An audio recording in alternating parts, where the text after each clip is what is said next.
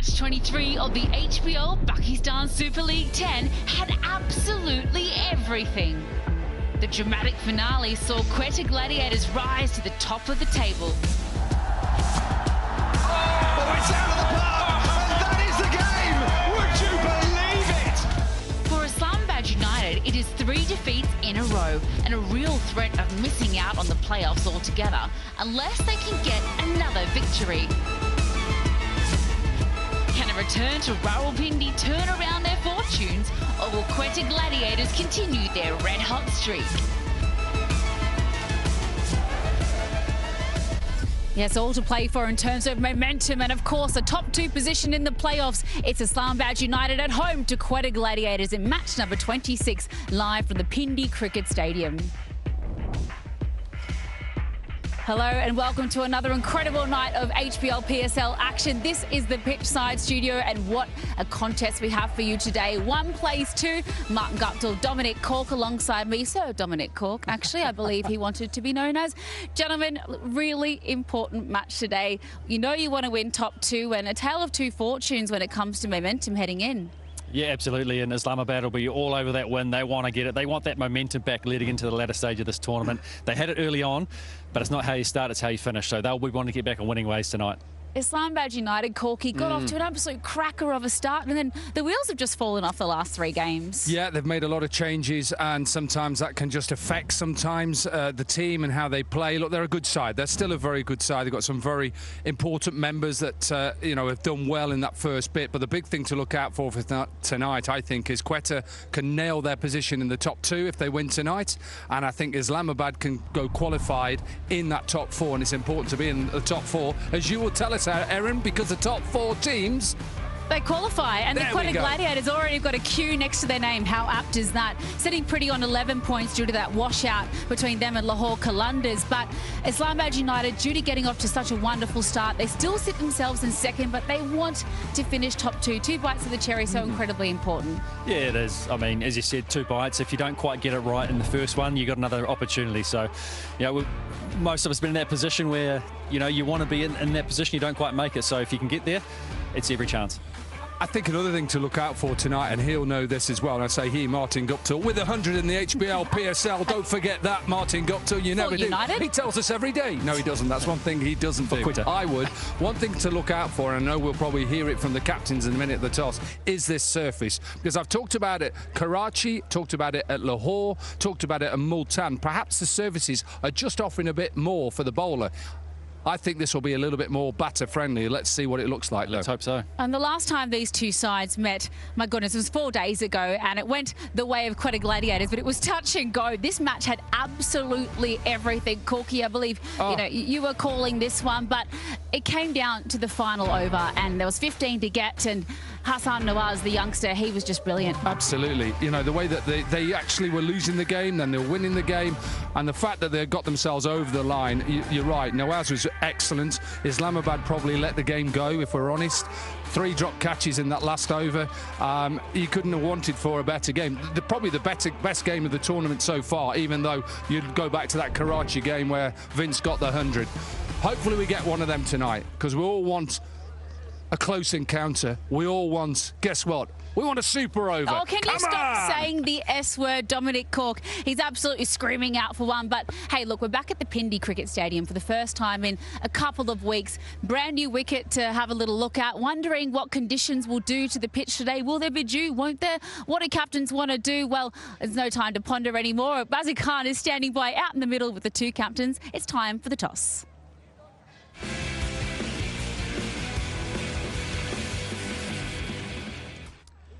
Focus in this HBL PSL now shifts to Rawalpindi. We're back here again and got the 2 captains with me. Salman Ali Agha, Islamabad United, South Shakil, Quetta Gladiators, Ranjan Madugale, the ever-present match referee.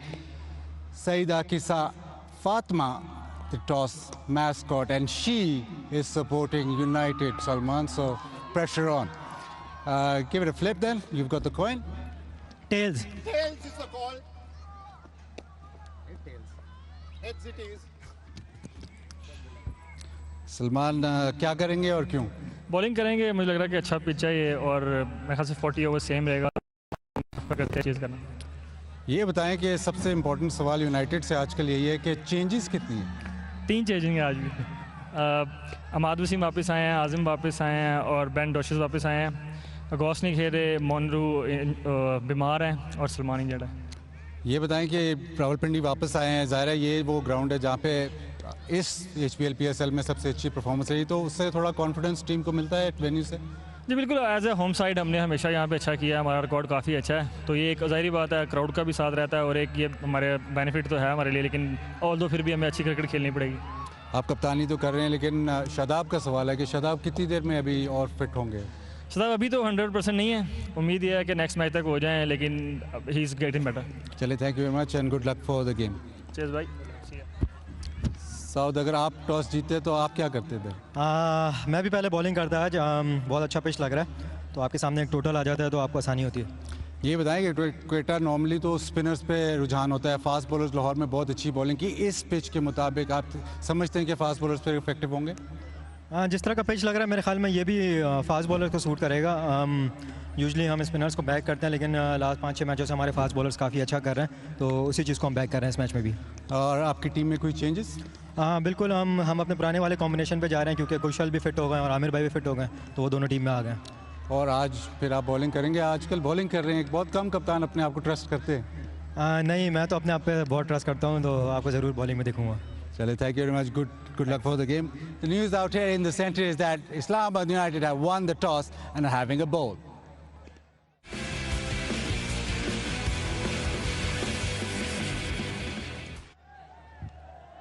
So United going against the grain there, saying we want to actually bowl first, which is quite surprising. Quetta Gladiators playing 11 though. They've got two changes there, Dominic Cook. Yeah, and it's good to see Mohamed Amir is back in with all his experience. They're going to need that 𝐄𝐍𝐆𝐋𝐈𝐒𝐇 with obviously his keeping and his batting. For Quetta, remember, it's about getting in that top 2. And you look at that top lineup of there, Finn Allen, Rousseau and Hassan Nawaz. They're a strong team, good bowling. Keep your eye out on Abrar. Just see whether he turns it on this surface. Oh, the magician, what can he do today? Have a little look at Islamabad United's playing 11, and we're used to seeing a bunch of changes and a couple again, 3. Yeah, only 3 this time round. Azam Khan, Ben Dorshus, Imad Wazim all in. Andreas House, Salman Urshad and Colin Munro sitting this one out. So everybody else is still pretty similar. Obviously, Shadab Khan is still out with that injury. So Salman Ali Agha keeps his captaincy role in there, and it's a pretty settled team for the rest of the lineup there. So much superstar firepower on offer in both of our sides today. But when it comes to these two sides, I wonder how they actually stack up in the head-to-head.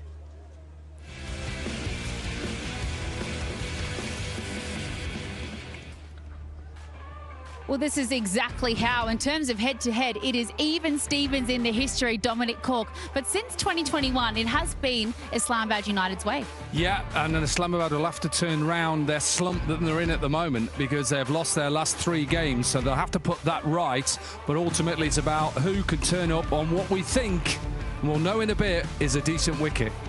It certainly is a decent wicket. It's always a high-scoring affair here at Rawalpindi.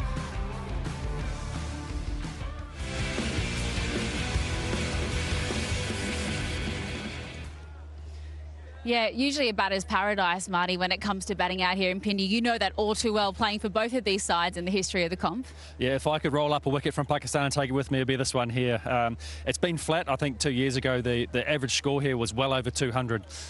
So, you know, that just shows what sort of batting wicket it can be. So we're hoping for a high-scoring, good game of cricket tonight, and with something in it for the bowlers as well. Wasn't that great just to see Nazim Shah then, just showing you his grip? I love that. Go on, Nazim. Let's swing it tonight. I think you picked one that swung? Oh, does he? How do you even select a cricket ball? What's he looking for? It's about how it feels in the fingers.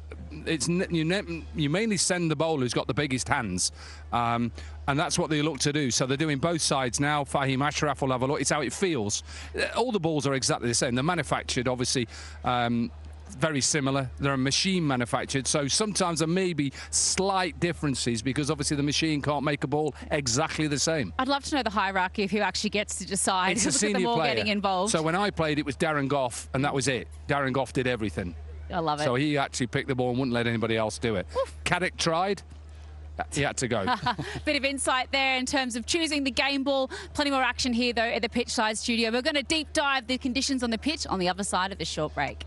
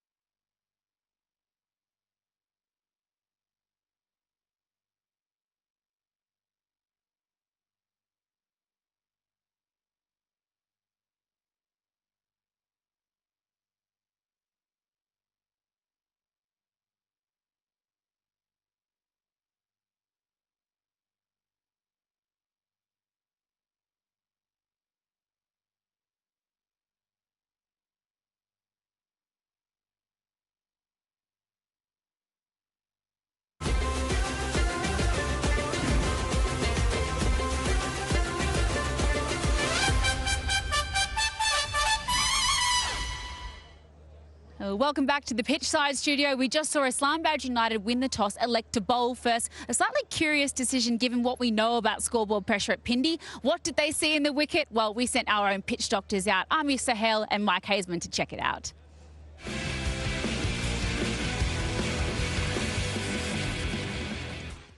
Okay, we're in Rawalpindi now for another game. It's been used 3 times this particular pitch, and the scores have been from 202, the lowest, to 227, the highest. So it's a high-scoring pitch, this one.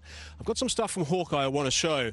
Now, it's a comparison of the pace and bounce of the games we've had of late. Now, this is a comparison between Rawalpindi and the last game in Lahore, and you can see there's quite a difference there. If you're batting at that crease, there's quite a difference of the batsman, the average bounce difference. Remember, it's average, so it can be more than that, 15 centimetres.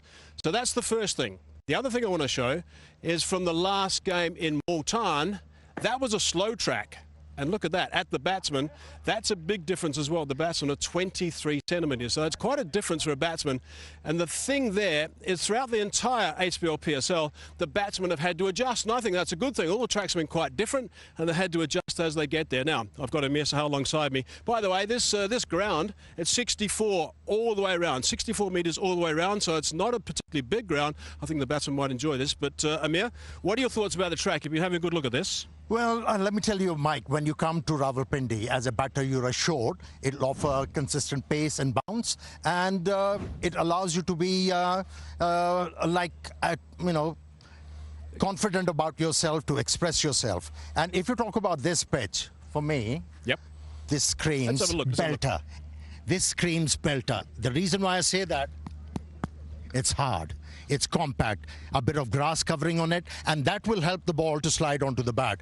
And I want to wish bowlers best of luck. So what do you think the last 5 games, all the games have been won by the team batting first? What's your theory on that one?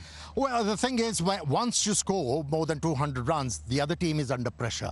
And what we have seen throughout this PSL, teams have faltered chasing big totals, apart from Karachi Kings, who managed to score more than 230. So I think what you need to do when you're chasing, have the wickets intact. Okay. If you approach a total with a measured approach for first 6-7 overs, you'll be there. Okay, so we've had quite a few players having a look at this. The bowlers have been going, oh my goodness, look at this, we're going to be in trouble here. The batsmen, they've been smiling. They're going to love this one.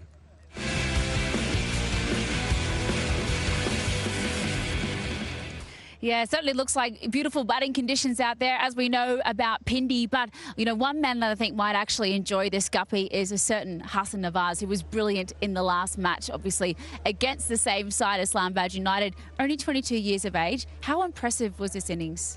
It was massively impressive. They needed somebody to step up when they needed it most, and it was a young man that did it, and he showed all of his raw talent that he's got, and they'll be looking for him tonight again to go if they need him to stand up, to do that again. But if we have a look here, I mean, it was impressive, Corky. He just stood still. He hit the ball nice and hard and in gaps, and he played proper cricket shots, which was the most impressive thing. He just wasn't trying to power the ball, you know, deft touches here and there, toyed with the field, and then when he needed to, raw power.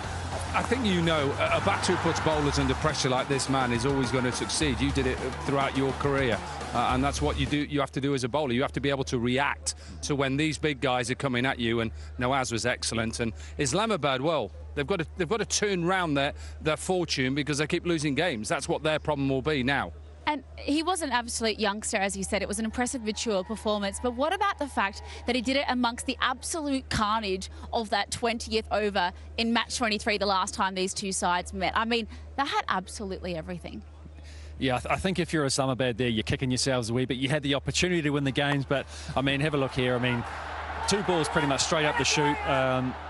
You know, calling him off the ball there, probably not the right call there. And then this one here, you never expect those to be taken from a bowler there, but still, at the end of the day, you've got to try and take them. And then it smokes one down the ground, another one straight up the chute, and keeper's called him off. It hasn't hurt him, and then a near collision, and the ball goes down again. And then, obviously, here, game was done. A nice shot over fine legs to finish it off. So, young man stepping up when his team needed him the most. I think ultimately, and you've been there a lot of times, Guppy, and we've been there on the field, you've got to turn round that. As it for an Islamabad point of view, losing 3 games on the trot, I'm sure Mike Hesson would have said, look, we were close to winning that and we should have won it. Let's be honest. Yeah. We take that catch off the first ball and this game is done. Because no disrespect to the batter that was coming in or the tail ender who was coming in, they can't win it from there when you need 15. So ultimately they put themselves in a position to win, but they didn't win. So on the back of the start that they had here, remember we started here in Rawalpindi and they just couldn't lose. 5 on the trot and then they got in that. How as a team do you turn that around, or do you just think, oh, it's another game of cricket? Well, and knowing how Mike Hesson works, he would have said just what you said there. You know, we were close, but we couldn't quite get there. And winning in T20 cricket is a habit, but unfortunately so is losing. And they've sort of turned the tide on themselves a wee bit in a way. So they need to find the way to get back on winning ways. And it only takes one person to get them over the line tonight, to get back to winning ways and qualify for those finals. All right, well, let's find out our expert prediction before we finish up.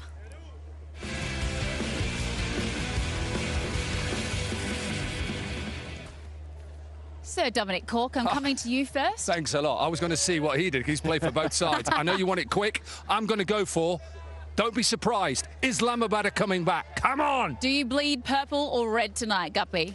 I'm a little bit torn here. I'm not sure where to go, but I'm going to go Islamabad tonight. Home crowd, back in familiar conditions. That is the expert prediction.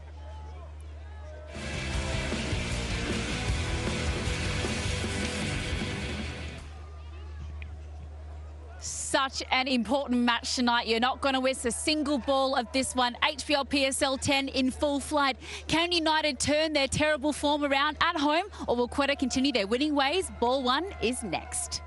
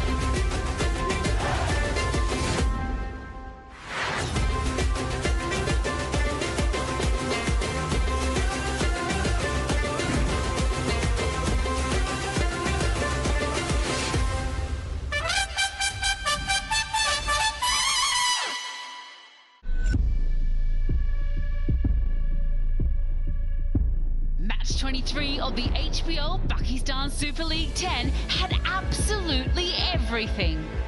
The dramatic finale saw Quetta Gladiators rise to the top of the table. Oh, it's out of the park, and that is the game! Would you believe it? For Islamabad United, it is 3 defeats in a row and a real threat of missing out on the playoffs altogether unless they can get another victory. Can a return to Rawalpindi turn around their fortunes, or will Quetta Gladiators continue their red-hot streak?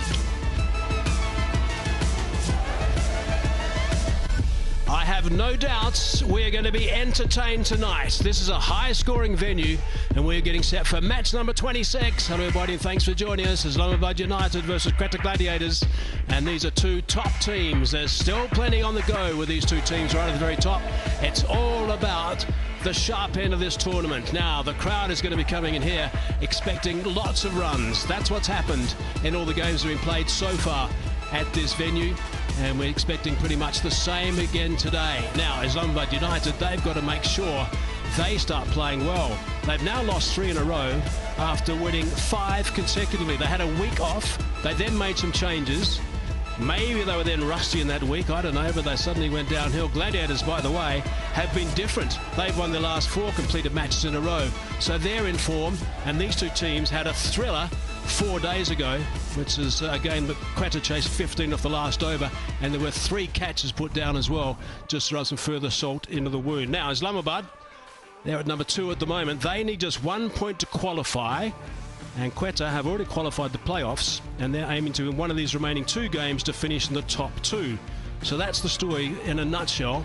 They've played very well, both these two teams. 𝐄𝐍𝐆 Kings on 10 points as well. The net run rate for the Gladiators is good, and that's why they've got that Q alongside them, by the way, with their 11 points. That no result has helped them. The Calendars just 1 behind the 𝐄𝐍𝐆 Kings. Top 4 qualify for the playoffs. It is all go in the HBL Pakistan Super League edition number 10, because there's plenty to go for, and the teams are eyeing the top 2 so they can get 2 bites at the cherry. The track, well, it looks a good one if you're a batsman. If you're a bowler, I've got a feeling you're going to be in a lot of trouble. 64 metres all round is the ground size, so it's not particularly big, and I reckon we're going to have a few sailing into the crowd at this venue, and it's going to be interesting to see how the bowlers go about it to try and stop a run flow. The toss was won by Islamabad United, and they decided to bowl first, which is quite interesting. The last 5 matches in Pindi have been won by the team batting first, so there's a little change. Teams here now. I've got Waka Yunus alongside me. Waka, take it away. Good evening, Mike. Good evening, viewers. Yeah, Quetta Gladiators on the high. They won their last 3 games in Lahore, and they're playing the same team. They just made 2 changes, and those are Mohammad Amir comes in. That will strengthen their team, and then Kushal Mendes comes in place of Hasibullah, and 𝐄𝐍𝐆𝐋𝐈𝐒𝐇 goes out. Very balanced side and informed team. Okay, Martin Guptill's up here as well. Marty, take it away as well. Yeah, contrary to Quetta, Islamabad have been on a bit of a losing streak, and they've got 3 changes today. Imad Wasim back in, Ben Dwarshis back in, Azam Khan also back in, and Colin Munro out tonight. Also, Andreas House and Salman Irshad sitting this one out, but everybody else the same. They look a well-balanced team and will need to turn their fortunes around tonight to get back into winning ways. Righto, conditions are really good. Outstanding conditions. Beautiful night for a bit of cricket. And it will be seriously entertaining, this game, that's for sure. They are ready to go, these boys. It's going to be a terrific encounter, and something that all these spectators are really going to want to get stuck into and thoroughly enjoy. Quetta, by the way, have got the highest power play scoring rate in this team, in this tournament, I should say. And a little bit of history of the teams. Islamabad won the first ever PSL final against the Quetta Gladiators back in 2016. But overall, it's balanced at 10 wins each.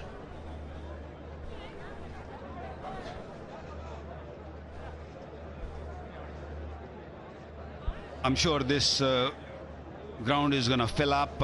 It's always have. It's a very, very big game. The 2 top teams in the leaderboard are just playing against each other. It's a race for the top side, top position. Right, time for us now to go downstairs and join Buzzard Khan.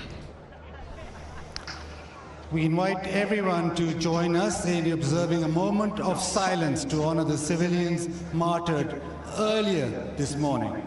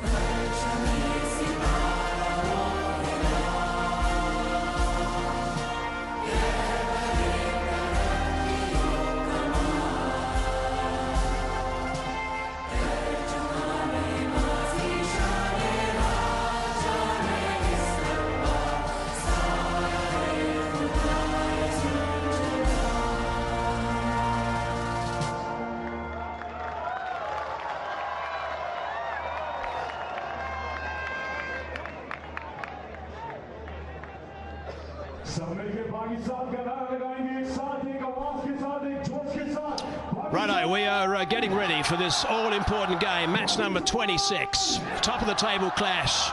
Two teams that are going well at the moment.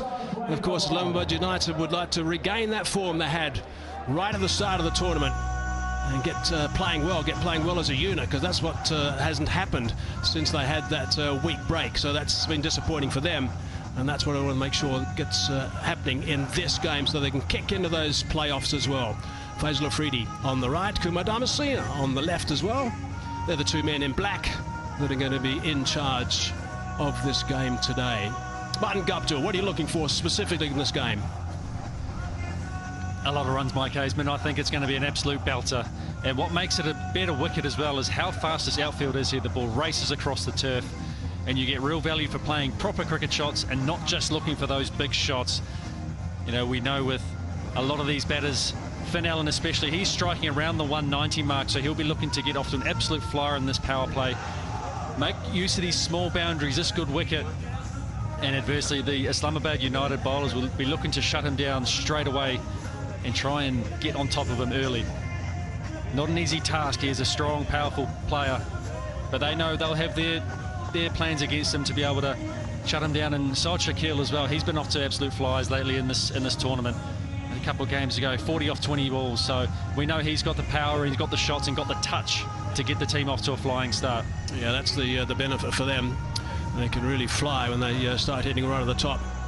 And obviously wickets, it's a disappointment again that Shadab Khan is not fit. I did have a chat to him actually, by the way, out in the middle before this game, and he said he was hoping he was going to be fit for the very next one, so that's good news. He's on the way for recovery. Waqar Younis, what are your thoughts as we look at the two teams? What are your thoughts? What are you looking for this in this game? I don't think it's a bad thing to lose a toss here and bat first. It's a very, very fine batting surface. 221 last 5 games is the average score on this surface, so batters going to enjoy it. Kushal Mendes comes in the Quetta side, and Muhammad Ahmed to strengthen their bowling. That's the two changes in Quetta Gladiator. When you go to Islamabad, look at them. Azam Khan will be doing the wicket-keeping job. Imad Wasim comes in, Ben Doshus comes in, so they're both very, very strong side. The two top teams in the tournament, so it should be a great contest. It's really interesting looking at the Quetta batting. They haven't had any standout players. They've got guys that have had some 50s, but no one has got past 200 runs, which is quite interesting. That's something a bit rare when it comes to teams playing the HBL PSL. So to kill, that's in this edition 10 that is. top scorer is Saad with 180. Well, I don't think it matters if your team is at the top, if your batters are not really scoring many runs, everyone's chipping in. Strike rate, look at the strike rate of Finn Allen. He's going to be really danger for Islamabad United up front. If he gets going on this surface, he'll be a hard man to stop. High score of 53. Finn Allen. Yeah, that strike rate's very healthy. Ahmad Wasim back in the lineup today, and he could be very beneficial right at the top, doing the job that he normally does. Likes opening the bowling. Economy rate, look at that, 98 games. Economy rate of, I'm going to call it 7. That is quite remarkable. Countdown is starting. Righto, ready to go for match number 26. What a beautiful night for cricket. Here we go, Ahmad Wasim. He will just get that ball sliding across the left-hander. Islamabad United gone their old way, giving Ahmad Wasim a brand new ball. First over, they had plenty of success. Him taking a new ball, bowling nice and straight, hardly gives any room. Good connection, and that's away. 4 runs, great connection. Second ball of the game. Great start for Quetta that. Looking for that shape across 𝐄𝐍𝐆𝐋𝐈𝐒𝐇 again there, just slightly over pitching this time. Ahmad Wasim, as we see there, just floats out a bit much, and he just gets the length that he's able to get underneath the ball and hit that away, no troubles over mid-wicket. How would these batsmen be looking to play him, Martin? There's a few theories about when you're facing him. Open the blade that time. Has he got it through? Yeah, I think he has. Big Jace. Is he going to get the dive in? No, he's not. 4 runs again, back-to-back boundaries. Jason Holder, well, he was just coasting alongside that at one stage. How quick is this outfield? He just timed it this time around. Ahmad Wasim a little bit more outside the off stump, and he could have stopped it there actually. A big man decided to run with the ball and then putting his foot down. No, that's a bit risky, but it could have been stopped a lot earlier.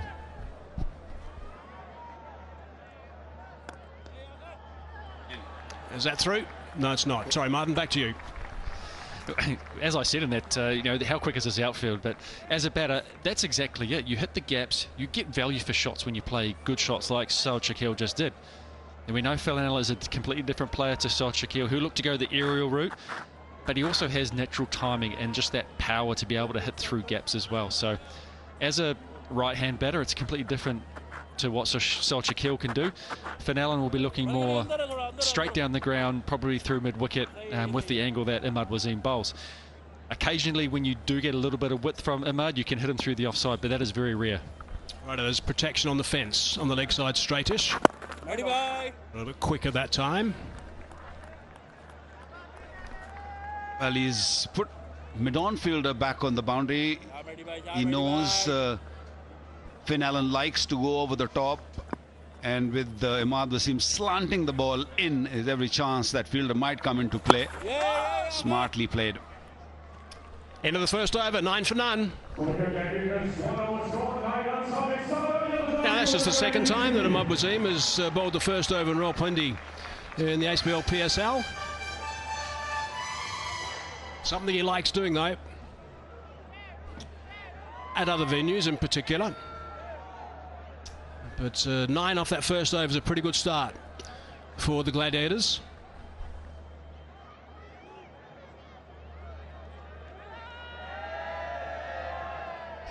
In case you're just joining us, just a reminder that Islamabad United won the toss and elected to bowl first. So clearly thinking about chasing whatever is presented. It should be a good total. That's what's happened so far in season 10 of the HBL Pakistan Super League. Naseem Shah might have other ideas. He is a real talent, Naseem Shah. What can he do today? He's got a slip in position, and I guess maybe about a 4th slip is quite deep. It's a good start.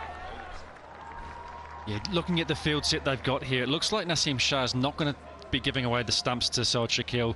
Fine leg and deep square back. The offside completely up, so if any sort of width, 𝐄𝐍𝐶𝐆𝐋𝐈𝐒𝐇 is going to be licking his lips to hit that through or over the top. to be getting Naseem away. But Naseem Shah could be a little bit of what he tried to do to Fakhar Zaman the other night and go full and straight early.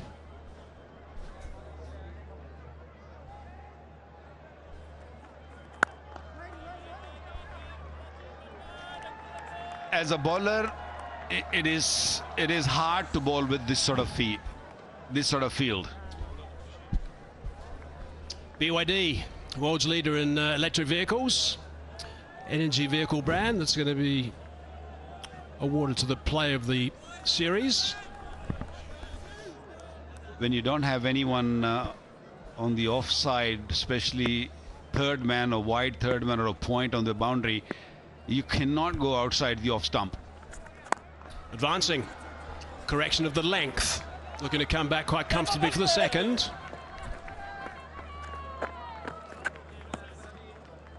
And the bowlers are always worried that if I go a little bit outside the off stump, I can be hit through that offside region. So he's got to either stay very straight or bowl leg side-ish, because he's got two men, fine leg and square, back in the boundary, and he's now brought another fielder on the onside, which is mid-wicket. So that means he's going to be looking to bowl very straight. Cries of catcher, but a straight, and it's punched, and it's also 4 runs. That's a fine shot down the ground. Best shot in the book there, the on drive. Looking for that full and straight line, Naseem Shah. No real shape to speak of there. Saad Shakil, he was all over this one. Over-pitched. Not quite out of the middle of the bat, but good enough. And this outfield here takes it away. And he is off to a flyer here. He's up to 15 off 8 now. Quetta 15 without loss. Well, the first 10 deliveries tells us that this is going to be a nightmare for the bowlers. Yeah, they can play on the up through the line. Oh, he lost his shape on that occasion. He was looking to go straighter, straight mid-wicket region. Ended up just picking up the 1. And that's not Saad Shakil's game. That's Finn Allen's game. Saad Shakil just needs to do what he's been doing and play those good cricket shots. As we've seen already, value for shots across this such a fast outfield. And if he can go back to do what he's doing and not lose his shape, he's going to score a lot of runs out there tonight.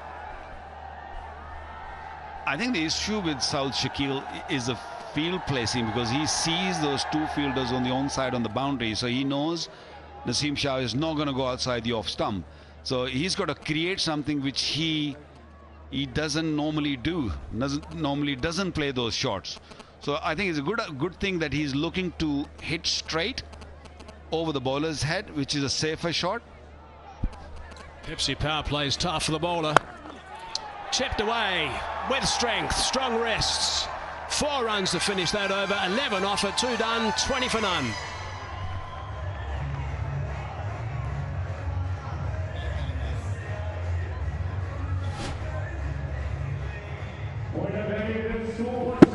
He was looking to make a little shape on the ball. Ball didn't swing at all.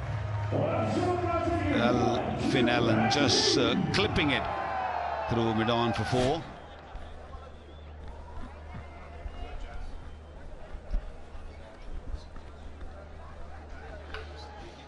He's just been viewing from the non-striker's end to a certain extent, Finn Allen.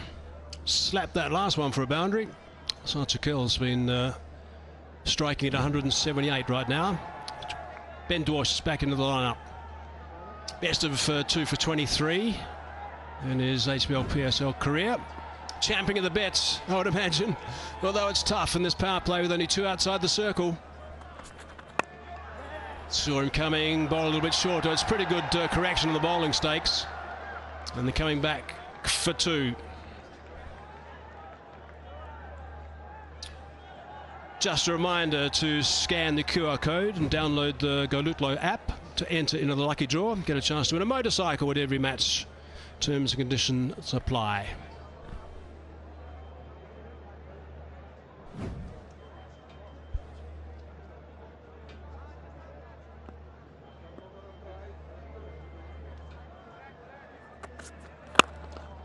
It's nicely bowled from Dwarsh.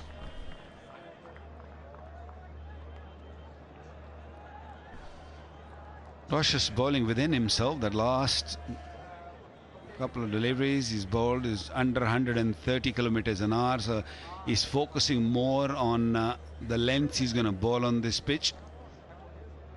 It's a matter of just bowling dot deliveries, as many as you can, asking the batter to make mistake rather than you trying something different. A little bit of width missed out. Threw that shot a little bit too early. Slow delivery, that's what we're going to see a lot of throughout this game today from the bowlers.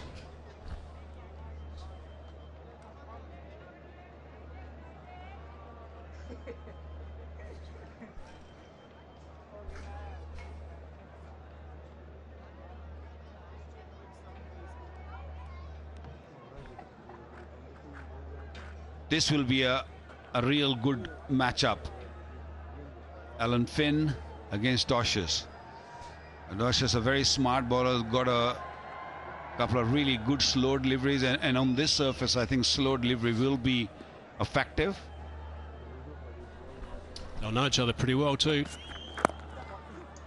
Tidy line, can't do too much of that. Screaming to come back for the second. Yes, Alan touches, turns, and that is a very good throw indeed. The big man likes that. It is going upstairs. TV umpire to director, we have an umpire review for 1 out at the striker's end. Show me the sideways angle, please.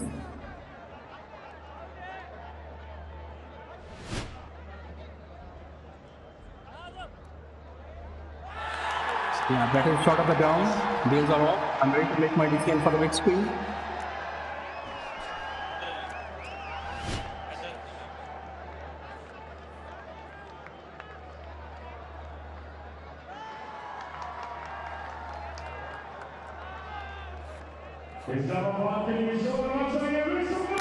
That was a suicide. You didn't need to run two. A man in real good form had to walk back now. And Islamabad United would be relieved. They'd be thinking, okay, we got a big wicket here, and that was a big wicket. Excellent job done by Azam Khan. He stayed low and he made sure he collects the ball right next to it and taken the bails off. Wonderful work. Yeah, good stuff from Hyde earlier as well. Nice work. Finn Allen's dangerous, but not now. 24 for 1.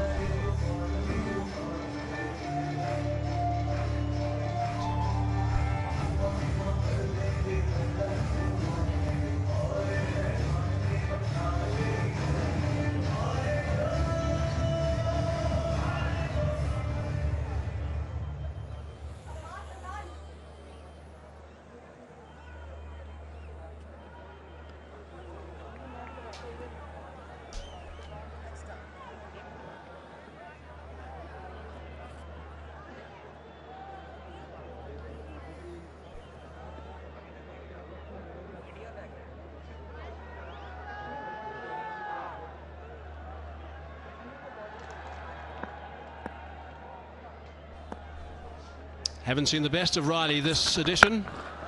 Straight away, he's decided just to launch that one. One bounce, 4 runs to get underway. Now there's some intent from Riley Russo. We know that his strike rate against seam bowling in this tournament is higher than what it is against spin. And he's come out all guns blazing tonight. Straight down the wicket. Clips that beautifully. His head was still on contact there.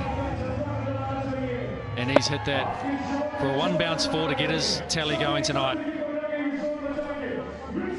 Top shot that's for sure. And the Pakistan rupees, 10,000 Pakistan rupees for every 4 and 20,000 for every 6. PCB and HBL PSL in partnership with 𝐄𝐍𝐆𝐋𝐈𝐒, donating for humanity. Terrific to see. So there you go. Riley Russo is looking to add to that. More donations required from Riley. Giving yourself some room on that occasion. End of the over, a wicket, 28 for 1.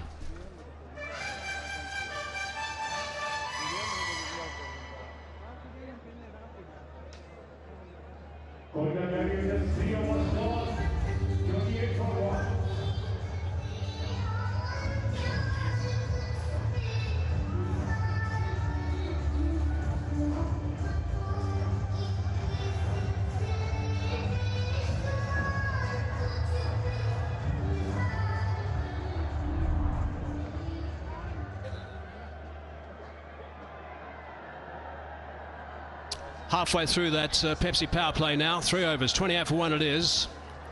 Skipper's out there. 19 not out of a dozen deliveries. Allen run out, unnecessary. He didn't hesitate, by the way. He always wanted 2, so there wasn't any hesitation from him at the umpire's end.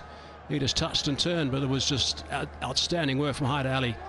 And Azam Khan getting right alongside those sticks. Nawaz in next, then Mendes back in the lineup, Chapman as well. But Rousseau, you just get the feeling that Riley Rousseau's due, averaging only mid-20s in this edition of the HBL PSL. He's a much better player than that, and a very dangerous player once he gets going. And he's shown his intentions very clear on very first delivery he faced. Came down the pitch and headed over mid-wicket for 4. Jason Holder, a man with 15 wickets in this tournament, had a lot of success with the ball, with the bat as well. 15 wickets at 15. He'll get a little bit of extra bounce too with Big Jace. He'll mix up his pace.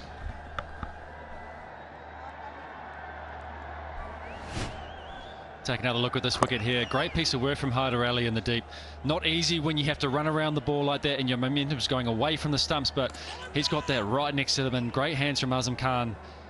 Very quick hands straight onto the stumps, and Finn Allen, he's probably about 6 inches short there, which is all that you need to be, and they are happy in that dugout there. The good teams are the good fielding teams. There's no doubt about that in this format. Oopsie, he's got that away magnificently. That is an outstanding shot. He was looking to go over a fine leg area, but no, I'll go over about 3rd slip for 6. What a beauty. Well, I've seen so many crazy shots since this T20 cricket has come. He was looking to go on the onside and then realized that it is more offside. I'll just scoop it and use the left shoulder just around that. Has gone 62 meters. That's a beautiful shot. Almost took the cameraman with him. KFC is awarding higher education scholarships to deserving students for every 6 hits during this HBL PSL. Down the ground, slight fumble, doesn't make any difference to the ball, it just zips off for a boundary, so that's 10 off 2. He's off to the races tonight, isn't he, Riley Rousseau? It's almost like he's got a tea time later on tonight or something. He's down the track here, and he's just bludgeoned that one inside mid-on. Kyle Myers, a great effort there to get a little hand on it, not quite enough. And he is racing along here now. 14 off 4 so far for Riley Rousseau. You're not going to see any forward defences from Riley, that's for sure. Oops, the tripod almost came out again. Hammered that in the end of the covers. More moves than a Swiss watch. Normally when you talk to the batters as a coach or as someone who's guiding the batter, you say don't move in the crease too much. Not in Riley's case. He showed him that he's going to go scoop shot again and then give him himself moving all over the place. Still got it in the middle of the bat. That shows how good this pitch is.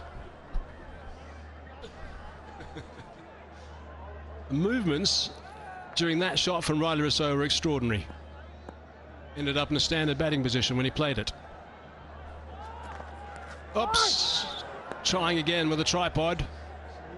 The Rousseau tripod not coming off that time. Just a reminder also to use Jazz Cash to recharge more and more load or packages of Jazz or any other network and win an electric SUV. It's a lovely prize.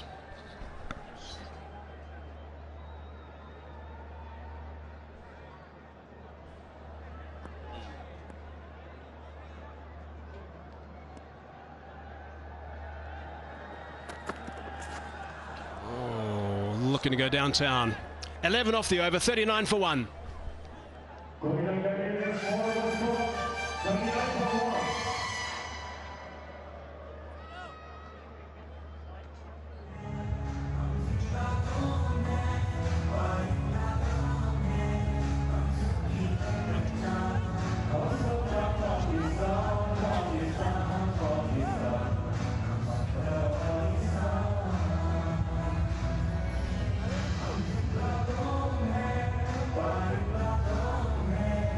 Top of the table clash, this one. Just a reminder that the Quetta have already qualified for the playoffs and they're aiming to win one of the remaining 2 matches to finish in the top 2, which means they get 2 bites of the cherry in the playoffs. Islamabad need 1 more point to qualify. So that's what's on their mind at the moment.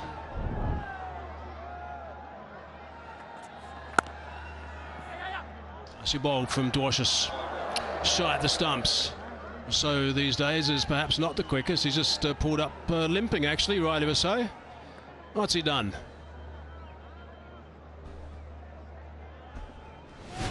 Why to take a risk?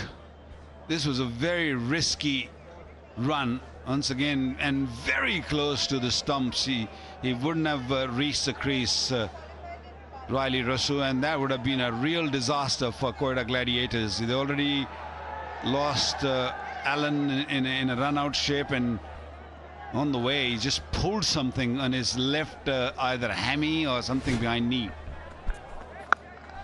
Now that's high on the bat, but it was also high in the stand. 6 runs, good catch as well, I think, in the crowd. Nicely done. Slight hamstring strain means he's going to have to play shots now. Well, it doesn't look like he'll run any more quick singles, that's for sure. Riley Rousseau giving himself room there. All he has to do is swing through the line of the ball there. He's got enough power to get that well over the boundary. His second 6 tonight, and he's up to 20 off 8 already. Very, very good catch in the crowd. No running, Rousseau. Flick that one flat. 6 more. Out of the screws. No need to run if you can play shots like that. He tried those scoop shots. I think those are a little bit risky. If you can hit straight or time the ball, just keep doing that. He's in good mood. Yeah, this is a good shot here. He got a little bit beaten on the line there, but he kept nice and still with his head and was able to just flick his hands through the ball, and that's gone like an absolute rocket over the boundary. No chance for deep backward square leg there. He'll be thinking more. I know Riley well enough. He'll be thinking more 6s in this over. Oh no, that's gone through Rousseau. He's going to have to run down the other end. And he does. Doesn't look comfortable there, Riley Rousseau running, does he? Great piece of bowling that from Ben Dwarshuis, though. Taking pace off of the off cutter, that can always be dangerous. The ball slightly turning into the left-hander was on such a good wicket and such a small boundary. But he's got away with it there. Riley Rousseau, I think he just needs to stand still a lot more here. Keep his head still and just use his natural timing and ability to hit the ball. And I think 𝐄𝐍𝐆𝐋𝐈𝐒's got to also stay still for a bit till the time Riley Rousseau is at the crease. Don't take those risky singles. Oh, that's almost grabbed it. Wow, that went really quickly. Would have been a brilliant catch had it been taken. Almost got on the second grab as well. That went very sharply indeed. Great effort. So much we have seen in this 4.5 overs. A couple of run out and an opportunity of run out, and then this drop catch. And some magnificent hits for 6s. Haider Ali was the man at point. Should have gulped that. He had too many tapes on his hand. And sometimes when you have all those paddings in the hand, second grab he tried, but couldn't hold on to it.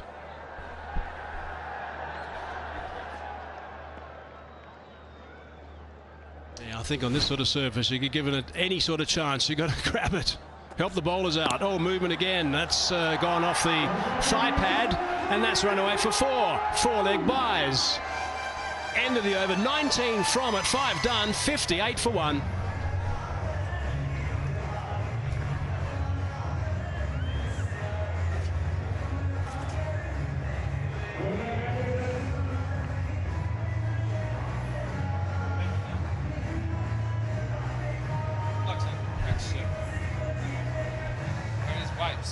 Pipes.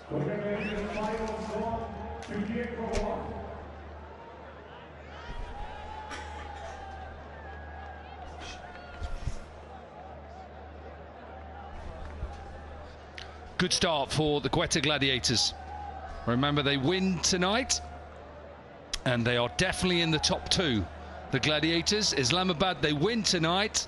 They're qualified in the top 4. And it'll be in their hands then if they can nail their position in the top two. So lots to play for tonight. Islamabad, who remember won the toss if you're just joining us, and decided to have a bowl first. Amir Sahel joins us for the next 5 overs. What a start this has been by the Gladiators. Ideal. Yes, they have lost their aggressor in Finn Allen with a run out, but they haven't looked back.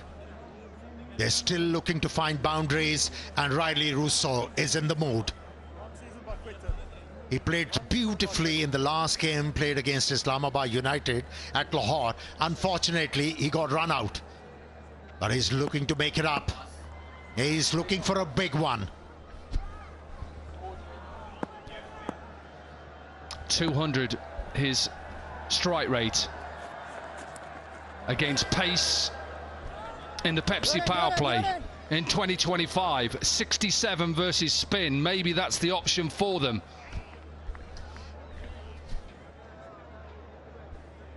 J-Dot, the official styling partner of HBL PSL.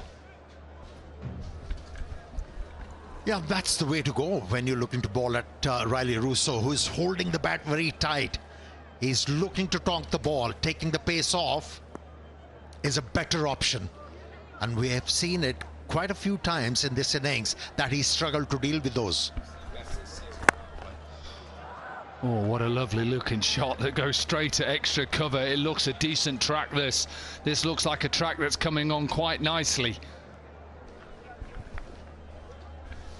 Yeah, definitely. This one is indeed screaming belter. This is a venue which welcomes the batter. It offers plenty of bounce and pace for the batters to work with. They have the best run rate in the Pepsi Powerplay in the PSL this year. The Gladiators. What a good looking shot that is, but has he got enough? No, he's not got enough. They needed a breakthrough, and Saud Shakil is the man who departs.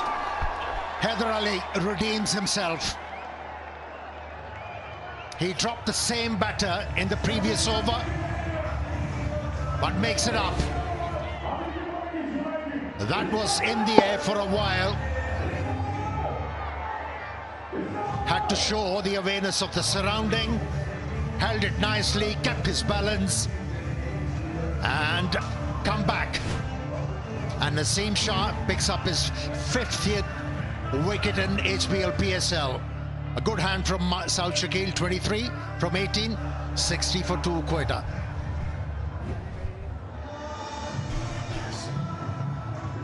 Guess what, match?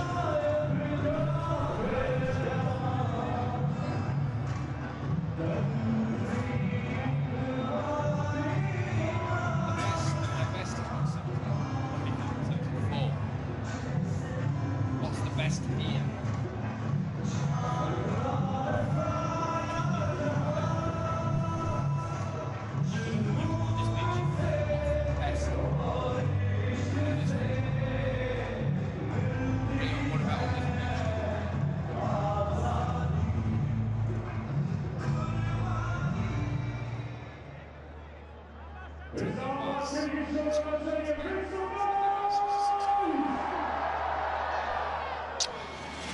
The hero from their previous outing, Hassan Nawaz. 15 off that last over, and he saw the Gladiators home. Naseem Shah is a quality bowler. Nice looking delivery, and they'll look to pick up 2. Yes, good running. Not happy. Azam Khan, he's not happy. Look at him. Wrong end, he's shouting. And it's also urging the fielder to dive in order to stop the ball. That one stalled in the air. Didn't have enough elevation and also the force. Well, the highest score on this surface in Pepsi Powerplay was 69 for 2. It was Peshawar. Now then, stop worrying about the fielding, Azam Khan, and concentrate on catching the ball. Shouldn't have been able to get a single there, Naseem Shah. Does he get a run? Is it a run? Yes. It's given a bye. It's the end of Pepsi Powerplay, 63 for 2.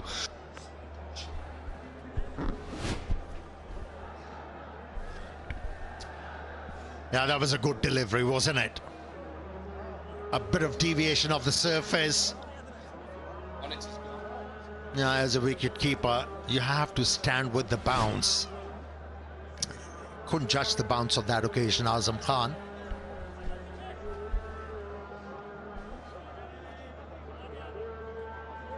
What's 25? It's not that long read.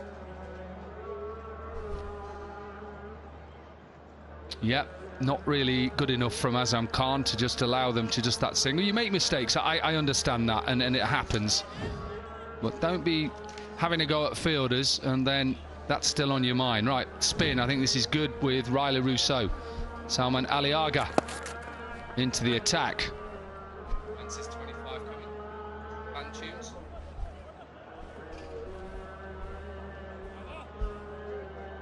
Visit www.hblpslfantunes.com. Create your own fan tune, share it and enter the contest, and the top 10 fan tunes win 100,000 PKR each. Get involved. Now then, this is the matchup. Spin against Rousseau. Well, Riley Rousseau is creating his own tune out there in the middle, especially with the deliveries, with a bit of pace. Every time a ball is sent to him slightly slower, he has struggled.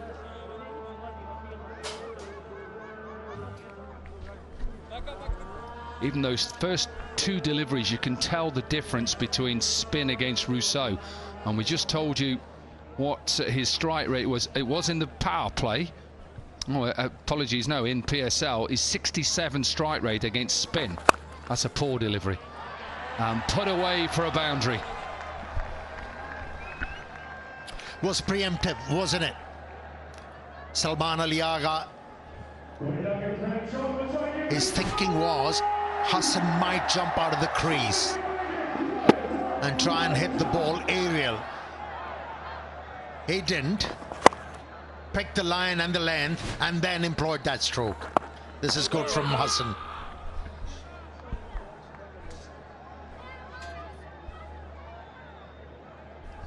Obviously missing out with Shadab Khan, the #1 spinner. Outside edge. Will be a single just to finish that over. 70 for 2.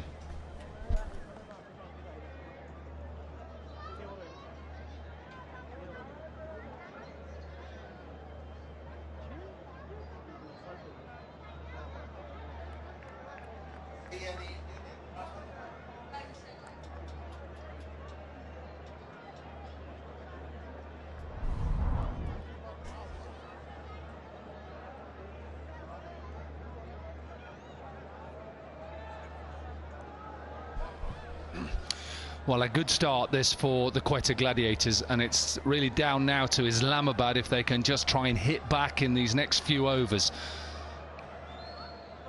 Salman Aliaga with that last over there that conceded just 7 runs, and they're going spin at both ends. An experienced spinner coming into the attack, Imad Wazim. Change of ends. Yeah, this move has potential, without any doubt. Not only he can keep the batters quiet, but at the same time can be threatening the batters to remove them.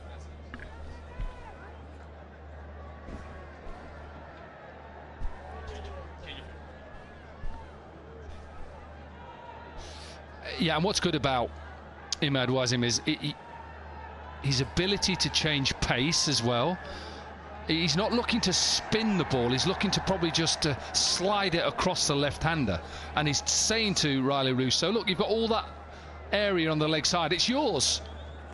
And hence why he's now trying to go outside leg stump, because he can see a big area available over extra cover, but that's a risk. Clever bowling from Imad Wazim, showing his experience. Bowled it really slow to Riley Rousseau. Oh, how does that not bowl him? How does that not bowl him? Look at the difference in the speed. That one is down at 82. It's clever bowling. Really clever bowling. Well, with this delivery, he must have made Jason Holder proud. The amount of bounce he got on that occasion. Oh, inside edge again. And I'll go back to it. Why have they not bowled spin earlier? They've allowed him to get in. He has struggled. Since spin has come into the attack, he has struggled. This one, again, the arm ball, hits it onto his glove, onto his foot, I should say. Nearly chops it on. That's a better looking shot. A little bit of pace, that's up to 90 kilometers per hour, and it's put away for a boundary. And also the width Riley Russo created on that occasion. He tried that slog sweep, he tried to cut the ball, wasn't successful, and then went conventional. Rocked on the back foot and used the pace. That's it. And was also still. Times he can move too much, in my opinion. That's not good. That shouldn't be a single to finish off that over, so he gets an extra one, Rousseau. End of the 8th, 76 for 2.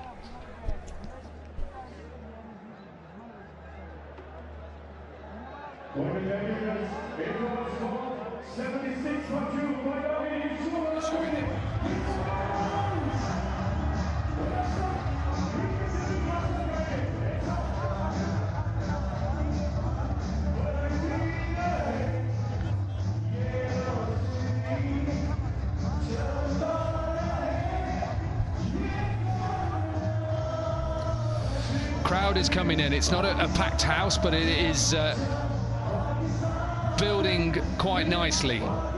76 for 2 from 8 overs. Salman Aliaga with 1 over. He's going to have another go. And he's up against Rousseau's 32 from 19. Get up. What's that? Time for a 𝐄𝐍𝐆𝐋𝐈𝐒 selfie moment. Lovely. Good to see families coming in.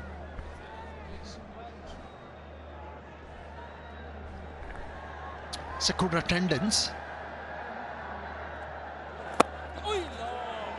Yeah, he has to take charge. Hassan Nawaz. Because Riley Russo is struggling to deal with the spinners. Yes, he was able to pick up a boundary in the previous over. Yeah.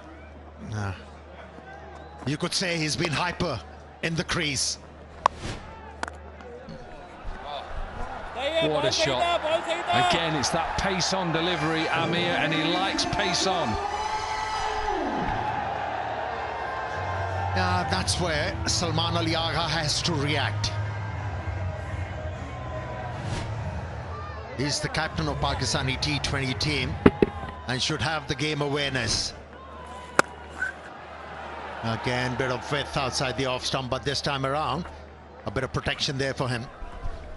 Yeah, and also he's trying to stay leg side.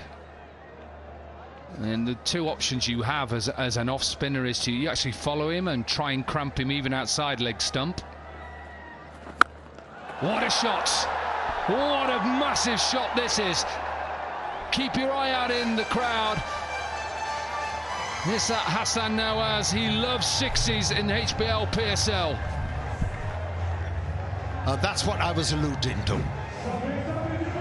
Since Riley is not comfortable against the spin, Hassan Nawaz has to take charge, and he has.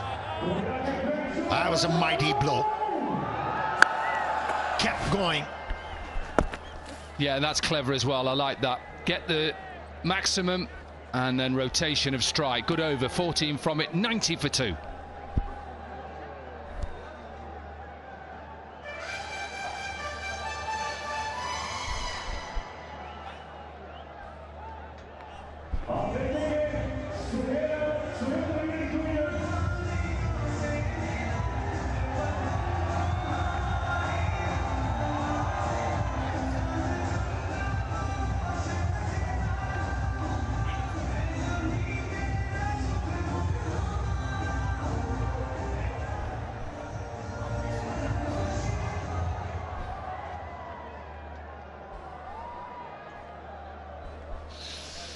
Nice view from drone. couple of overs for 15 runs for Imad Wasim.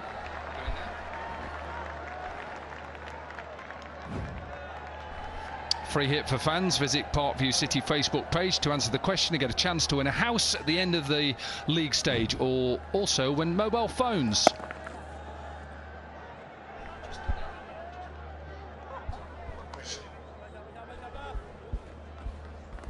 Yeah, it's great to be involved with HBL PSL, and remember, visit the Facebook page of Parkview and a chance to win a house and also mobile phones daily.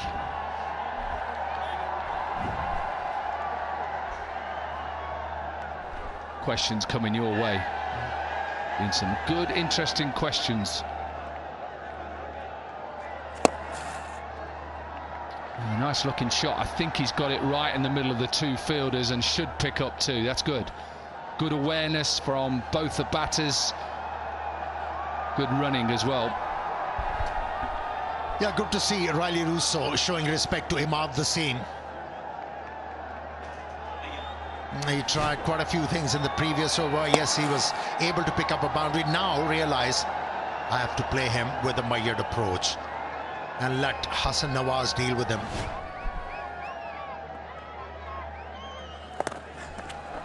Gets it through, a reverse sweep. And Imad Wasim saw him make the gesture to reverse, so he pulled the length back. Decent shot from Riley Russo. Yeah, I realized that Imad Wasim is angling the ball away from the off stump, and he was ready and in a good position to play the reverse sweep and into the gap. It should be a relief for Riley Russo to pick up a boundary against Imad. Big appeal, but he's way down there. He's trying to get to a 50 here in style, Riley Russo. It'll be his first if he gets there. Gonna have a chat. I think one, he's right the way down the wicket, and two, it may have pitched outside leg stump as well.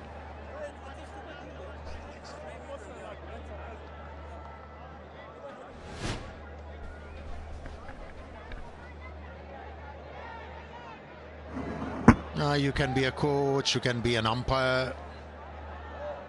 Dominic, good call that. Gone in style. His first 50 in HBL PSL Season 10. His 11th 50 in the PSL. He has 2 centuries. And how much did he enjoy it? And Viv Richards.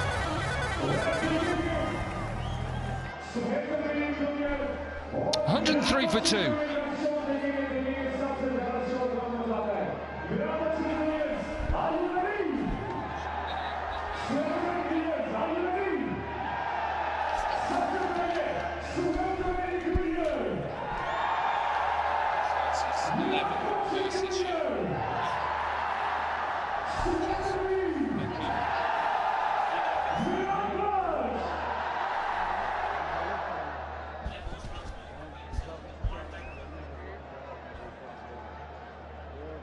At the halfway mark, Quetta going all guns blazing. 103 for 2. And that man on screen also bringing up his half century. First this season. And he came on with an intention. And from the first ball, he smashed them quite out of the middle. Brilliant. That's the moment that brought up his half century. The first one this season. Crowd's definitely been entertained, courtesy of Riley Russo. And Gladiators have enjoyed that.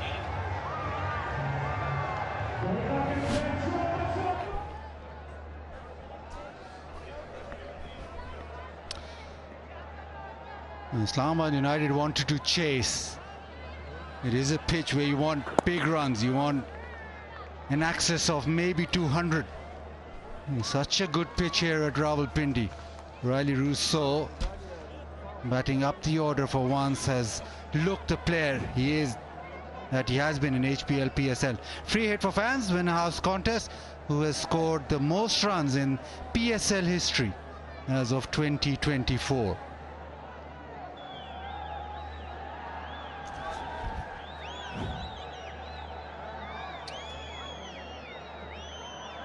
Islamabad United like chasing, but in the last few games their batting has just dropped off a little, so a little bit of pressure on them.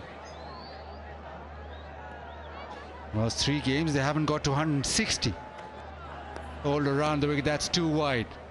He does this well though, bowls those wide Yorkers and tries to just mix it up, which is the need of the hour. The way the Rasul is striking them at the moment, anything in his arc, in the slot, or just slightly short or length is travelling the distance. Your ground not big enough, Baz. You think the wide ball is the best option? Just concede the one. Well, the way they're going at the moment, absolutely. Nail that. If you can, keep it away. Just there.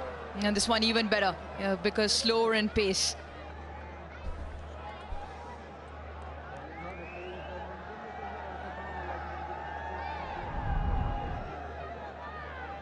Most runs in the HBL PSL.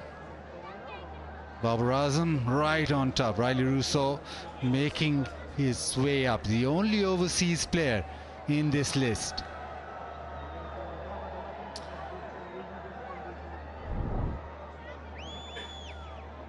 With Quetta Gladiators, their bowling has been their better suit, with Riley Rousseau not firing. Today he is. Smashed through extra cover. Reaches the fence in no time, brings up the 50 partnership. Such a difficult operator to bowl at when he's on song, Riley Rousseau. And since his first ball, his intention's very clear. This time, skips down the track, doesn't let it bounce, turns it into a half volley. And with the field up in the ring on the offside, all he had to do was thread the gap, and does it with perfection. And this is turning out to be some knock here for him. Slower in the air. Just a single. On the other hand, Jason Holder likes bowling here in Rawalpindi. The 3 matches that he played here this season previously, he's got 9 wickets. So Salman Ali Agha will be hoping that he gets at least 1 very quickly. It was the partnership 52 of 32. Hassan Nawaz is striking 150. Riley Rousseau almost 190. So if they carry on, we're in for some show. Clipped away, just be the single. Is 11 overs, and Islamabad United 113 they've conceded, and it is time for the Tapal strategic timeout.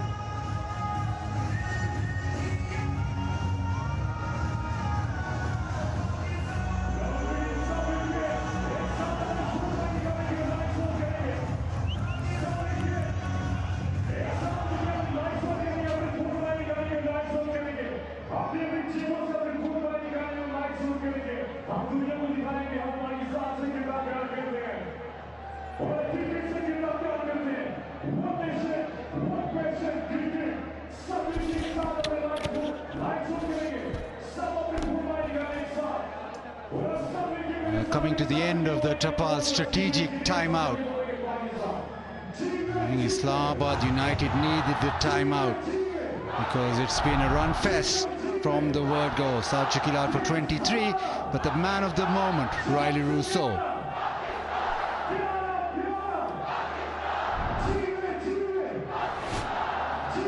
Yeah, really good from him. From the first ball, that was his first one. Clipped into the leg side for 6. Very good laterally around the crease and doesn't mind the short ball. Predominantly on the leg side, a flatter one. When they blocked the leg side out, he was more than happy to go through the offside. His first 50 this season. And don't forget, he's got 2 centuries alongside in the HBL PSL. And with that also a brilliant partnership, 53 of 33. And Pindi known for the scoring on the tracks. The bowlers have found it tough. Imad came back, just pegged it back slightly. Naseem bowled the 2 good overs. But Salman Ali Agha under the captaincy lid has his work cut out. They need a breakthrough here, Islamabad United.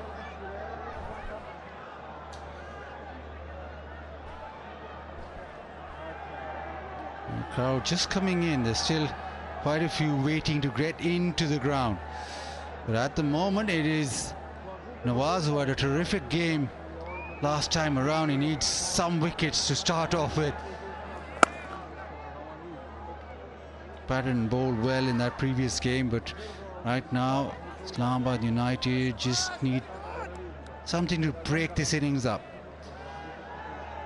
Look your best is HBL PSL, as J. is rewarding the best dressed spectator at every game with a luxurious J. gift hamper. I'm never going to win that, am I? Spot on, Baz, spot on. Goes across, whips it away and gets it to the fence. Not the best of deliveries Mohammad Nawaz has bowled. On the legs with the favourable angle into the left-hander. And it is a smallish ground, so just a clip into the leg side. Yeah, he'll want to correct that. He will want to correct that. And maybe just try and pull Riley Rousseau out of his crease a little bit.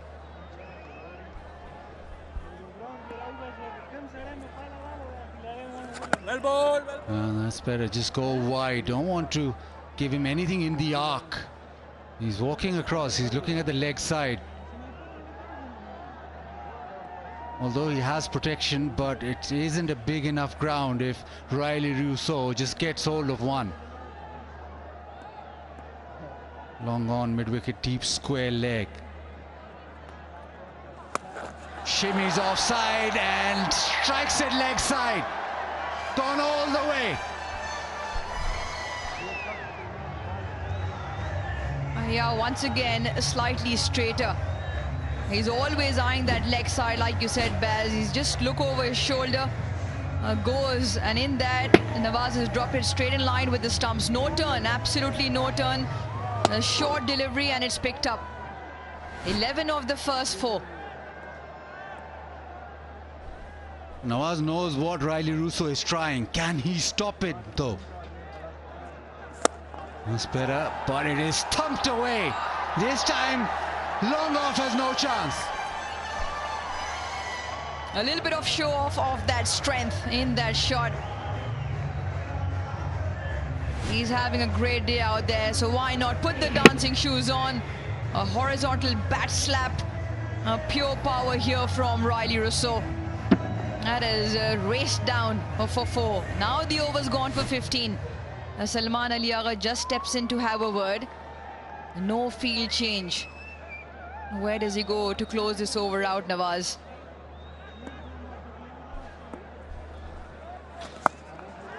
Swept away and swept all the way.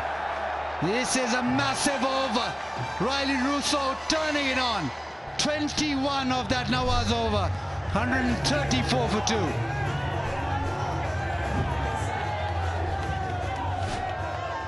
A great track this. And nothing now staying away from the arc of Riley Rousseau. 1-4.6, 4 and 6. Probably the smallest, but even that is enough. Flat and straight over square leg. He's raced to 75. The partnership's raced to 74 of just the 39.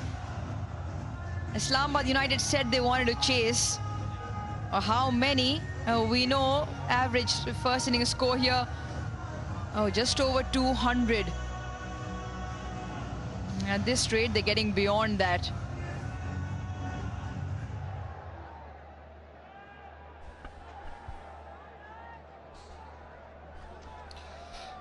Everything about damage control now for Islamabad United. Jason Holder back in the attack.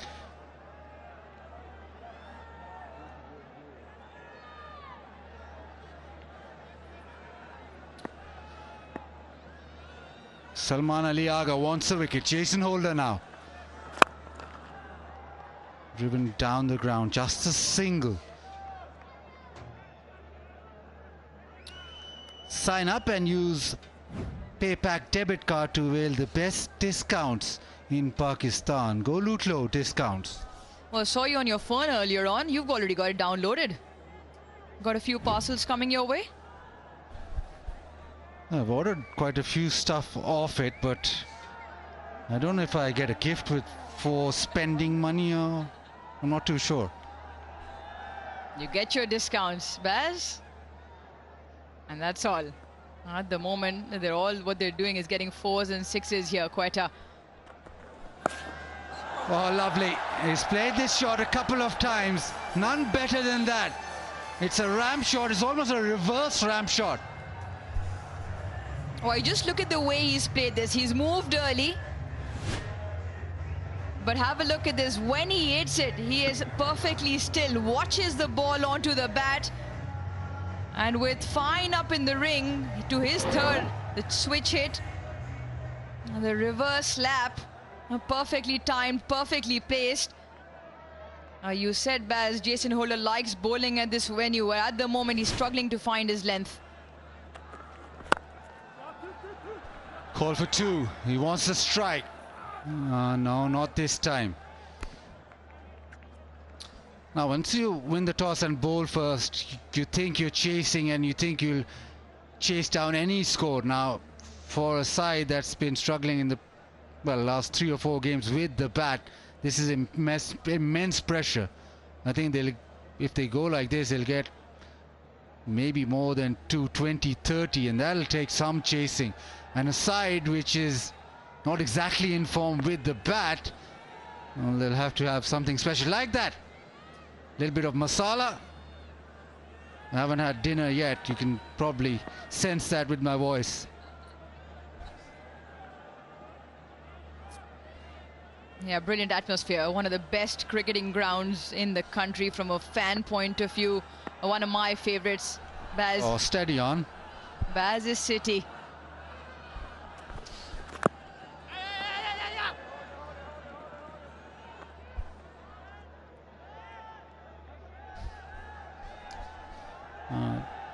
It is party time, so we go tell Bhangra Camp. There's plenty of moves, but I think it's a little bit of energy lacking.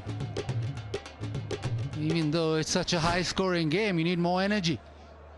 And so do Islamabad United. They need something from somewhere.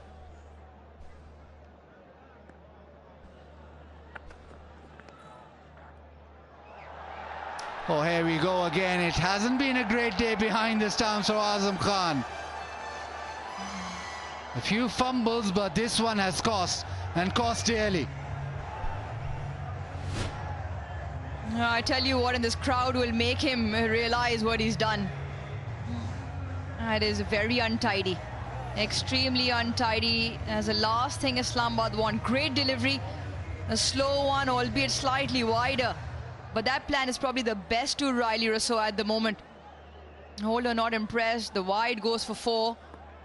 Oh, again, big over. Staring down again, another big over. 12 of the first 4. And this time down the leg side, he's caught up with it. And the 150 raise in a matter of 12.5 overs. Well, you said they're looking at something like 220, 230. Islamabad back themselves to chase that. At this rate, they're already beyond 230. And if the bowling continues in the manner that it is, they might get a few more. The track, well, it is an absolute belter. The line, not so much. Just feel he doesn't need to move away from that wide Yorker. At least try a few more. Difficult to land. Just mix it up outside his arc on the off stump. Two shot, thumped away. Has that carried all the way again? This is amazing batting. Gets onto that short ball so quickly.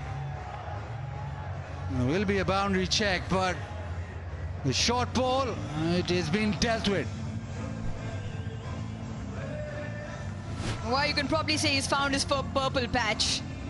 He was struggling prior to this game, got a good few runs in the previous game. Whether this is on the full or not. Just inside, so will be called a boundary. Should be called a boundary, which means another big over. 20 of the over. Quetta at the moment, well, it's difficult to stop them. 13 done is 154 for 2.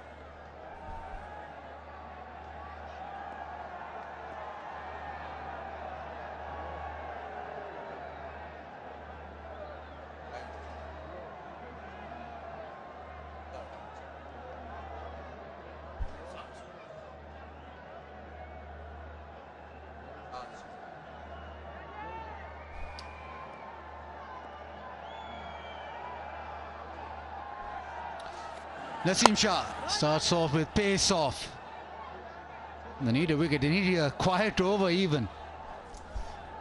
Just throwing it out there, Baz, they've got a whole huge variety of bowling options. Salman Ali Agha bowling, Imad Wasim bowling, Ben Dwash's bowl too. Mohammad Shahzad, we saw him and they pulled one out of the hat, gave him that previous over against the same encounter in Lahore. He did induce some wickets, the chances just weren't held. He's an option. Nawaz, Holder, Naseem, so he's got the options. Just feel they haven't hit their lengths here. Margin for error very slim. If you don't land it on the surface, it'll land out of the ground. That is poor delivery and dealt with. Again, another example from an experienced campaigner from Pakistan colours, Naseem Shah, back into the spell. Now, Salman Ali Agha has brought him back because he's searching for a wicket. Doesn't help when it's a juicy full toss. Good from Hassan Nawaz. Now, sometimes the waist-high full toss catches you by surprise. He's looking to hit it straight. Meters the ball in front of him, so grabs it on the full swing of his arc. Gets it for 6. Just feel where there has been some exceptional batting, Islamabad so far have let themselves down to some very average bowling. He wants to, but Riley Rousseau will want the strike. Back to Riley Rousseau. And sometimes when you go around the park, your mind just gets scrambled, even if you're a very experienced bowler. Also the fact that it is Salman Ali Agha, the stand-in captain. Partnership 101 of 49. Normally you would look at Shadab, who's been captaining the side for quite long, so he'll have a lot more authority or a lot more say in the way that the team is captained. You're doing a stopgap job, it becomes even more difficult. I wouldn't want to be in Salman Ali Agha's shoes right now.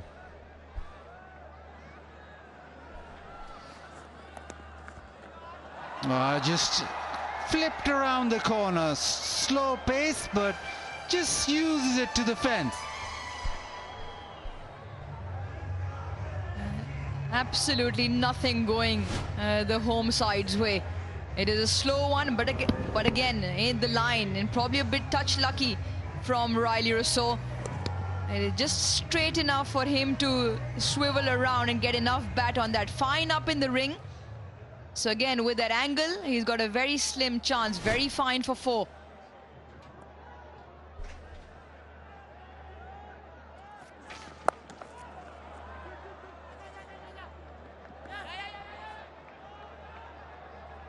He gets The strike back, just a couple of runs into the leg side. 94 now, Riley Rousseau. Oh, just 40 deliveries. PCB Talent Hunt Program, Pakistan's cricket's biggest talent hunt program. 2,730 schools and colleges have registered so far. Deadline to register 10th May. Show your skills, live your dream. Register now at www.registration.pcb.com.pk. Beautifully played in the offside, but there is protection. Just a single. Riley Rousseau 95, Quetta Gladiators 168 for 2.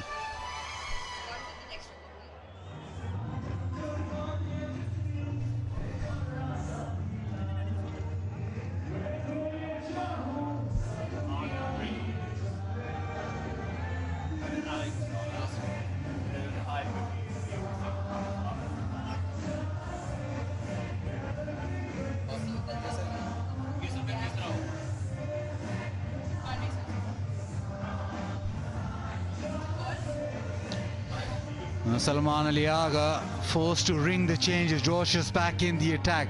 There is no let up in the run scoring so far. Riley Rousseau shot away from 100, and it's just into the 15th over. This partnership 108. There is that little gap, just if he plays it behind offside. Misses out that time, straight to extra cover. You mentioned the regular captain missing out, but in between he was right there by the advertising hoardings. Mohammad Nawaz in conversation. Not often you see a captain walk all the way down, so obviously he can feel the heat in that dugout. And he's just come out maybe to relay a message which he can see from outside. Can Dwashes deliver that breakthrough? Leg side in the gap and the 100. Magnificent innings from Riley Rousseau. One bounce. 43 deliveries. He wanted the 100 more. I wanted the 100 more than him. Baz wants it.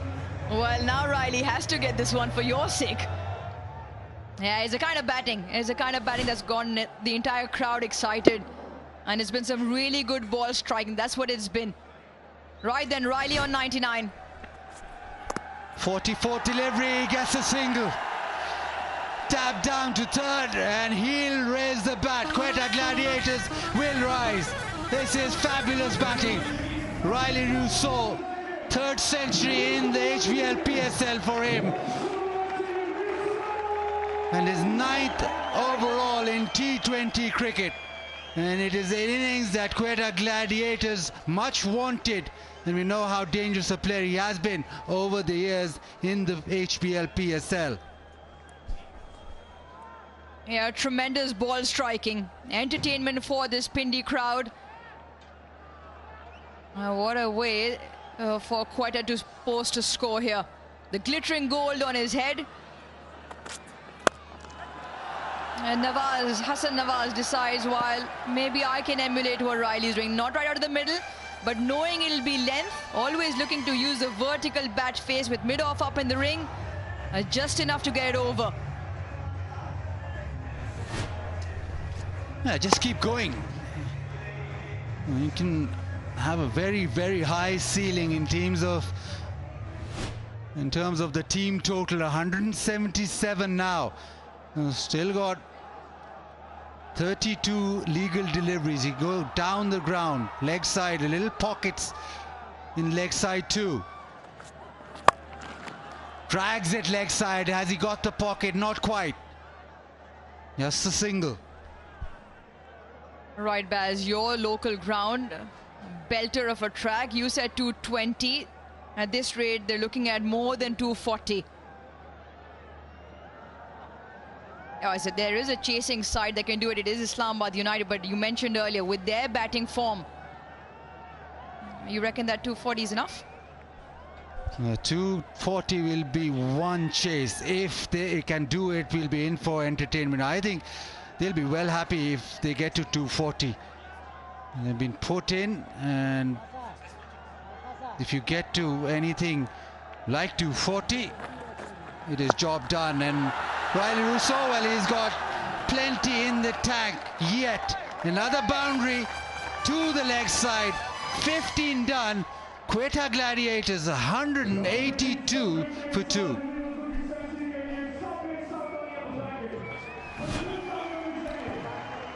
Yeah, it's been brilliant. Once again into position earlier, even after the switch and the dance around the crease, and picks it up nicely. 244, highest successful chase in Pindi. Well, probably be staring down a similar barrel than Islamabad when they come out.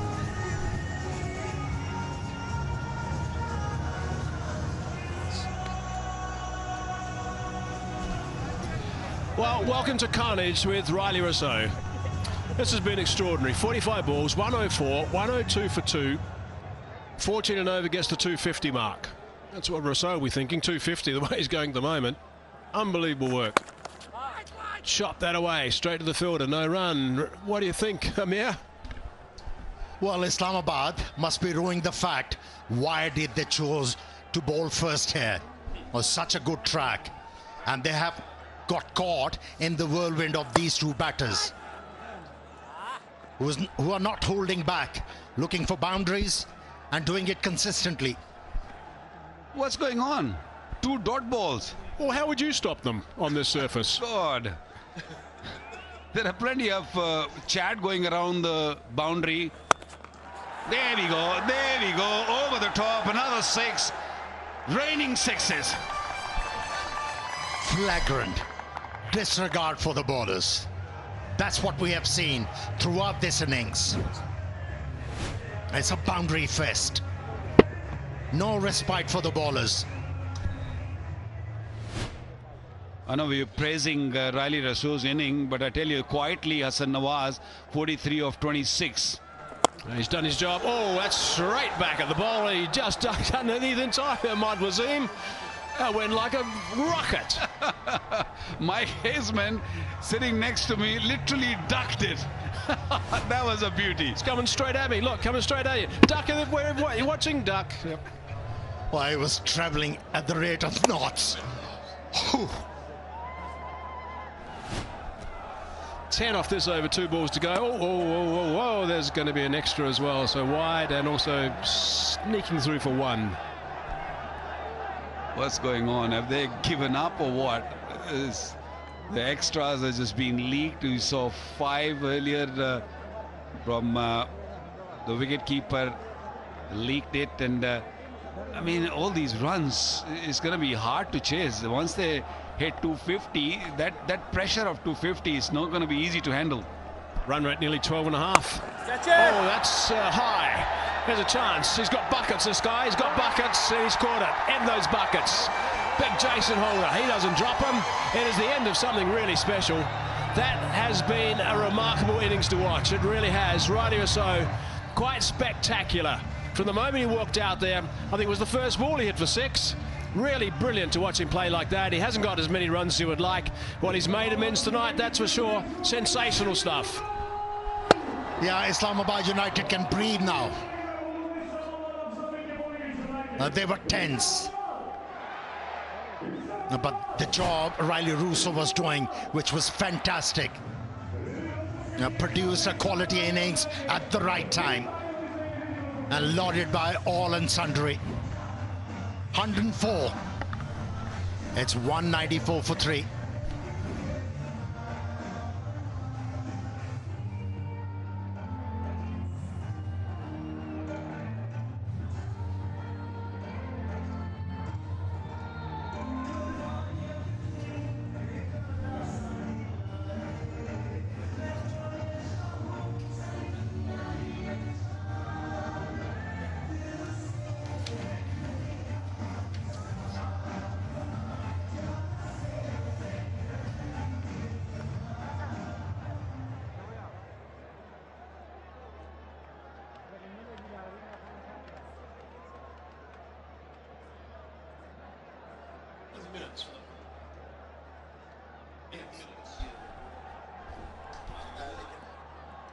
Gladiators have breathed a sigh of relief. Chapman, more orthodox in the middle now. Now look to place shots straight away, though. He's looking to come back for the second. Holder tidies up. They canter back for the second. It's a big over, 14 from it. 196 for 3.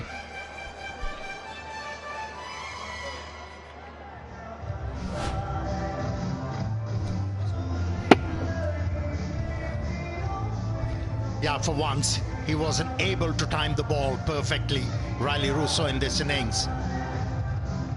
But what an innings from him. It was a delight to watch.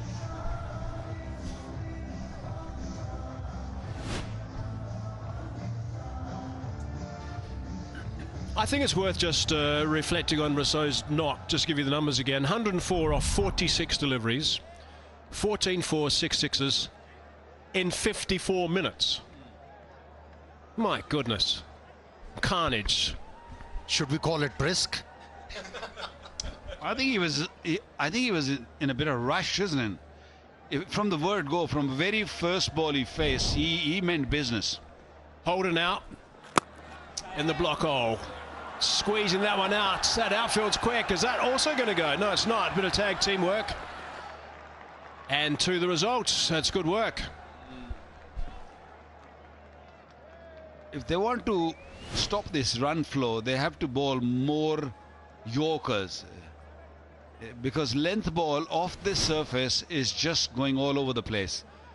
It's just hit through the line kind of a surface. It does not matter what length you bowl, what half you bowl. The ball has disappeared. You see the first, second, third, fourth, all halves, wherever they bowl, the ball has disappeared. Everybody is not Waqar Younis. To bowl 6 Yorkers can be really difficult. That's a good contribution from Hassan Nawaz. He went above the job quietly and he has taken over now ever since Riley Russo departed. Yeah, 3 4s, 3 6s, really good supporting role, but the strike rate's 172. Russo appreciated the work that he did with him. Magnificent stand between those two guys, but nicely played, Nawaz. 29 balls for that. That's sparkling. I just wanted to ask you a question. You know, everybody cannot be Waqar Younis. What else they can do apart from Yorkers? Maybe pray.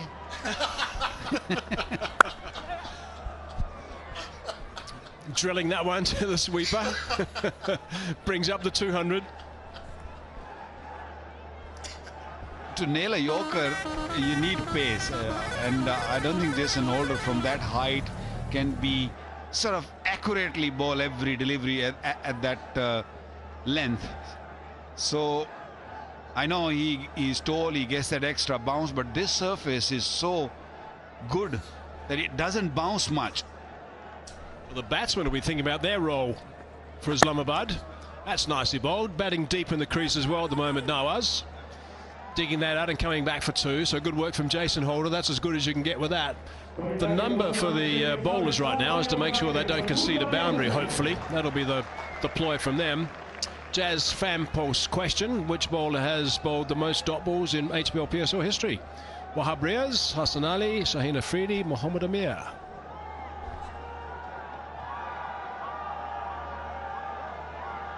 For top bowlers. Slow delivery. Drilled, no boundary. It's good work from Jason Holder so far. Yeah, talking about Hassan Nawaz, one thing was amiss in his batting, and that was scoring runs with alacrity. But last 2 innings, what we have witnessed is very encouraging for Pakistan. Yeah, he's started to take the responsibility. He's learning to play the situations. That augurs well. 8th over was the last one when they bowled an over which was below 10 runs. Oh, that is smashed. Mike Hazeman duck again, 107 for 3.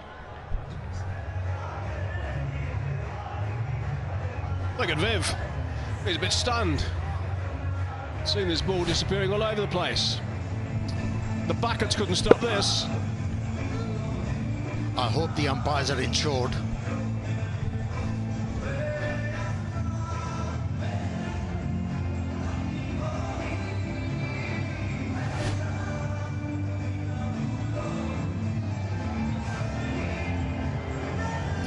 Righto, 3 overs remaining now. 207 for 3. 250. That's some going to get there. Not out of the equation, though. Mendes to come in after these guys. They'll be hoping it's just Nawaz and Chapman who are there at the death. Nawaz, I presume, will be key. Chapman's just arrived. Top order batsman for Islamabad United will know they've got a serious job in their hands here. Serious chase. Projected score at this rate, 244. That's picked up and that's drawn for 6. Very good shot indeed. First ball of the over, that disappears. Well, last time Shehzad bowled, he gave away 15 in the previous match. And it was the same batter, Hassan, who won the game for Quetta Gladiator. And the first delivery disappearing. Look at that. That's arrogant. That's a beauty. Yeah, you do tend to develop affinity to a certain bowler. And that's what is the initiative taken by KFC. Every time a 6 is hit, some lucky one gets a scholarship. Yeah, good stuff, those deserving students. Nice one, KFC. It's nicely bowled, actually. I saw him move across and just went across a little bit more. Good work from Shehzad. See, what a tough time for him to come into the attack again. Bowling his first over. I wonder why 𝐄𝐍𝐆𝐋𝐈𝐒𝐇 wasn't squeezed in at some stage to have a bowl.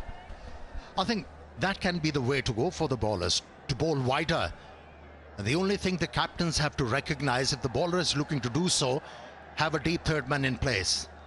More protection on the offside can work well on a surface like this. Underneath that one, that's coming our way. Waqar's coming our way. What a shot in the slot. He bowled a really good delivery, the previous one, which was wide. I don't know why he went with a slower one or in the slot. He wanted to swing the ball in. It's only swinging off the bat on this surface. Don't try to swing it. Have a little plan. Maybe bowl wide, which you did previous delivery. It was good batsmanship from Hassan. He realized the bowler is looking to pitch the ball outside the off stump, shuffled across to be able to create his own length. This is intelligent. Yeah, I like what you said, Amir. Just bowl wide. Maybe go round the wicket even and put man on the offside. Go across. At least bowl one side of the pitch. Had to reach for that. Just the one. That's good stuff. Like that. I mean, that was, yes, it might be called wide at times, but this was a beauty. First one, length ball, picked up nicely. Again, in the slot. And dealt it beautifully by Hassan. Hassan moved to 66 of 35.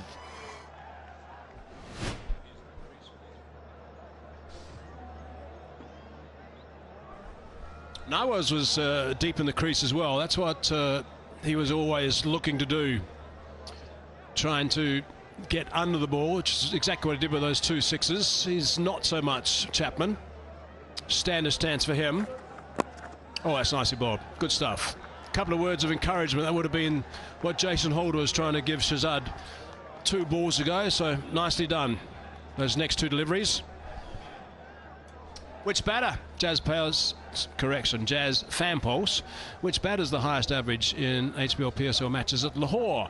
Bakr Zaman, Babar Azam, Mohammad Rizwan or Chris Gale? A couple of tough questions now. 22 fours and 11 sixes at this stage. It's a very good finish to the over, actually. Being asked to bowl a tough one, he's, I think, done nicely after getting pounded in the first couple. 221 for 3.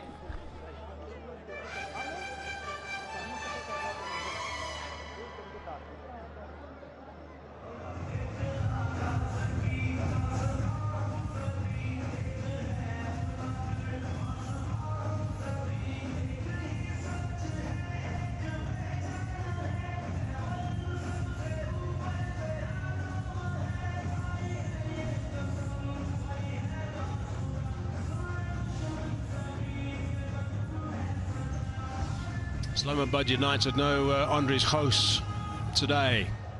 He got 80, I think, last time he played here, if I'm not mistaken.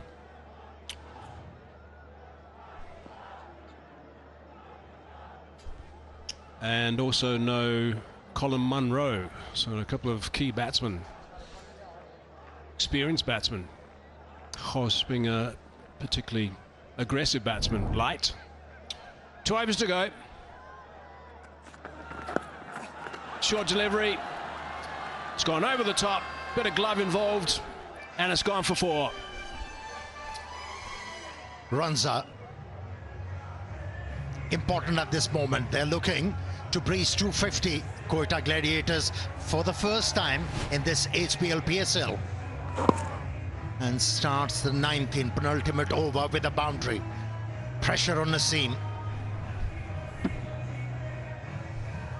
I think it was a slow delivery into the surface. Still come to you as a batter with a decent pace, so you can use that pace.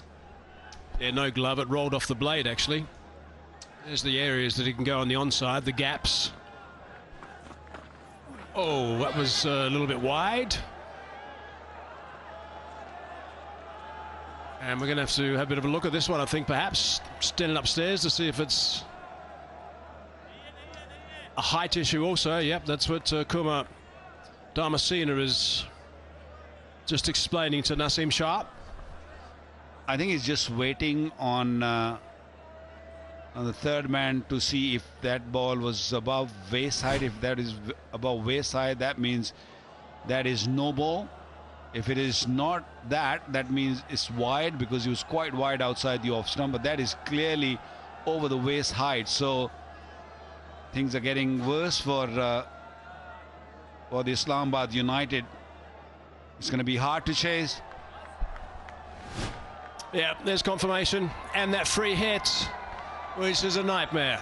Azam Khan's got a few issues with his hand as well, trying to stop that delivery, which is not easy when it comes flying through over stump height when it goes past the stumps.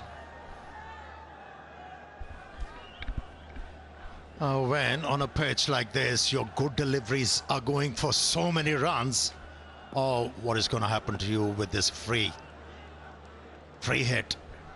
A couple of areas there on the onside that are available. Straight, perhaps.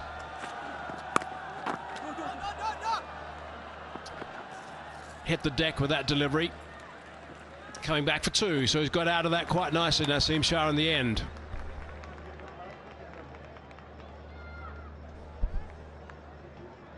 Time for the fans to enjoy a bit of cricket with Pakistan's own brand Tapal at the Tapal Tea Lounge. This is the #1 tea brand of Pakistan. Pakistan can be very proud of Tapal Tea and what they've done over the years, and HBL PSL, I'm sure, are very pleased with their sponsorship. It's been a long-term sponsorship as well. Another one, great to see. Short delivery. He's got something to work with there, and he's hammered that flat for 6. Fine shot. He got away with a slow bouncer with the previous delivery, but this time around Hassan Nawaz was ready and able. Islamabad United have not recovered from Lahore.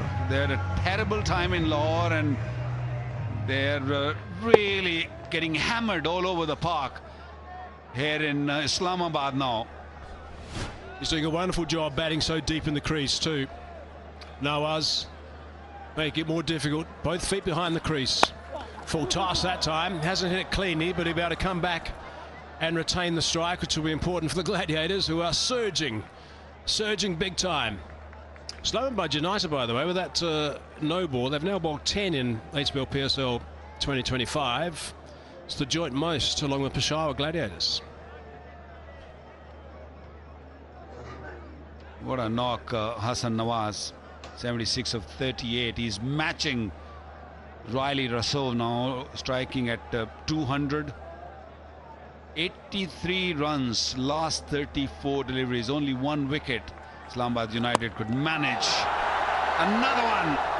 That is huge, humongous. What a hit, Hassan Nawaz.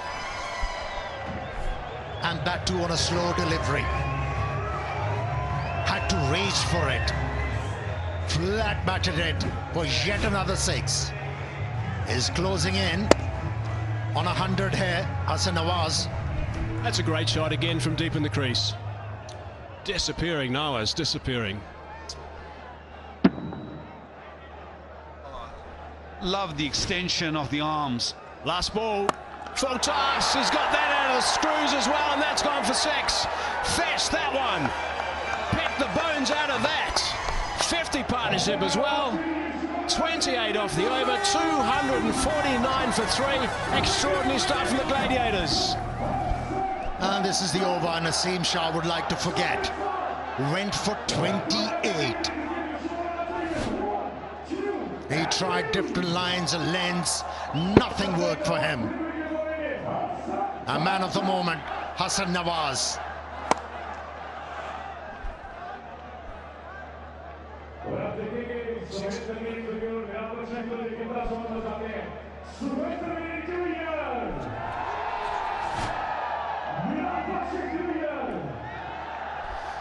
Someone said they might get 250.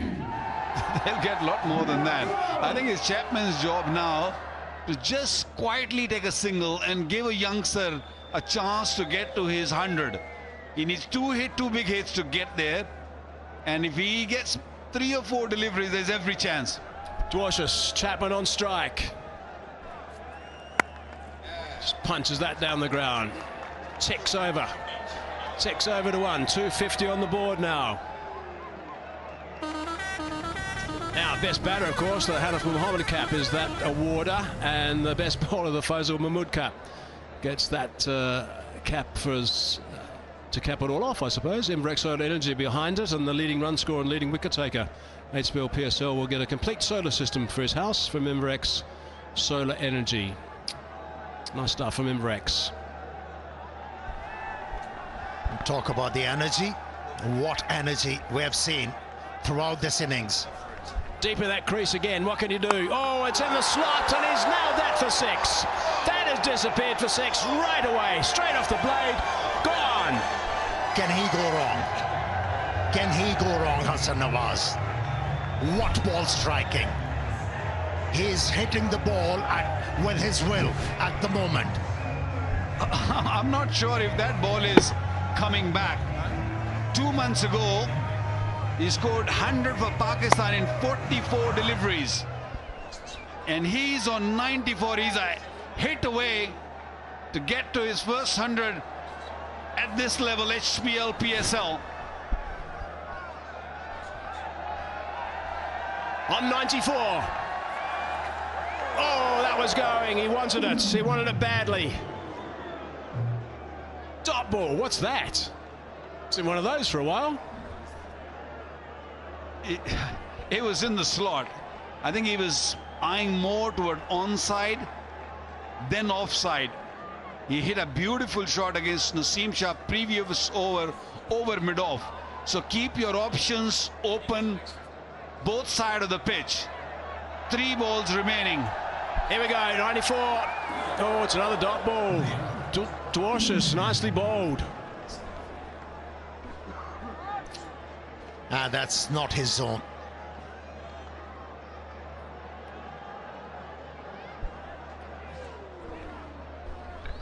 Very lucky Dwarshuis to get away with it. That was wide, wasn't it, Mike? I see. And breathes, Waka, and breathes. A little bit of a breathing opportunity, but relax to Palti. There we go. Calm there, not in the middle. Oh, that's going to be a wide. Azam Khan's diving left, right, and centre at the moment. This was wide, wasn't it?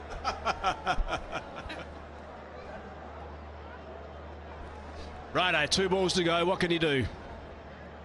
94 off 43. You got to 50 off 29.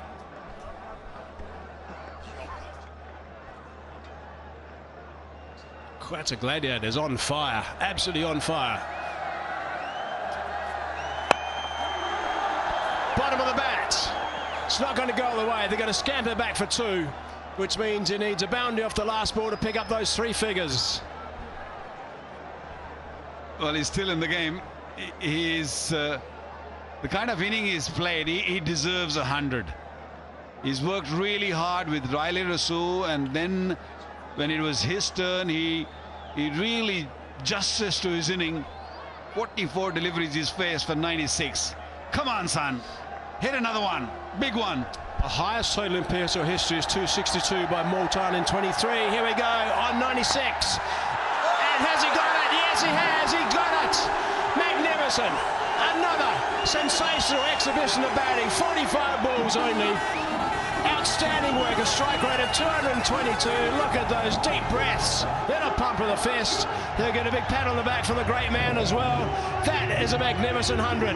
The second of the innings. Yeah, after winning that game, played in Lahore against the same opposition, he's oozing in confidence now. Hassan Nawaz. This is the joint highest ever in HBL PSL history. The last time any team went over 260 was Multan Sultans in 2023. What an effort by Quetta Gladiators. They are gaining momentum at the right time. Yeah, there you go. Look at this. They love it. In the dugout, they absolutely love it. One centurion earlier, which was magnificent work. There's Viv. Quick little word from him at the moment. Top stuff, this. Without a doubt, he deserved that 100. Yes, it was a little edgy right at the end to get to his 100. And look at the jubilation in the dugout. Vivian is very quiet. He's very calm at this stage, and very calm Hassan Nawaz. He thoroughly enjoyed it. He's one for the future. Scored 100 for Pakistan just recently. And Moin Khan is over the moon. This team is unstoppable at this stage. First time in HBL PSL history a team has scored 200s in the same innings. You have been entertained so far. We're halfway through this game. I wonder what's in store for the next half. Viv, nod of approval. He loved it, absolutely loved it. Congratulations, Hassan Nawaz. 45 balls only. Superb stuff. 9 sixes and 4 fours. We are royally entertained here, haven't we? Only 5 batters required to get there, 263. 2 centurion in this innings. South was good when he started off the innings. Find the rhythm, find few boundaries to set the tone of the game. We were just so busy in admiring those hundreds, we forgot to tell you what was the total they got. They got 263 in 20 overs. 2 massive innings. South Shakil played quite nicely up at the top, but the rest of the batting was not required. However, we've got to say that it's an extremely good batting track. Look at that partnership, 134, 64 balls between Nawaz and also Riley Rousseau. That was just carnage from Rousseau, and Nawaz and Chapman 69, brilliant, 69 off 27 balls. So that is amazing stuff to watch. Ball, that wide ball, watching it fly all over the place tonight in Rawalpindi. Amazing to see the clean hitting too. Boundaries, it's not the biggest ground, but a lot of those sixes were carrying by some distance. Let me count the bowlers we used. 1, 2, 3, 4, 5, 6. They used every resource they had. Only Imad Wasim picking up 1 wicket. Wicket for Naseem Shah, but they all went for runs. All over 10 and over. Nawaz only bowled 1 over. He went for 21. A very few dot deliveries in there. 15 sixes and 24 fours. That's an extraordinary percentage of boundaries. Unbelievable stuff. Wow, I think everyone needs to just take a little bit of a lie down here. This has been terrific to watch. That is the target though. Great batting track. I wonder what's in store. 264 it is to win.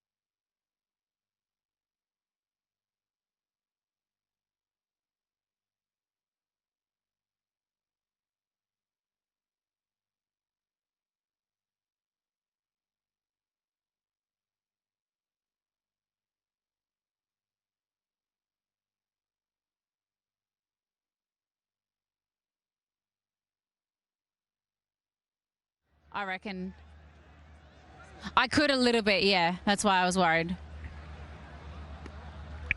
Oh no, I need to hear you when I hear you, but for some reason this field mic is shit. So how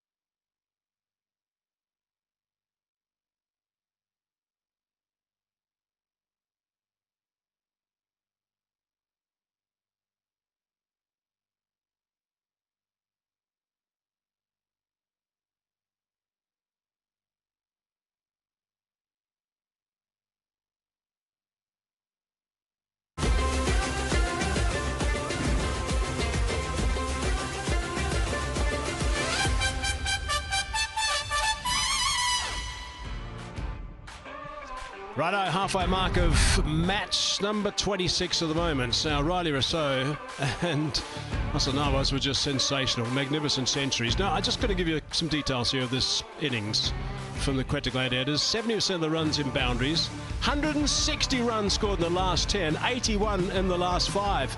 Unbelievable stuff. Pitch side with Aaron Holland. Oh, wasn't it belligerent batting at its very finest by the boys today from Quetta Gladiators? Martin Guptill, a wonderful power hitter himself alongside me.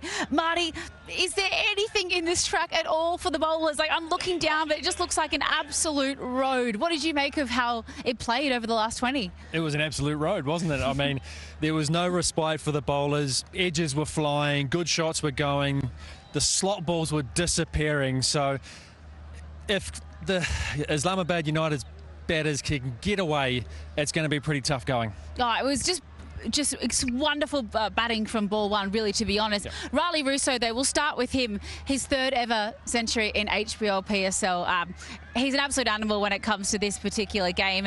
And once again, he just put the goods together. A little slow to start, perhaps on a bit of an injury, but seemed to hurt less the more runs he got. Yeah, it looked like the adrenaline kicked in, but, you know, he was just so still when he was hitting the ball.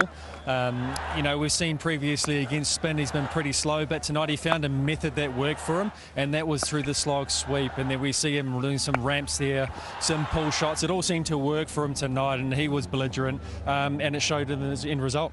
He absolutely did, and he scored all around the park. We'll take a little look now. Quite a few laps, wasn't there? Not so much straight down the ground, but everywhere was punished. Yeah, it certainly was. He showed a bit of improvisation, you know, getting square on to the ball and being able to lap a few, faking a few laps, and you see there 32% behind square on the leg side. So that says to me that they targeted very straight to him to try and cut him down, but he was able to get it away tonight. So he played the lap shot absolutely beautifully, but I want to talk to you about almost the way that he balked by intending to play a lap shot and then all of a sudden sort of reconfigurating and managing to play a traditional shot as well. I thought it was really interesting that he had so much time at the crease to be able to reassess so quickly. Yeah, he's just playing a bit of mind games with the bowlers, getting into a position where they think, oh, he's going to lap, but then moving late. I mean, see that first one there, some really still positions, and look at that, he's watching the ball right onto the bat there, faking the move there and being so still to be able to hit the ball. His head was still, his eyes were level, and when it's like that, you can hit the ball anywhere. He was absolutely brilliant. We know he loves batting in the HBL PSL, and I tell you what, they were sent in to bat the Gladiators and they put on the highest ever total in the history of the HBL PSL, 263. It's a mammoth with total. wickets in hand. Did they go too soft? Well, you can never say that, but look, they've got a mammoth total, but we've seen the previous high score here. It was only won by 10 runs, so got to 250, chasing 260.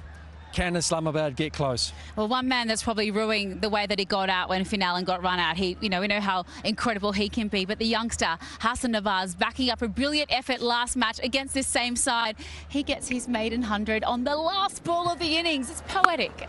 Yeah, it was brilliant, wasn't he? He was the perfect fall to how Riley Russo was going, and then when Riley got out, it was all up to him. The power hitting he was in, the positions he was able to hit from, it was really impressive, and he was just following on from the other night. How about the nerves in that last over as well? Ben Dwarshuis, he's a crafty character, but a couple of dot balls. Mark Chapman farmed him the strike so he could have the opportunity, but there was a moment there where you thought maybe it was going to overcome him. What goes through your mind when you're standing out in the middle and you've only got 5 balls left to score that elusive 100? Well, for me, it's all, I'm trying to hit the ball to the boundary. Every ball, I'm trying to hit it. It doesn't matter where it goes. You're trying to get as many runs as possible.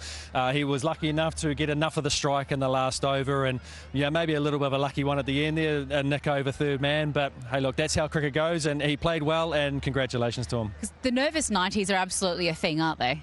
Sometimes they are. Not in T20. When you're going like that, there are no nerves. It's all, I'm trying to hit the ball as hard as I can and as far as I can. I'll tell you what, we've seen some absolute fireworks today. Confirmation that we've just seen the highest ever total in the history of the HBL Pakistan Super League. There it is there. Quetta, 163 for 3 against Islamabad. No surprises that Multan and Quetta have 2 and 3 on that list now, all at Rawalpindi. What is it about this ground that just oozes runs? It's just such a true wicket. You can play good shots, you can play the power shots, and the outfield's lightning quick. So you get value for your shots when you're out here. All right, Islamabad United, they're a power-packed top order. They do have the firepower to get this done. What do you anticipate is going to happen in the next 20? Well, they just need partnerships. To chase a total like this, you need big partnerships to basically control the whole innings. And if they can do that, they are in with a sniff. And I think if they had their time back, they'd probably elect to have a bat first, don't you think, United? Yeah, potentially. But what's done is done. They got a job in front of them now, so they have to go out and bat really well. Well, fate is in their hands. Not an ounce of dew out here at the moment just yet, I can tell you, because there's a little bit of a breeze around. Remains to be seen whether or not they can better that best ever score in the HBL PSL. But one thing is for sure, we are in for one hell of a ride if they're going to get close. Thank you, Marty, and thank you, Aaron. Martin Guptill was in that game in the previous one, which was the highest ever in the HBL PSL. 264 Islamabad United require. Imagine that, winning the toss and putting Quetta Gladiators in. Captain not playing, has plenty on his plate. He's just almost zoned out thinking about this chase. Well, if Islamabad United get anywhere close, we're in for some entertainment. Sabzada Farhan, he is in form, and he'll need all of that form tonight. Saad Shakil, well, he'll be pretty happy with the way things have gone in the first 20 overs. Can Quetta just do enough and close this game out? It's a wonderful batting wicket, but you couldn't have asked for more runs, could you, 𝐄𝐍𝐆𝐋𝐈𝐒𝐇? What a first 20 overs we've seen, and hopefully what a second 20 overs. We've just shown you some of the highest run chases in HBL PSL history. Martin Guptill played in that second one where Quetta set 263, and in reply, one of the other highest run chases was the reply in the second innings. They got close to knocking down, or knocking off, I should say, 262. So let's see whether Islamabad United with Kyle Mayers and Farhan can get close to this 264. 253 in the run chase when they were chasing down 262. Mohamed Amir back into tonight's Gladiators side. Bazid Khan. Rawalpindi just keeps giving in HBL PSL. Yeah, absolutely. And the crowd comes in, the runs flow, and now it is up to Islamabad United to make a match of this. Amir back in the side. He's been wonderful with the new ball. A couple of good overs from him, and then Islamabad United are really backs to the wall. Well, first delivery. Amir starts off with one. Almost struck the pad, a single to start off with. Now, it does also give the batters clarity, really, just see ball, hit ball. But in some ways, I know it's such a huge target to look at and try and put it into context of where they need to be after the Pepsi power play, where they need to be from that 6th to 10th over, and then the next phase. Somebody who could probably talk us through it a little bit better was a man who set that second highest total with Jason Roy on that day, Martin Guptill, who has ran upstairs. He's still fit. If any side needs somebody, they're going to have to try and get it through those fielders on your screen now. Appeal, and this looks pretty close. Yes, given. Amir strikes. Kyle will obviously have a chat. Is he going upstairs? Has he hit that? No, he just walks off. So it's first blood to Mohammad Amir. Not the start Islamabad United were after here. Very straight ball.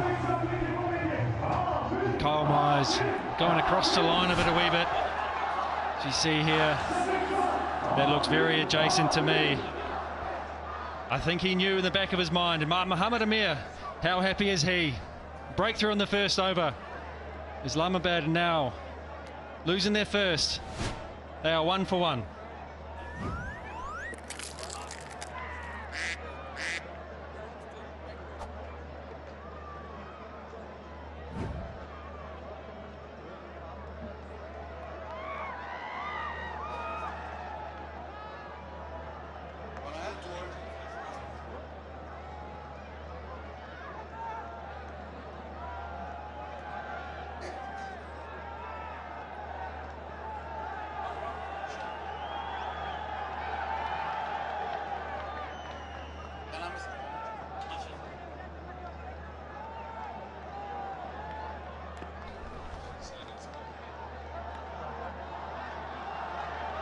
Mohammad Shahzad with the promotion. Clips it away leg side. Just a single. And Mohammad Amir in his spell can have such a big impact. Yeah, and obviously he's lost a bit of pace, but when you bowl these sort of lengths, these sort of lines, it's not the best looking shot in the world. It's just gone straight across. And he was never, once he knew he'd never hit it, he was never going to review that. Didn't do a lot, didn't swing. And he can give him a little glance and tell him, your night is done, son.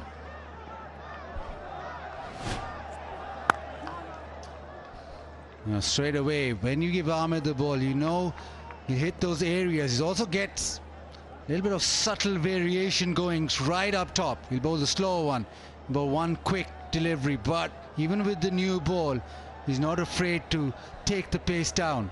I want to ask Martin now, mentally as a batter, how, I know it's a huge chase anyway, but how tough is this? It's really tough. You need to get off to a flying start, but you also need wickets in hand to be able to make use of that last 10 overs. Gone! Straight to short mid-wicket. Amir has to. Another one down for Islamabad here. Farhan, he can't believe it. Looks like he got a pretty good connection on that ball. Back of a length from Amir. He's a happy camper, isn't he? He's putting his side well in front here at the moment. Crowd is looking pretty happy too, as we see here. Back of a length. Gets slightly high on the bat, and all he can do is just pick out mid-wicket. And that's a pretty easy catch in the end. Islamabad are losing their second now. Amir is happy. 2 for 2 in the first over.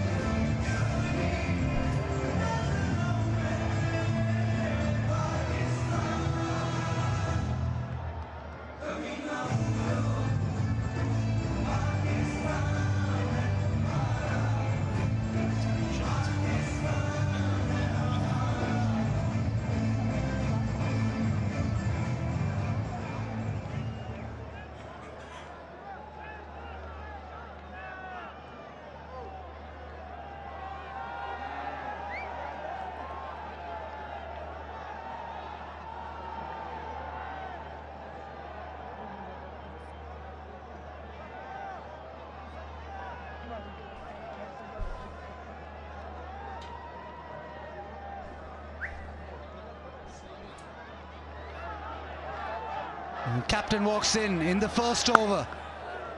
Blocks it away. What a start from Mohammad Amir. Local lad gets 2 wickets in his first over. It's 2 for 2.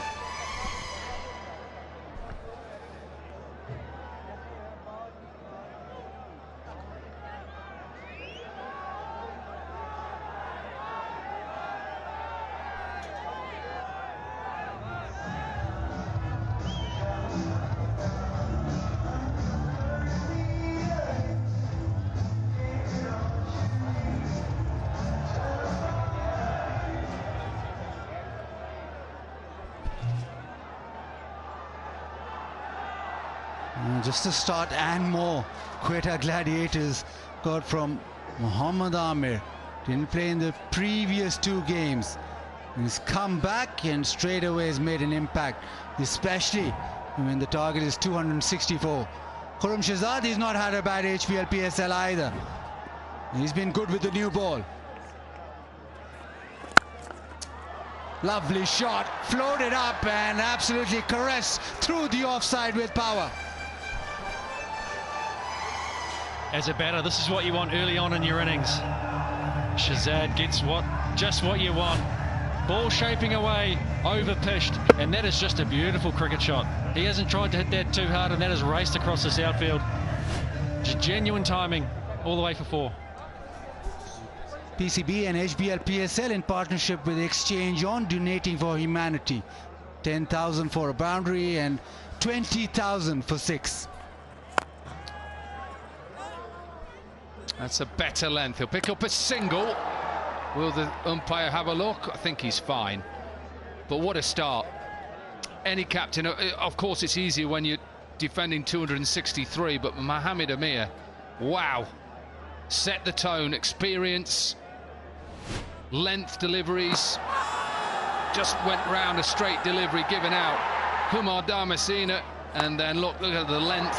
And because they can stay deep on the edge of the circle because of the total, he can't get it past. 2 wickets in that first over. Cut away too wide and he'll get the boundary.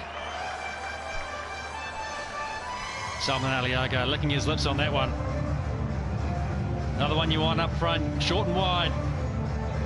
And all he has to do is throw his hands through that. Get enough batter on that, flies over short third man.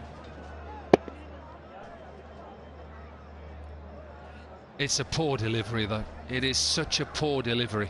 On this sort of surface, you have to make sure length is perfect, but also the line as well. Got to be looking to attack the bails, the top of the stumps. Any fuller, you're going to get hit back over your head. Backs away, threads it through the offside, but there is protection.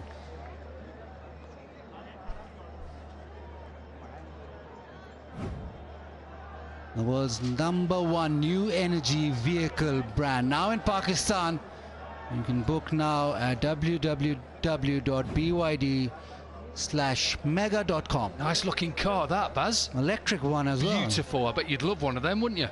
Absolutely.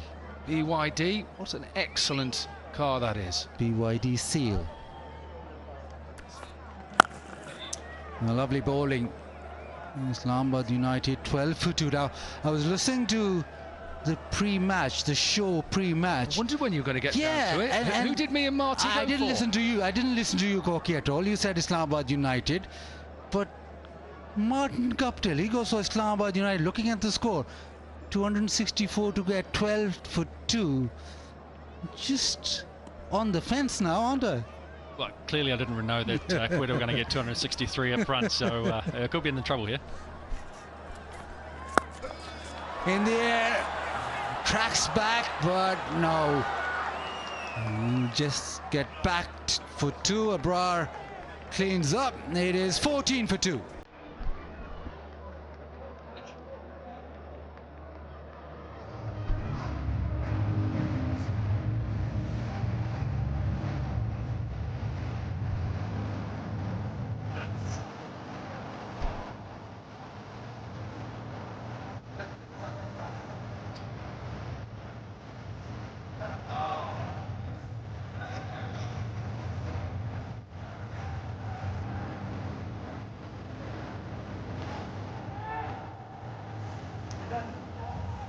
In just a small matter of 13.89 runs to the over required. There has been entertainment. The home crowd would want some entertainment from Islamabad United with the bat. There's obviously local support. Amir hails from Rawalpindi, so the crowd will enjoy his spell. He's already got two. Can he get another one? Wide down the leg side. In a chase like this, Corky, as a bowler, you're trying to get the batters to hit your best ball, aren't you? You hit them off the top of the stumps. Batters have to play good shots to those balls. Yeah, spot on. That's what I think. Unfortunately, I think that this is a problem with bowlers now, that they're trying to think of 4 different options. Think of what is your best ball. Mohamed Amir is back of a length. He hasn't got the pace he used to have. Aiming for probably top of middle, top of off. Changes of pace are good. I don't mind them, especially when you do it like that and as well as that. And also what we've seen in this year's HBL Pakistan Season 10 is a good bouncer as well. And we know that he has a good bouncer, and from experience it is a very good bouncer, very quick. But the slower balls, the change of paces, it's got to be on the right length. If you get too full, if you get too short, it can be trouble. Yeah, and you can see that it's not easy for batters to get it through, to bisect some of those areas. We're showing you now where some of the areas are, where they can point through and look at cover there. A big, massive area that they can hit through, and deep mid-wicket. And look how all the circles of the areas that they can cover the fielders. Amir changes the angle round the wicket and darts the ball back in. Again, pace off.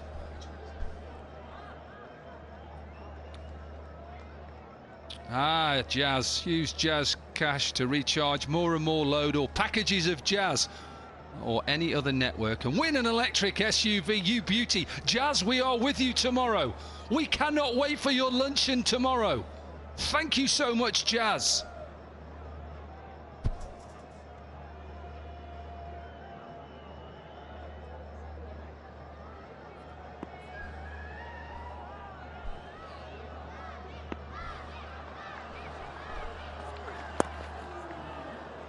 Turned away, just a single now.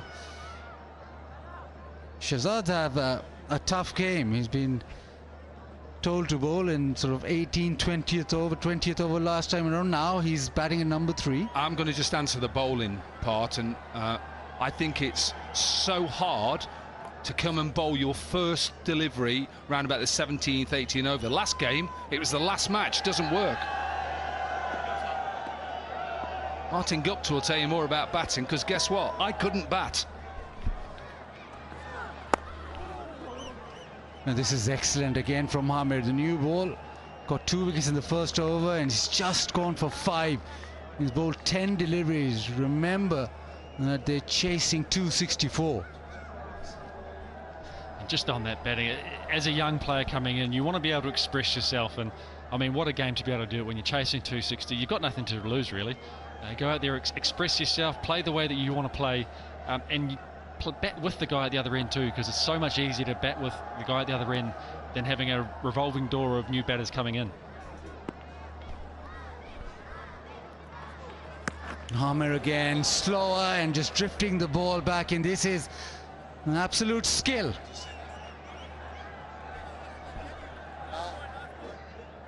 It's time for the fans at the Tapal Tea Lounge, Pakistan's own brand. It's beautiful.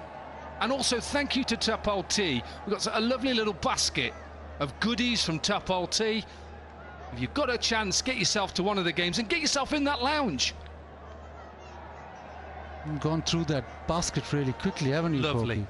Everything in that basket. Even got my own name on my own Tapal Tea mug. Beautiful. Lovely. That's the first.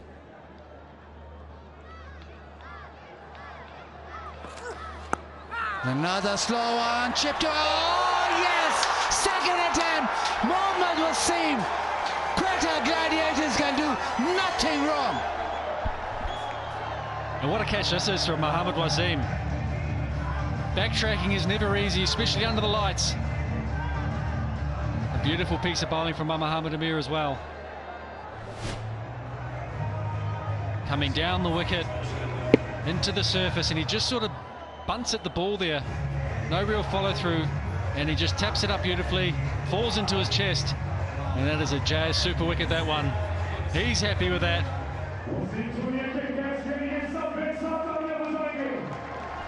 Just having a look now, that the third umpire just checking, it's absolutely fine. Absolutely fine.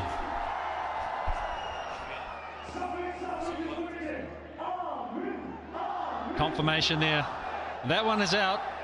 Amir has 3. Islamabad 3 down. Salman Ali Agha has to go for 6. Islamabad now 19 for 3.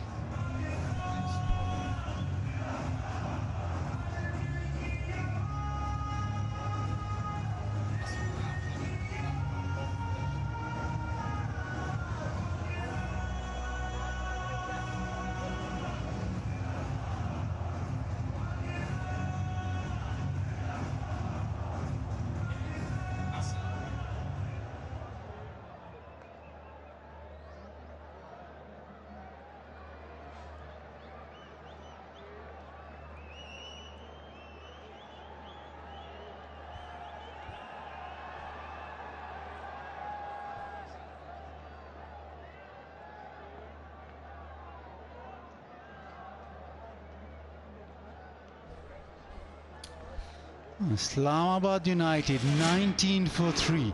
Inbox Mohammad Nawaz. Required run rate 14.41. Mohammad Wasim in the attack. And he's greeted with a smash down the ground. And boy, that is hit well. That is an impressive strike. Ahmed Shahzad is step hitting that one. Wasim Jr. getting his length all wrong there. This could be just what Islamabad need. We see that. That's in the slot, and that's a beautiful strike. Straight down the ground. Didn't have to run for that one. Now each time a player hits a 6, KFC will award a scholarship to a deserving student via the KFC scholarship program. Short ball, and that's gone down to third. One bounced into the fence. 10 of the first 2. Wasim Jr. on the back foot here. Lovely batting here from Shahzad. He gives himself a little bit of room. Wasim goes short.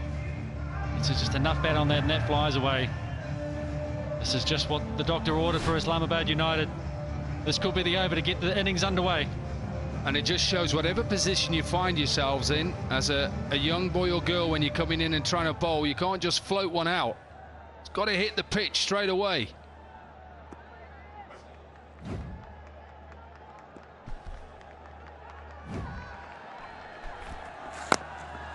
Pace off. That's a dot ball in. Take a look at this catch. He's got a smile on his face now. He had a bigger smile on his face at the end of Mohammad Amir's over. It was a slower ball, didn't panic. That's what he did really well. Got a hand on it. Look at the celebration. Don't panic, don't panic. What he did well there, he stayed side on to be able to track the ball all the way and be able to get that one hand to the ball and bring it back into himself. Not an easy thing to do, but he did it perfectly.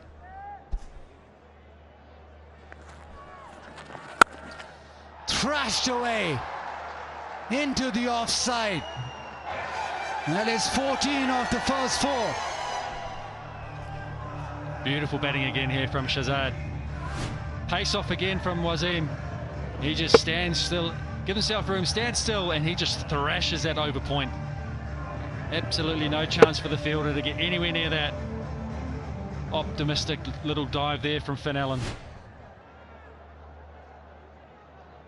He's flying now, 24 off 11. He's going to have to go for a lot longer than this to be able to get them close. And he's also getting hit through the offside. I know he's only allowed 2 fielders out in this Pepsi power play, but they're both leg side. That's the option. The short ball has a little word too. Didn't like being smashed away. Now, remember, there's a 6-4 and a 4, and they're up with the required run rate. They have to do that every over for the next 16 overs. Yeah, just on those words he gave him there, in a chase like this, as a bowler, you have to realise you are going to go for boundaries, aren't you, 𝐄𝐍𝐆? You have to be content with that, and you just have to come back with your next best ball, the next ball you come and bowl. So he's bowled a short ball. It won't be allowed another short ball, especially over shoulder high. He's got to now his plan set now. Goes full. Is it in the air? Chance taken. That is brilliant balance. Chapman with the catch. Shazad will be ruining that one there. That was in the slot as well. It's like they're checking the boundary here.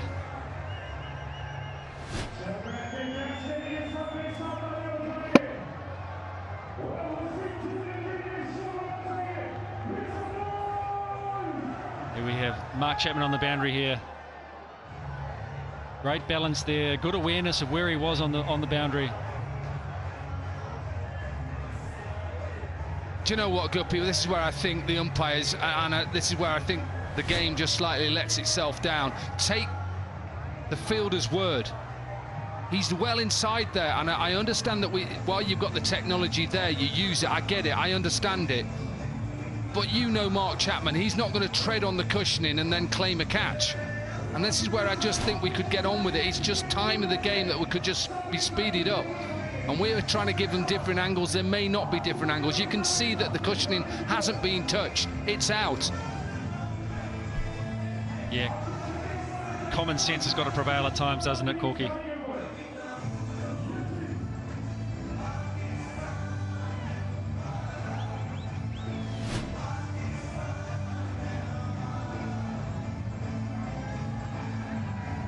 Shazad is already off the park. 33 for 4.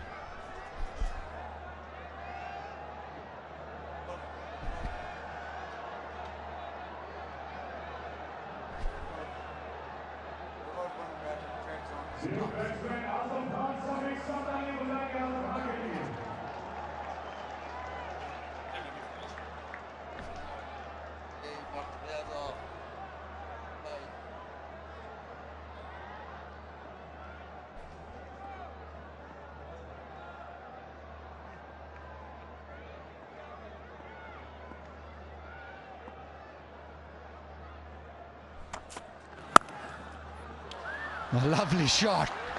They have lost 4 wickets, but it's such a true batting track. Beautifully hit. That is one of the shots of the night.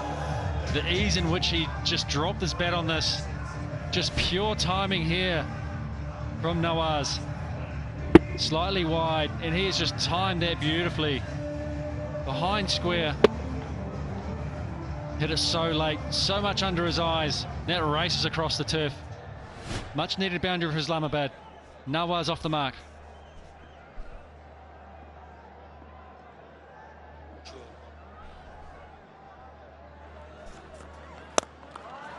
This time down the ground, all the way. Well, look, this is the 4th time we've used this surface this season. And this, to me, is the Pindi pitch of last year. The runs that we saw last year, the pace of the pitch, the flatness of the pitch, not just last year, but in years to come. Martin Guptill played on this surface, and it is flat. This is what we want to see here. Runs galore. Not if you're a bowler. Get your hamstring done and get off the pitch. That was a beautiful shot there from Nawaz. That was in such a good position that the hip thrust through the ball when he on contact. It's like a baseball swing, that, and he has absolutely clobbered it.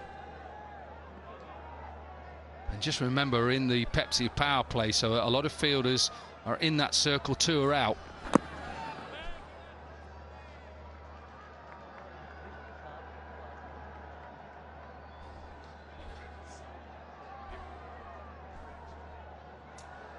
Best batter, Hanif Mohammad Cap. Best bowler, Fazal Mahmood Cap. The leading run scorer and leading wicket taker of HBL PSL will get a complete solar system for his house from Inverx Solar Energy. Over to you, 𝐄𝐍𝐆. I'm not promoting you anymore for IUvQG. They know you need a new solar system. Short, that is a quick delivery, there is a chance. Settle, taken. The short ball does the trick. I just love that, and I'm seeing this a lot more this season, even on flat surfaces, even though he's probably not the quickest. Just look at the line, look at the height. He's in form, Mohamed Nawaz. Look at the line and the height. We'll see the height there. It just skids through. He gets the top edge. Gets his hands in a good position. Mohamed Wasim Jr., he absolutely loves that. He doesn't. He's going to have to just take that horrible walk-off that we all love batters to do. Off your pop, son. Mohamed Nawaz gone for 10. 43 for 5.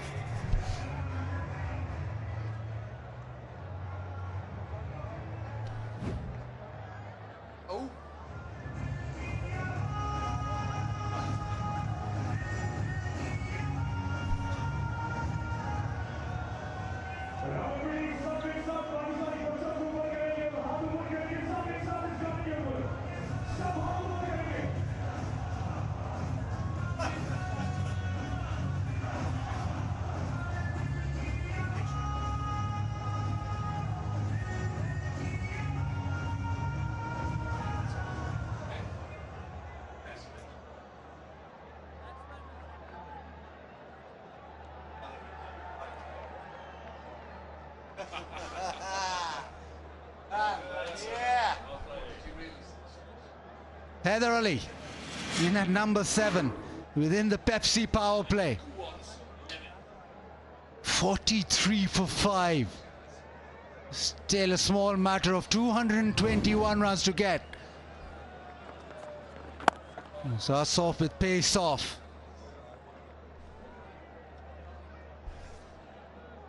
Come on, Martin, what did he do wrong here as a batter, or did the bowler get it right? It was just a well-directed short ball, wasn't it? Straight at the body, at the front shoulder, and there's not much you can really do there. He's got tucked up with his hands. He couldn't extend out to be able to hit it.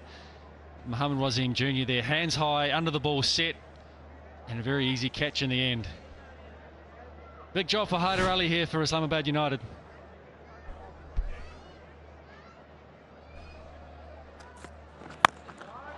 Chances his arm, doesn't get all of it, but quite enough. It has gone over for 6. The end of 5, Islamabad United 49 for 5.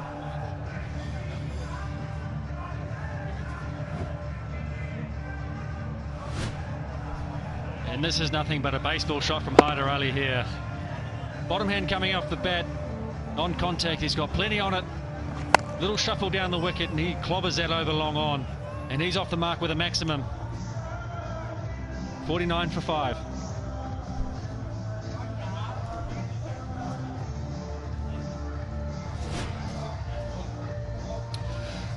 Well, who would have thought? One over to go, rather, before the Pepsi power play is done, and they're 5 down already. Teeing off from ball 1, which of course is what they had to do from the start to try and stay with the flow. And you're chasing a total like this, you've got to make sure you're there and thereabouts from the first over, and that's obviously been an issue. 5 down. Couple of guys who are brand new at the crease.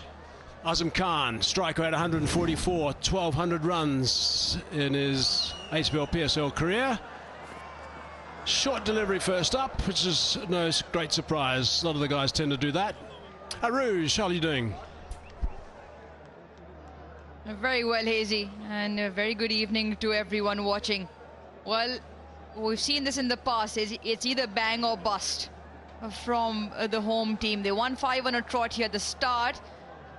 Well, once you're chasing in an excess of 250, 264 to be precise, the target, you want to start well. And it's all gone horribly wrong already. Half the team back in the dugout. And Azam Khan, well, he'll be facing the music near his helmet. A little bit leg side.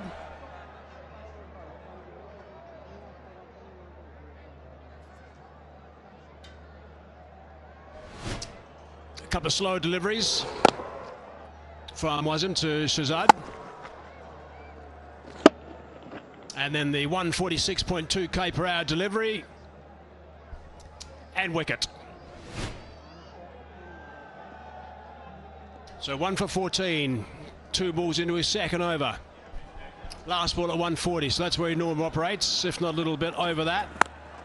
That's hitting the bat quite hard, so nice rhythm from Wasim Jr. Time to just zip in and have a cup of tea, bit of Tapal tea in the Tapal Tea Lounge. Why not? #1 tea brand of Pakistan. Those two just enjoying themselves there. A bit of a chat, maybe some gossiping, I think, between those two girls on the right. Business discussion on the left. Just put their tea down, those two.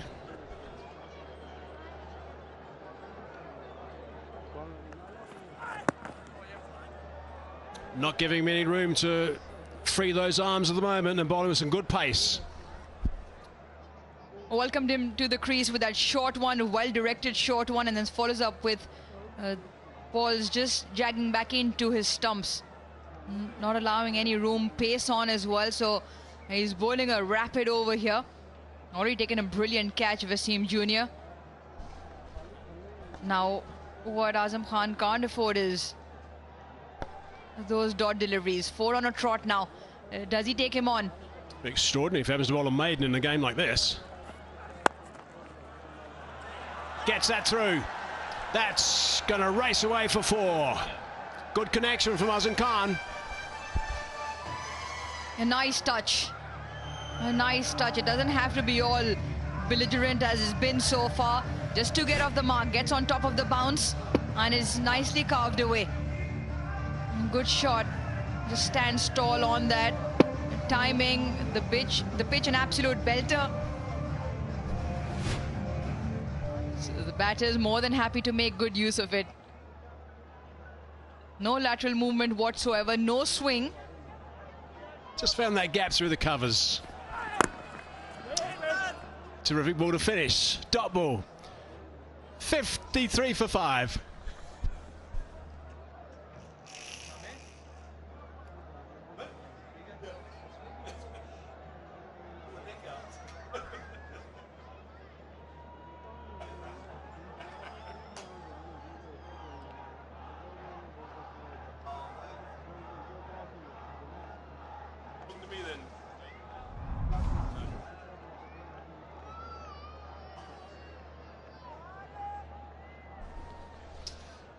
Quick look at that match summary. Look at that, Gladiators. After being sent in 263 for 3, the highest score ever in the HBL Pakistan Super League. That's extraordinary. 2 centurions, 46 balls for Riley Rousseau. Hassan Nawaz, 45 for his 100 not out, 104 for Rousseau. Magnificent work. And now 53 for 5. United are not United. 211 they need off 84 balls. I'm interested to watch this to see what Abrar Ahmed does. He's got a bag of tricks on this sort of surface, so I'd imagine he'll be looking to vary his pace a little bit.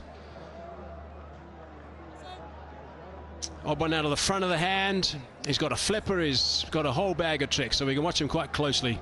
He's full of confidence too. There it is. Oh, that's out. That's out. It is a very good catch in the end. Bounced up and gathered in the second grab with that one paw. Kusal Mendes back into the side. Quick hands behind, so follows the line of the ball. Wider, slower. The one that goes away. Big healthy nick into the gloves, takes the momentum off, and luckily for the keeper, just lobs not too far for him. A dive in the end to clean up the job. That is now 6 down for Islamabad for 53. Haider Ali goes for 6.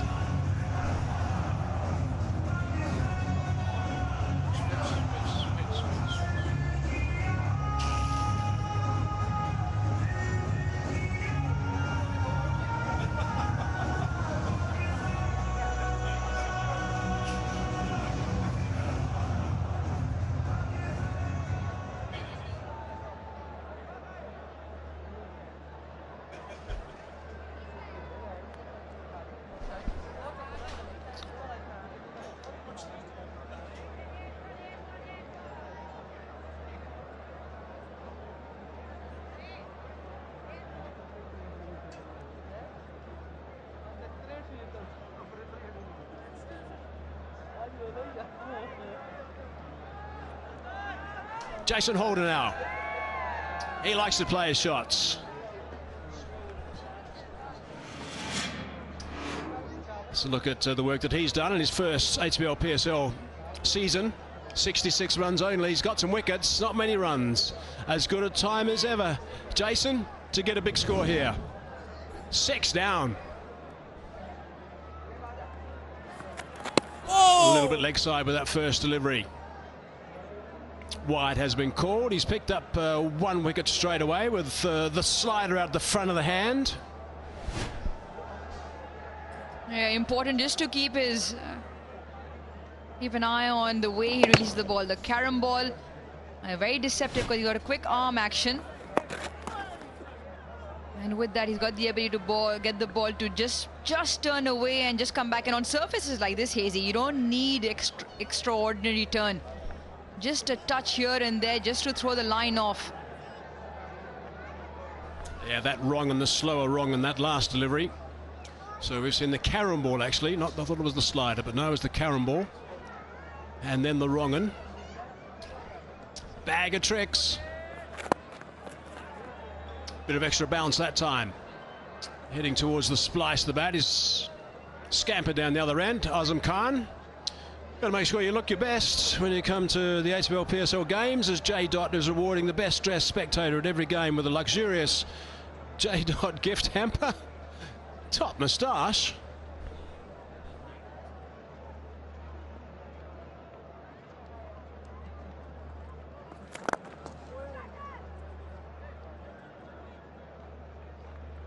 It'll now be interesting as how Azam takes it on. He likes playing the spin. The problem is there are no sighters, no balls available to just knock it around, because the asking rate just under 16 already. They gotta go. Even half a hit for Azam Khan is out of this ground, but he still needs to connect.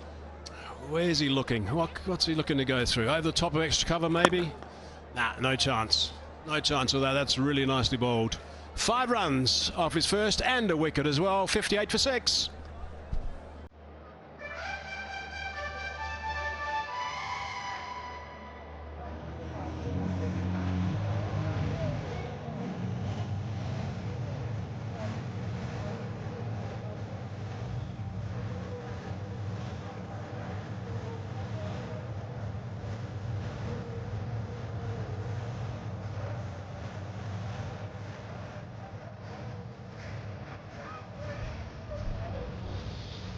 The Gladiators have been steamrolling Islamabad United tonight. Still find it hard to believe they got 160 runs off their last 10 overs. That was extraordinary batting. Brilliant stuff. The comparisons, well, there is no comparison really. Waheem Ashraf now. He's been in the wickets of late. That's cracked away. And out. Picked him out beautifully. It's a really good catch. He had to move sharply to his left. Wasim Jr.'s taken a fine grab. His third for the night, and the Gladiators, well, they can show off all their might tonight. It was crunch out of the middle, short one with width. Azam Khan, well, he can hit them hard. This is extremely well judged, not just to take it, but then make sure he keeps a hold of it and then also does not slide into the advertising cushion. Absolutely top job from the Gladiators. They haven't put a foot wrong, and they continue. 7 down now. Azam goes for 6.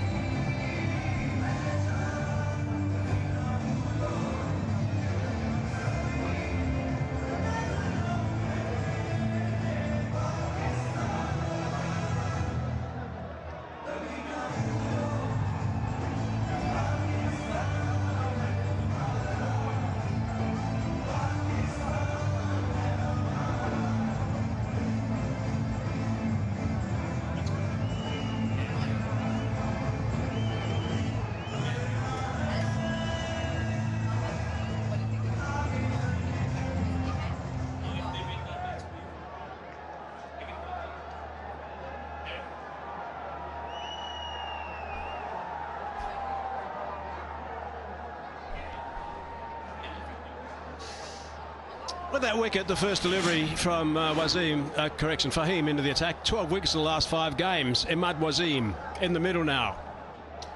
Very experienced. What can he do? Eases that one down to the third man region.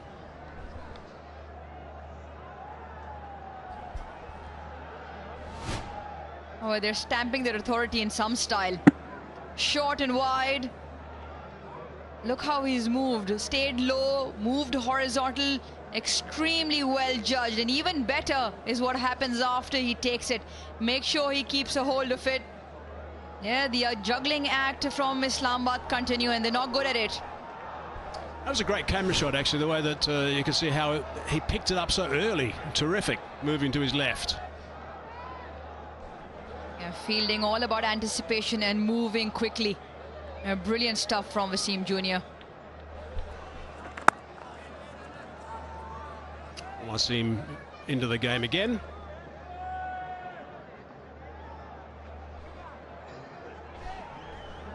A problem here for Islamabad United, where the asking rate 16.3 to require another 203 runs. Cricket's a funny game and nothing's impossible. However, they've only got 1 game left after this. And if they go down tonight and they don't win this one, they have to win the next one to secure qualification. So something that started off as a very good ride, well, it's just gone wrong. Thick edge, and that's gone screaming away for a boundary. They all count at this stage. Fahim Ashraf bowling some really good lines and lengths here. Just a good length with the angle across the left-hander. Even the first one Imad played, almost pulled his bat out. This one goes through with the short no slip. Thick, genuine edge flies through for 4. It's been 2 contrasting extremes in the way that the ball is pinged off the bat of the Quetta Gladiators, and not for Islamabad tonight. Just looking at that graphic we just saw now, when you're out there batting and your team's not batting very well, you don't think there's any gaps in the field. That's the problem. You've got to try and find them somehow. Righto, Vigotel, selfie moment. Come on, guys, give us a smile. All 6 of you. 1, 2, 3, 4, 5, 6. Yeah, smile. There we go. Have a look at that map. So when you're out in the middle and you're not scoring runs, you're not batting well, or the team's not doing well, suddenly there doesn't look like you've got those gaps that you can find, you can pierce and get through on the onside or the offside. Looks like there's fielders all over the place. He's that away just for 1. A wicket and a tidy over. 65 for 7.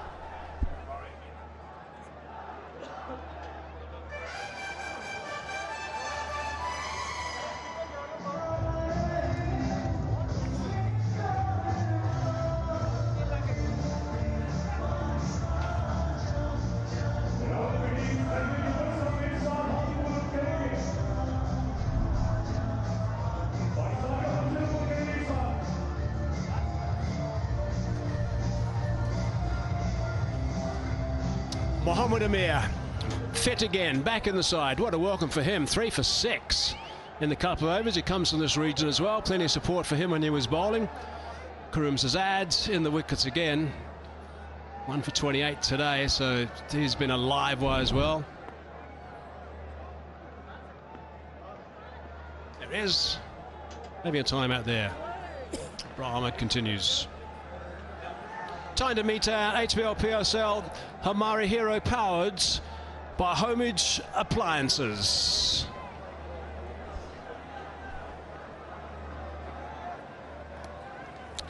So I've got Faizan Samir with me. He's a founder of a football academy. Faizan, पहले तो ये बताएं कि football academy ये कैसा काम आपने शुरू किया? Sir, this has always been my passion. और जब से मैं जानता हूँ अपने आप को, मुझे एक ही चीज़ का शौक रहा है when it comes to sports, and that's always been football. और आपकी ये क्वालिफिकेशन आपने यूएफए से क्वालिफाई किया? जी सर, बेसिकली यूएफए का एक कोर्स होता है जो कि हर साल से पूरी दुनिया से 35 लोग सिलेक्ट होते हैं उसमें. तो I am the only and first Pakistani ever to get selected for that. और जब वो कोर्स कर लेते हैं उसके बाद क्या प्रोसेस होता है? क्या फिर आपने अपनी एकेडमी सेटअप की, वो कैसे की, उसके बारे में ज़रा बताएं। मल्टीपल प्लेसमेंट ऑप्शन होती हैं यूरोप के अंदर भी, लेकिन मैंने हमेशा से कोशिश यही की है कि पाकिस्तान के लिए कुछ किया जाए। तो वापस आके बेसिकली ये कोर्स आपको इक्विप कर देता है पूरे मुल्क के फुटबॉल ऑपरेशंस कैसे रन होते हैं। बट पाकिस्तान में अनफॉर्चुनेटली लेयर्स काफ़ी सारी हैं, काफ़ी सारे केओटिक मसले हैं फुटबॉल को लेके। तो मैंने यही सोचा कि यार जो चेंज मैं खुद लेके आ सकता हूँ पहले वहाँ से शुरू करूँ और फिर आगे देखा जाए। कहाँ से आपने शुरू किया पहले? तो सर हमने एक फ़ुटबॉल की ऑर्गेनाइजेशन बनाई। I won't call it a football club और अकेडमी, जिसके उस ऑर्गेनाइजेशन के अंदर अकेडमी भी है, क्लब भी है, मेंस की टीम भी है, फीमेल की टीम भी है, और उसके अलावा कोचेस का एक प्रोग्राम है जिसमें हम कोचेस को आइडेंटिफाई करके उनके ऊपर इन्वेस्ट करते हैं और उनको सर्टिफिकेशंस के लिए बाहर भेजते हैं ताकि वो वापस पाकिस्तान आके खेल सकें। बहुत ही शानदार काम कर रहे हैं, thank you very much. Please अगर आप ये साइन कर दें, आज आप हमारे हीरो हैं। Thank you. 68 for 7 with one more to go now. Fotas, has that been dished away? No, it hasn't. It's out. Friendly Fotas, and he's just holed out big Jason Holder. Almost felt like catching practice. In the end, Jason Holder probably must have felt I should have just hit that. It was more like he tried to time it. Didn't look like it was a complete swing of the bat. Not at the middle either. Right down the throat of a perfectly positioned Fahim Ashraf.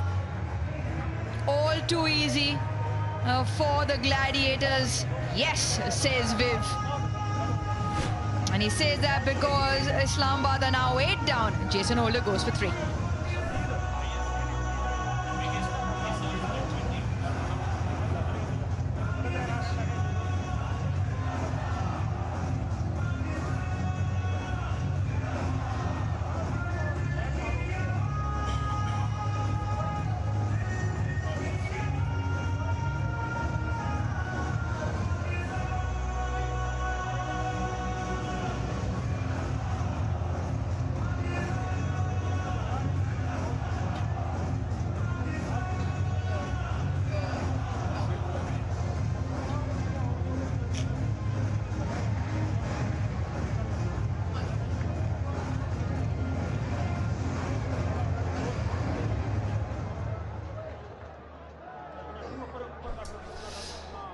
Wow, 9 overs done.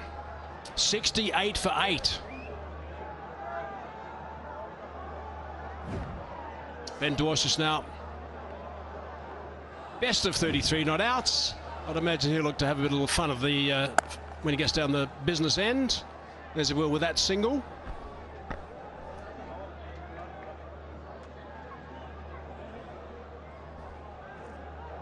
Yeah, very quickly one follows the other. Fahim Ashraf now operating with the slip. Yeah, Jason Holder. A shake of his head in the end, probably could have hit that longer and harder. Not going their way tonight.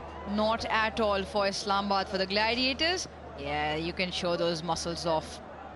69 for 8. Seriously messy, that scoreline.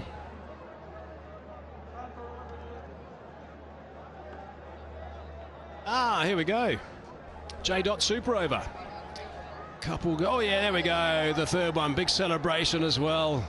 Congratulations. Nice little hamper from J. Yeah, when you're not going well, all you're looking at is those fielders, which are in the round oblongs with the purple boundaries. And the lighter purples are the gaps. You want to hit those. Tidy line from Fahim Ashraf. He'll get banging away at that line of length. Fahim looking for the batsman to make an error. Yeah, I don't think there can be any more hanging around. Required rate 18.5. 70 for 8. They have to swing and aim to get as many as they can. But what a performance has been from the Gladiators. This will make a continuous winning streak of 5 if they get there. I mean, it really is quite extraordinary what you were talking about before. Aruz, just unbelievable the way that Islamabad United started and suddenly just fell off a cliff after that week break. There's a couple of things in there. It all started when they got to Lahore. Not sure who he's trying to call or what signs he's trying to make. Sheru must be disappointed. But you look at when they came out, they were in Lahore for a week, made 4 changes in the first game they lost, turned around, she made 5 changes the next game, makes 6 changes in the game after that. 18 players they've used in 3 games. It's just not been good enough. Makes no sense. And yeah, there might have been a little bit of rustiness around the place with the side being on the sidelines for a week, but I mean, you can't use that as an excuse at all. You've got to make sure you're a professional unit. You've got to keep working hard and make sure the boys are in tune. And when you're winning, you don't change your side dramatically. Yeah, absolutely agree with that. And the reason given by Shadab was we wanted to just rotate our bench and give everyone a go. You kind of understand that if you are maybe looking at losing a few international players towards the back end and you want to give some, those are earmarked to replace like for like. You don't go around changing 18 players in 3 games. Not at the halfway mark, goodness. Short delivery. First 5 matches, Islamabad's... Oh, I'll have to come back to that, by the way. Turnovers up, 72 for 8.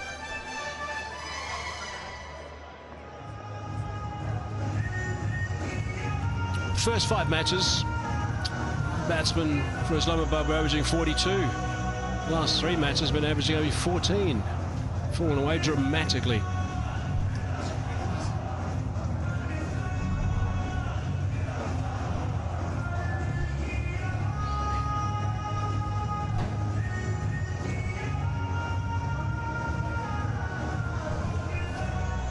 Quetta is certainly going to topple Islamabad for #1 position.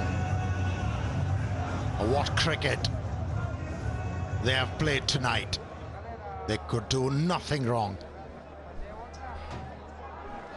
Yeah, Islamabad United now, they go on to lose this. They'll suffer in that net run rate, and then it'll be slightly tricky for them. They'll have to win their last game that they have against Karachi Kings. And today it's just been all one-way traffic.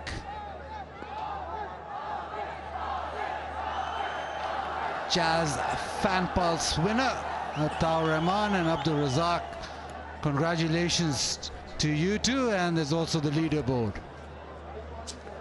Ataur Rahman and Abdul Razak, test players. Probably those.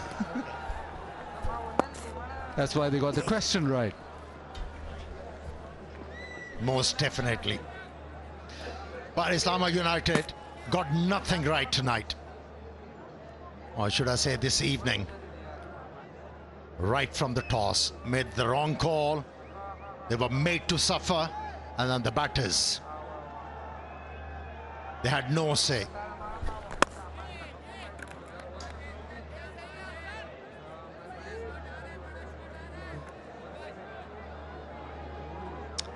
There have been a few winners.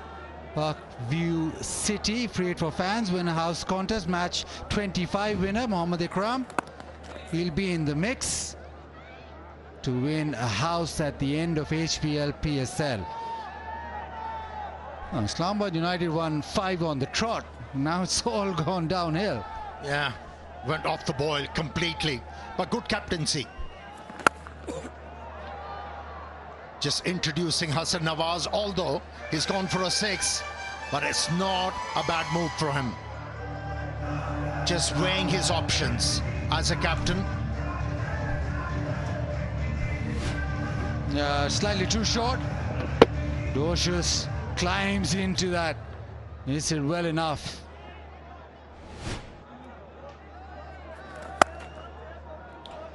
Into the offside, be a single. So after 11, Islamabad United 83 for 8.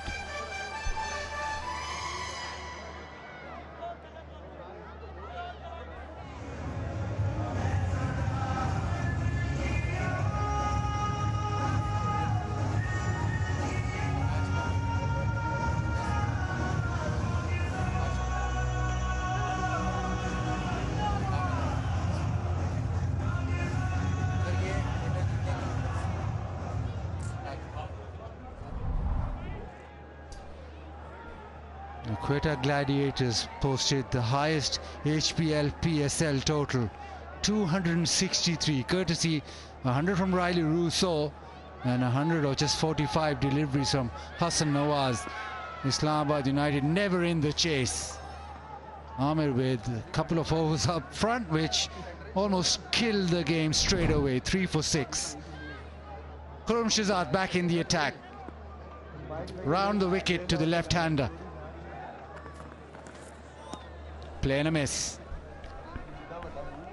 Yeah, Mohammad Amir was magnificent with the ball. He still has that bite and combines it with experience.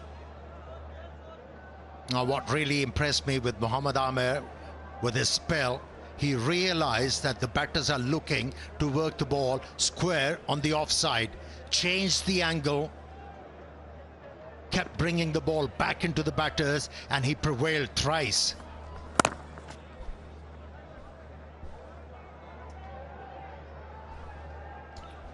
And adds so much. He's come back into the side and made an immediate impact with the new ball. He takes pace off, he works the angles.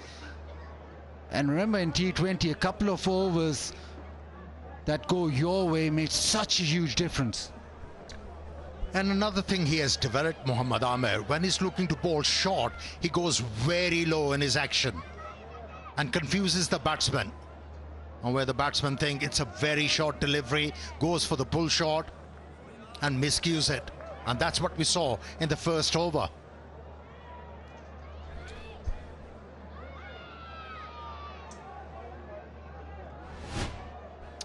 Vigo Tel Bangrakam. Not a lot to dance about for Islamabad United, but if you're a Quetta Gladiators fan, you can dance all the way home.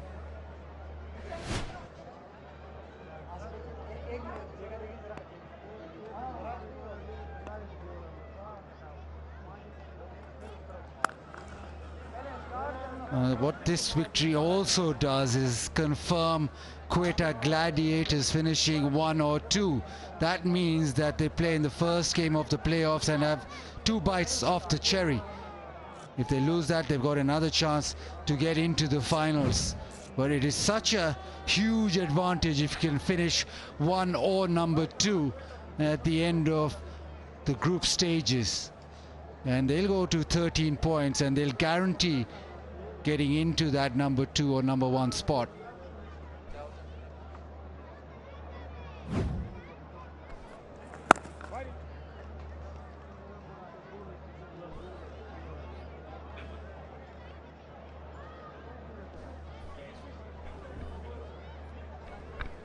What an innings from Riley Rousseau. Must be enjoying Tapal Danadarti. He can do whatever he pleases after the innings that he's played. Most centuries in T20s, 9 for him now. He's been so prolific in the HBL PSL. Into the onside with just the single. So 12 done, 86 for 8.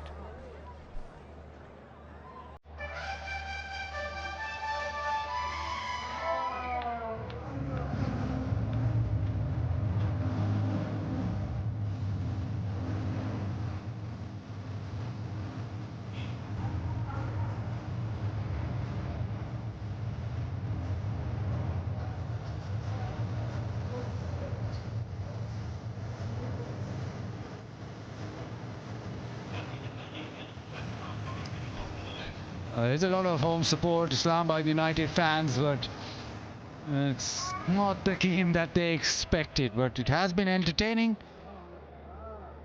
Islamabad United were the team to beat. First 5 games on the trot, they won convincingly. Now they're in a spot of bother. They've got another game left, which is Karachi Kings on the 10th. Now a lot depends on that. He's just having a little stroll. Yeah, talking about Islamabad United, they got themselves to blame. And they were going like a runaway train. won 5 matches on the trot, and then the experimentation. Tried different combinations, started to lose games, and now they are struggling big time. At times you don't have to reinvent the wheel.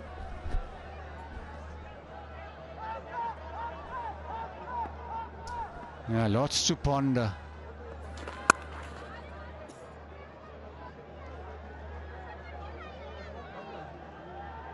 But Quetta Gladiators, well, they're a team that were reliant on spinners. Now they've almost gone the other way. They've gone to their fast bowlers and it has worked. The management will be very happy with the upturn of form. Captains leading from the front. Captaincy's been good. And they're peaking at the right time. They've sort of just made their way. Now look, a complete side, especially because of the seamers. Yeah, you're absolutely right. Ever since they brought back Mohammad Wasim Jr. into the side, the bowling attack looks potent. And they've been doing a fantastic job. And Mohammad Amir, as usual, stellar performer for them. And it was their bowling who brought them back into this HBL PSL. Most of the batters, they were struggling in the first half of HBL PSL. Scan the QR code, download 𝐄𝐍𝐆𝐋𝐈𝐒 app and enter into the lucky draw. Chance to win a 𝐄𝐍𝐆𝐋𝐈𝐒 motorcycle at every match. Now the bowling's really stood up, got them back into the tournament. Now their batting is also clicking, and that is great signs before the playoffs.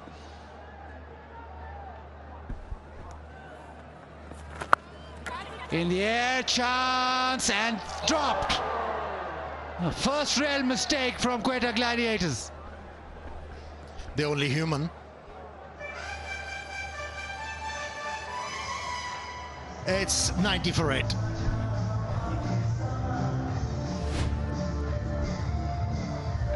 Yeah, he's another unsung hero, Abrar. Remember that game they played against Karachi Kings when he tethered Shan, and that spell of his actually brought them back into this HBL PSL, and that was easy. Should have been taken.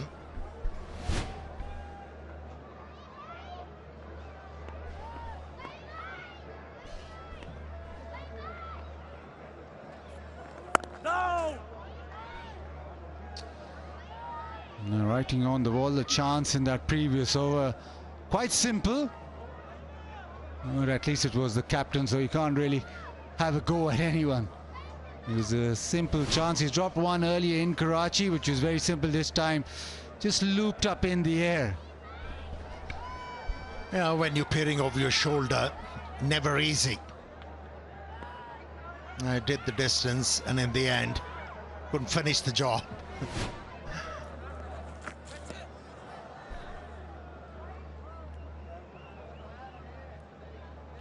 I just want to close this out to Quetta Gladiators. Islamabad United, on the other hand, will be thinking if we can leak out some runs, make sure that the damage to that net run rate is, it will be large, but it isn't out of proportion. That makes it so that once they come to that last game, they don't have any chance if they lose it. They want to be in a situation that the end net run rate is still in their favor.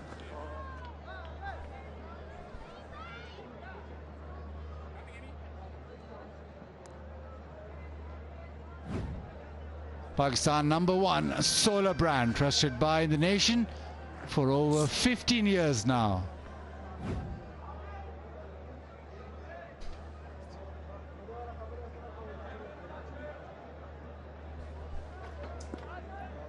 Straight down the ground is probably the safest bet.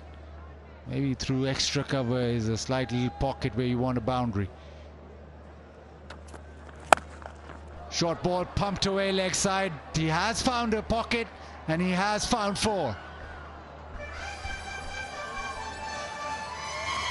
And the length was there. It was too short. And Imad was, Doshas, beg your pardon, cleared the front leg to be able to hit the ball into the gap. PCB and HBL PSL in partnership with Exchange On, donating for humanity. 10,000 for every 4 and 20,000 for every 6.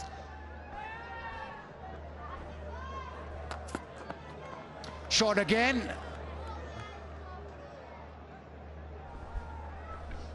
That one zipped and reared off the surface. I'm beating the batter with the pace on that occasion. Khurram made it awkward for the wicketkeeper too. And that dugout very satisfied. Very seldom do you win a T20 game so convincingly. Islamabad United need 168 now. In terms of biggest margins of wins in HBL PSL, 120 runs by Peshawar Zalmi against Multan Sultans. Also this year,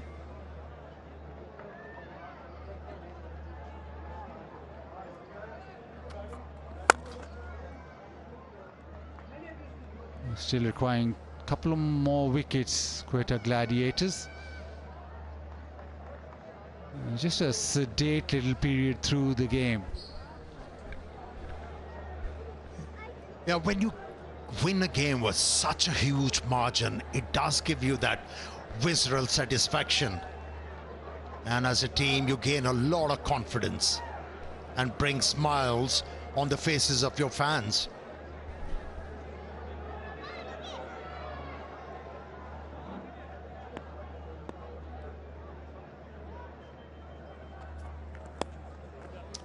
Turned away, and it'll go to the fence. It'll also bring up Islamabad United's 100. It's 101 for 8.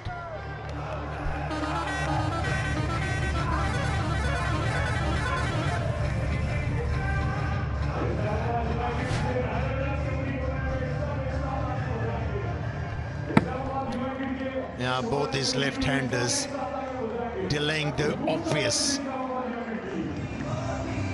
putting up some resistance, finding few boundaries.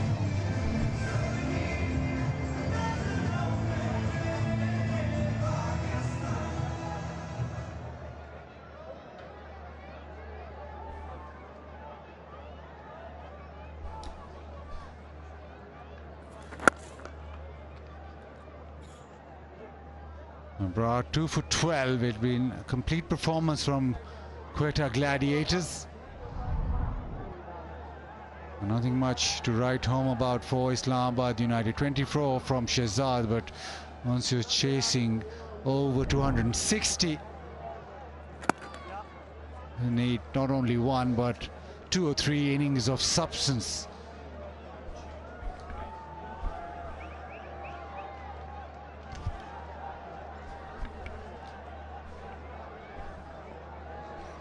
Jeopardy all the way for Islamabad United this evening.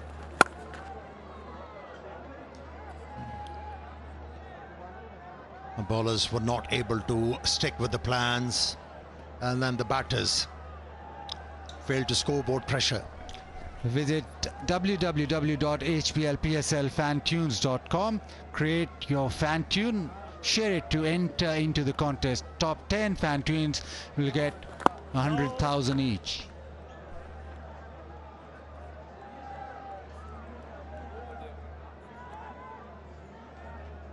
Rosh's 22 of 19, Imad 21 of 23, 36 of 35. The partnership is making sure that maybe just bat through the overs. The required run rate is 31.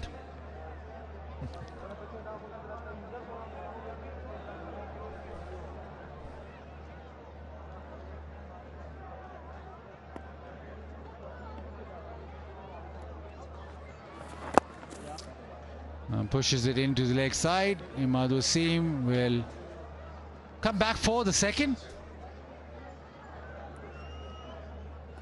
And after 15, it's 106 for 8 Islamabad United.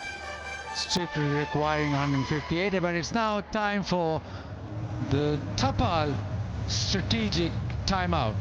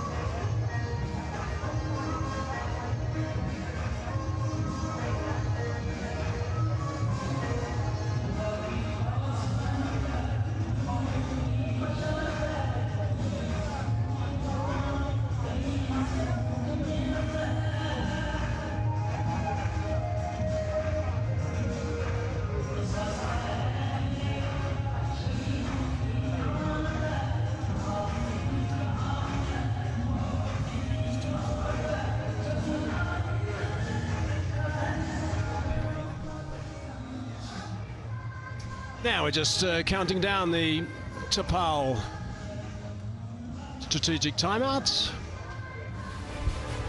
Now coming up tomorrow, match number 27.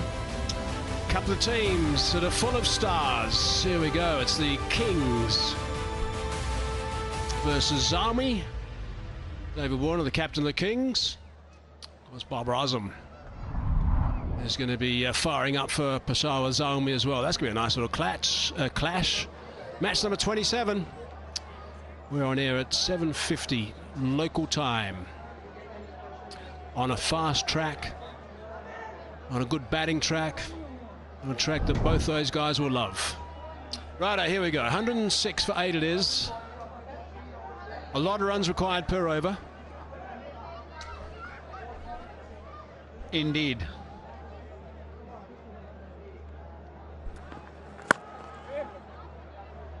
Inside half of that bat, just squeezed out for a single.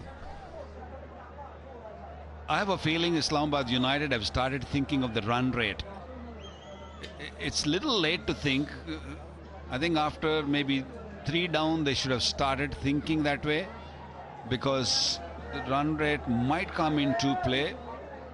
Yes, they're sitting at 10 points with 5 victories, but this run rate is going to drop immensely. So it's a little too late to think of run rate now. Yeah, dead right. It's going to be a big swing this game. Crash through the covers. Outfield's nice and quick. Dive into the swimming pool from Chapman. Couldn't get there. 4 runs.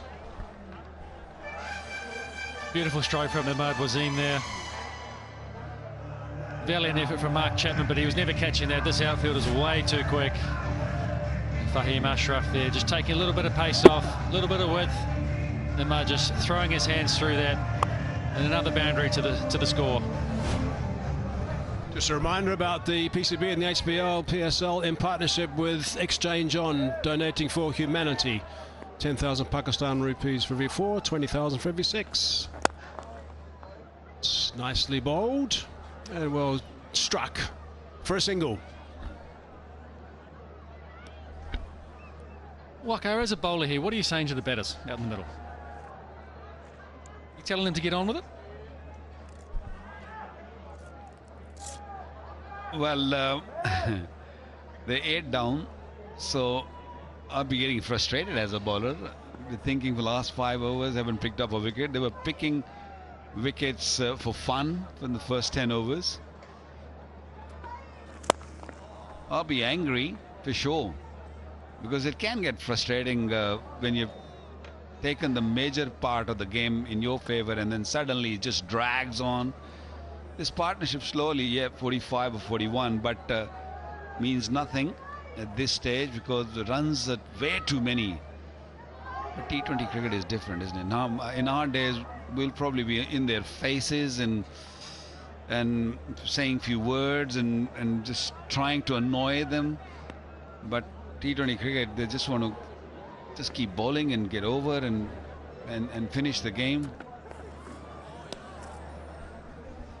Now, the reason I asked that, Waka, is during the Tapati time out there, I did notice Finn Allen going up to both batters and having a few words. I said, knowing him, I would have thought he'd be, asking them to get a move on and have an early night because he wants to get to bed. Probably, because they're already qualified. So he'd be saying, yeah, you're just boring us. That's not the way to play T20 cricket. Get on with things. I don't quite understand why this partnership's just ticking along, because it doesn't make any difference. If they're going to score runs quickly, that can make a difference, but not like this. 114 for 8.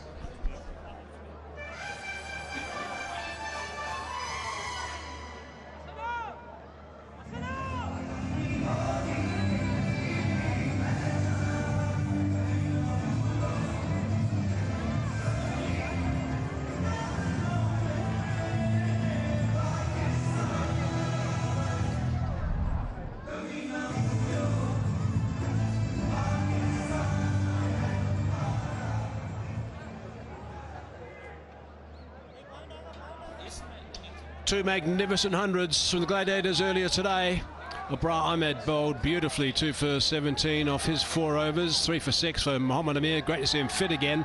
They're the 2 wicket takers for the Gladiators. Islamabad United, their top scorers, are in action right now. Imad and Dwashis. 150 required in 24 balls. 𝐄𝐍𝐆𝐋𝐈𝐒𝐇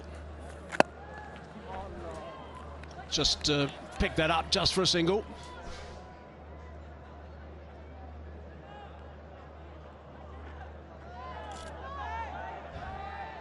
One of the centurion from the first inning, Hassan Nawaz, loves this ground. He's from Islamabad.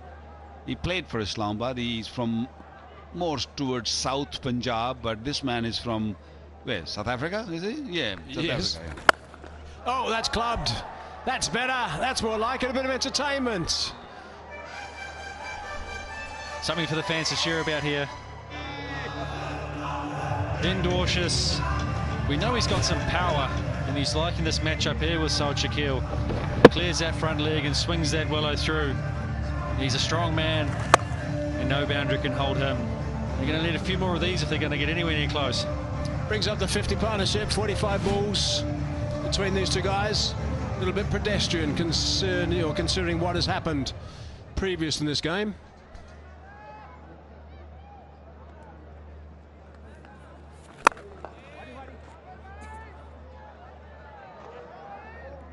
The bigger man won.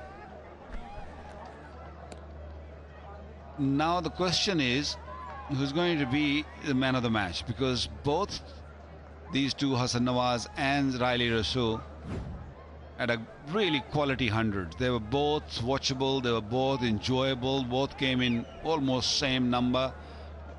Rousseau got it in 46, Nawaz 45. who would you give a man of the match? Rousseau set it up. Why? I answered. No, you answered, but you have to give me a reason also. Because he set it up. But what about the finishing touch? I'm saying he's the man of the match because he set it up. But the other gentleman, the little youngster, was the one who... Oh, wicket. Let's forget about that. We'll talk that later on. And, you know, that's the 9th wicket down. Deusch's just tried to hoik one out of the park. Couldn't clear it. An easy catch down at mid-wicket to dismiss the 9th. Trying to repeat the dose from earlier in the over, and all he can manage is a cloth straight to deep mid-wicket. Simple catch. Ooh, a little bit of a carambol there from 𝐄𝐍𝐆𝐋𝐈𝐒𝐇. He's full of tricks, isn't he? Islamabad lose their 9th now, 123 for 9.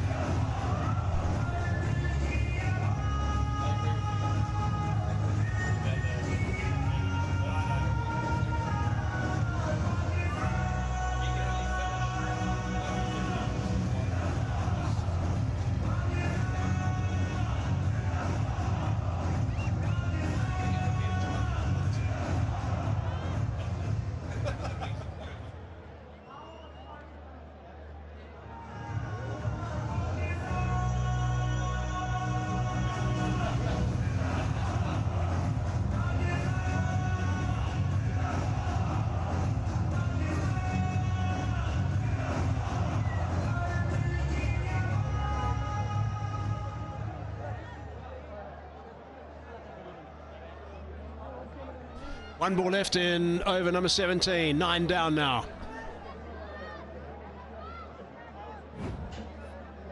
Mike Haseman, we have to continue that debate we started regarding the man of the match. I'm not stepping back. Sliding down the leg side, no run off that. End of the over, 123 for 9.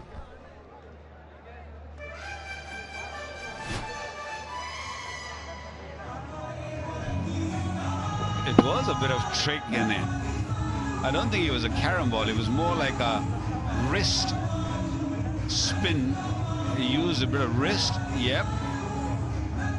And that bounce and the ball moving away from the left-hander. That's why he got a little bit late on the ball.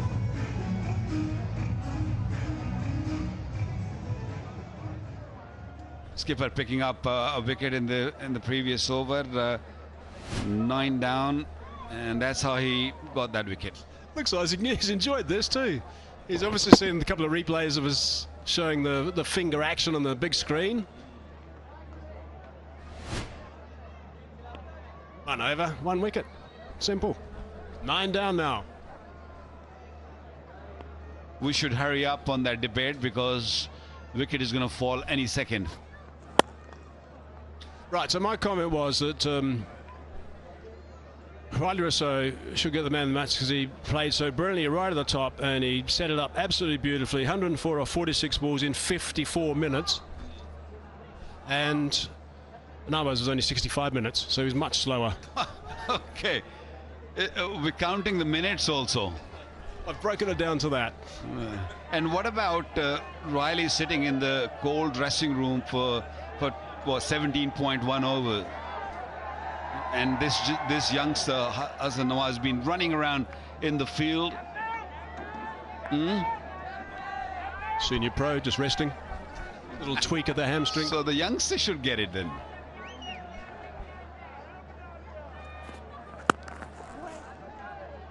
I guess the other way you look at it, Riley Rousseau tweaked a hamstring, so he really did it on one leg, didn't he? Oh my God! Now I'm against 2 of you. Imagine God, Guppy if he could bat on 2 legs. How good that would have been. Oh my God! Could have been 150. But he actually supported him during that period when Riley was just going after the bowling. So I think for someone so young, only 22, he should be given the credit for that also. So he should get man of the match, in my view. That's fair enough. You can say that. Listen, we saw 2 magnificent hundreds. It's what an exhibition of batting. It was just remarkable stuff and a treat to watch, really. Well, I'm sure no matter where you've been watching this broadcast, you would have been thrilled to watch the exhibition of batsmanship from those two guys. So who decides? Who's the adjudicator for deciding who's going to be man of the match? I hope it's not you. Not you two. It's not you. No, I hope it's not you two also. So let's keep it neutral. I hope this man. What about that? Who will he give? Just have a guess. Hassan Nawaz. I can see him thinking now. He's actually deep in thought. He's a bit sort of betwixt and between. I can see that. I don't think he enjoyed the game tonight, but he's definitely enjoyed those 2 innings. He's been very calm today. He's not really. We didn't see much of those fist pumping and, you know, being animated and all that. Easy game. Down to third man.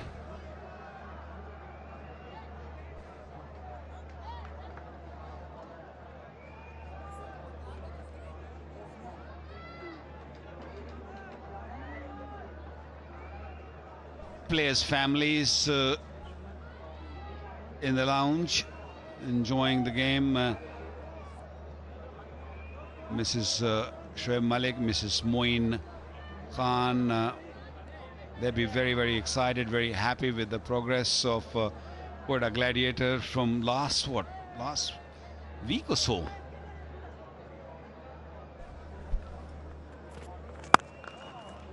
It's nicely bowled. It'll be a nice crowd tomorrow, I'm sure. A nice little head-to-head between the 2 captains, Babar Azam and David Warner. There'll be plenty of people tuning in to watch around the country, around the world, and also, of course, piling in to watch live. Watch those 2 guys play live in conditions which are just going to be ideal for playing a bit of cricket. The lights are really good here. The track is fast. Bouncing, the bowlers are not going to like it so much as we saw earlier today. Got a couple of players, and James Vence also for the Karachi Kings, who we had to put on a bit of a show. A little bit short of that time, comfortably eased away by Ahmad Wasim.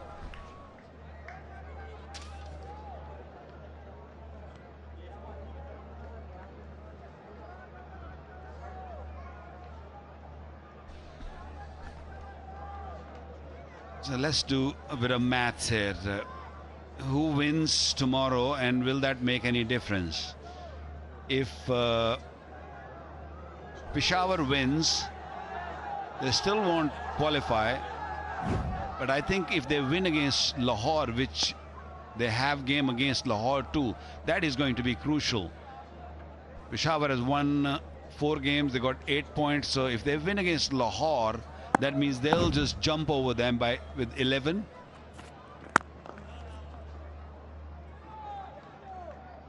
So there's plenty of thinking to be done. 127 for 9.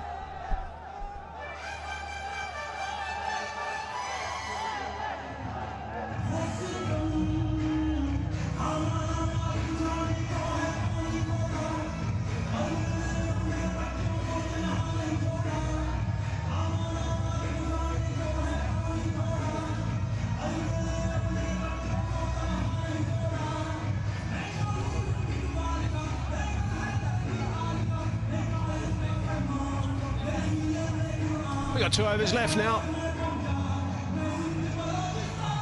Gladiators, I'm sure, would love to wrap this up as quick as they possibly can and get this massive win in their books. 137, they need to get off 12 deliveries from this stage. 1 wicket to pick up, that's all it is. And he's been in the wickets, got 1 in his first ball actually today. Slap that one down the ground, and that's 4. Good shot. Nicely played by Ahmad Wasim. Yeah, beautiful strike here from Ahmad Wasim. Haim Ashraf taking the pace off. But that's just straight in the slot. Clears that front leg, and this comes straight out of the middle of the bat. Yeah, that's gone to the boundary at a rate of knots. Islamabad 131 for 9 now. Change in the field, 3rd man coming up. Long off going back. There's that third man in position. And he's gone over the top, tried to go over the top, and has made it over the top for 6 runs. Wasn't particularly clean, but he's got himself 6. Something for Islamabad United to cheer about, the way 𝐄𝐍𝐆𝐋𝐈𝐒𝐇 is played. It took his time because he realized that by him getting out is not going to really help anything, but now he's just enjoying his batting. He's hitting the ball well. They've got way too many batters. They can easily drop one of the batters and can play an extra bowler, because bowling looked very ordinary. Oh, that's gone high. Has it gone far enough? I don't think it has. That might be... Oh, it's not it. I thought that was it, but he got himself in trouble. Too close in the end was Finn Allen. To wait and see what this verdict is. I think he stood on the skirting, and that's where he lost his balance and fell over. It would have been 6 anyway, because his foot was on the skirting when he almost caught that and then tried to chuck it back. He caught it pretty clean there, but it's just that next step. There you go. That step was on the thingy, on the HBL skirting. 6 runs, back-to-back 6s for 𝐄𝐍𝐆𝐋𝐈𝐒𝐇. He's on 49. So that's 2 6s and 2 balls. He's got another one for us? No. Bring the sweeper into play. Abra does nicely. Just the single. And 50 out from Abuzin, 38 deliveries. A couple of 6s in this over and 4 4s as well. Came very late in the order and played quite nicely. Although means nothing in the result of this game, but for his personal achievement and also going forward, his form is going to be crucial in the coming games. 50 of 38 deliveries with 4 4s and 2 6s. Gonna need some mates to help him as well with a bit of form.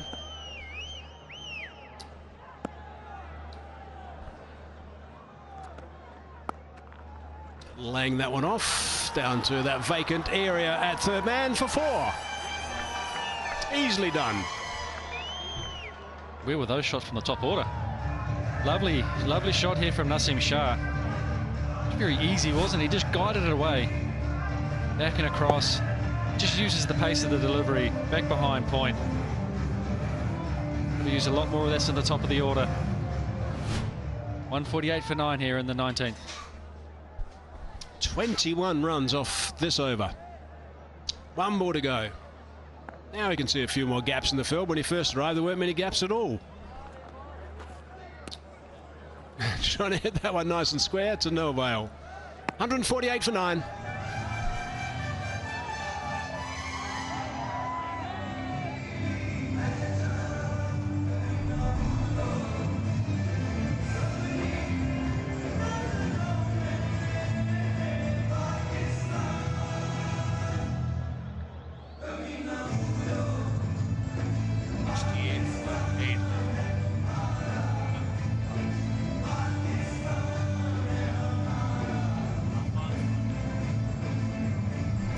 So we've got 1 over to go now.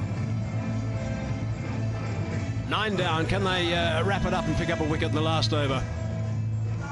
Mohammad Wasim Jr.'s got 1 for 22 off his 3 at this stage.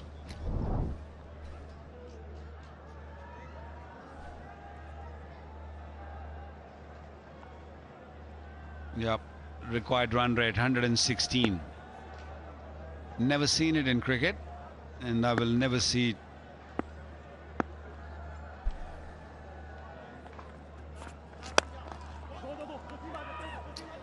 Probably heard the call of 2. They're coming back. Oh, a throw for throw been good. There would have been half a chance. It was a very ordinary throw from Karam Shahzad. They're going to actually, just looking at this table, they're going to go down a slot here, Islamabad United. because of this massive victory of loss. Karachi Kings are going to go to number 2. Islamabad are going to go to number 3 on a slide. So net run rate swap over. That's over the top of the keeper, and 4 runs. Wasim Jr. has bowled quite quickly tonight, especially those short deliveries. The direction has been good. He was a little unlucky that he just got a little edge and went over the wicketkeeper. The direction was beautiful. Watch that. That is quick. Yeah, that was on to him in a flash, that one. He wanted it, and he got to a position where he realised I'm going to be late on it, and just ended up ramping it over the keeper, didn't he? No control, but 4 runs all the same. Bowled him, all over, all done. Picks up his 2nd wicket as well, and that will be very satisfying. Quetta Gladiators will be very pleased with this performance. They were asked to bat first, and my goodness, didn't they bat? They batted unbelievably well to post an extraordinary high total of 263, the highest total ever in the HBL PSL. Now they've doubled up and got the wickets as well, and they've won by 109 runs. A fine performance. That last delivery, 146.3 kilometers an hour. Fast, full and straight. What an inning this youngster has played, Hassan Nawaz. What a player. One for the future for sure. Got 100 for Pakistan in the recent times. In New Zealand, in difficult conditions, he's getting better and better with the time. Won a game against Islamabad United previously and won it again tonight. Just one satisfying thing here, it's a 5th win in a row, and they now will finish in the top 2, the Gladiators, so that's a nice little feather in the cap for them at this stage. A very happy team, a very happy bunch, look like a great unit. And Mohammad Ahmed only bowled 2 overs. He didn't need to bowl after that, just looking after himself. He's just coming out of illness, so a smart thing by 𝐄𝐍𝐆𝐋𝐈𝐒, not bowling him after that, because the game was in the pocket. And that is a mammoth victory against a team who won 5 consecutive games up front, first 5 games, and then on the losing streak now. And what about this man, Mike Hesman? What an inning he played. Yeah, sensational. He needed some runs, actually. He wasn't playing particularly well, and I think he made his mind up today that he was going to get up there and just try and score his runs as quick as he could initially. Then he did his hamstring trying to get a quick single. So then it was down to playing shots full on from that moment, and he just blitzed them, just totally blitzed them. So amazing stuff from Wali Rousseau. 4 defeats in a row now for Islamabad, and the first time that Quetta won 5 matches in a row in the HBL PSL. There's 𝐄𝐍𝐆. Now he's smiling, now he's animated. Yeah, that was a final delivery. I wanted to play that reverse sweep way too late. It was very quick onto the off stump. Mohammad Wasim Jr. Getting better and better with the time. He was out of the side, he was on the bench for the first few games. When given the opportunity, he's shown his class, and he's bowling quickly. He's a wicket taker, and a big hug from a big man to a big man. Yeah, beautiful. These are beautiful scenes. And you two, Martin Guptill and Mike Hesman, gonna cut a deal maybe?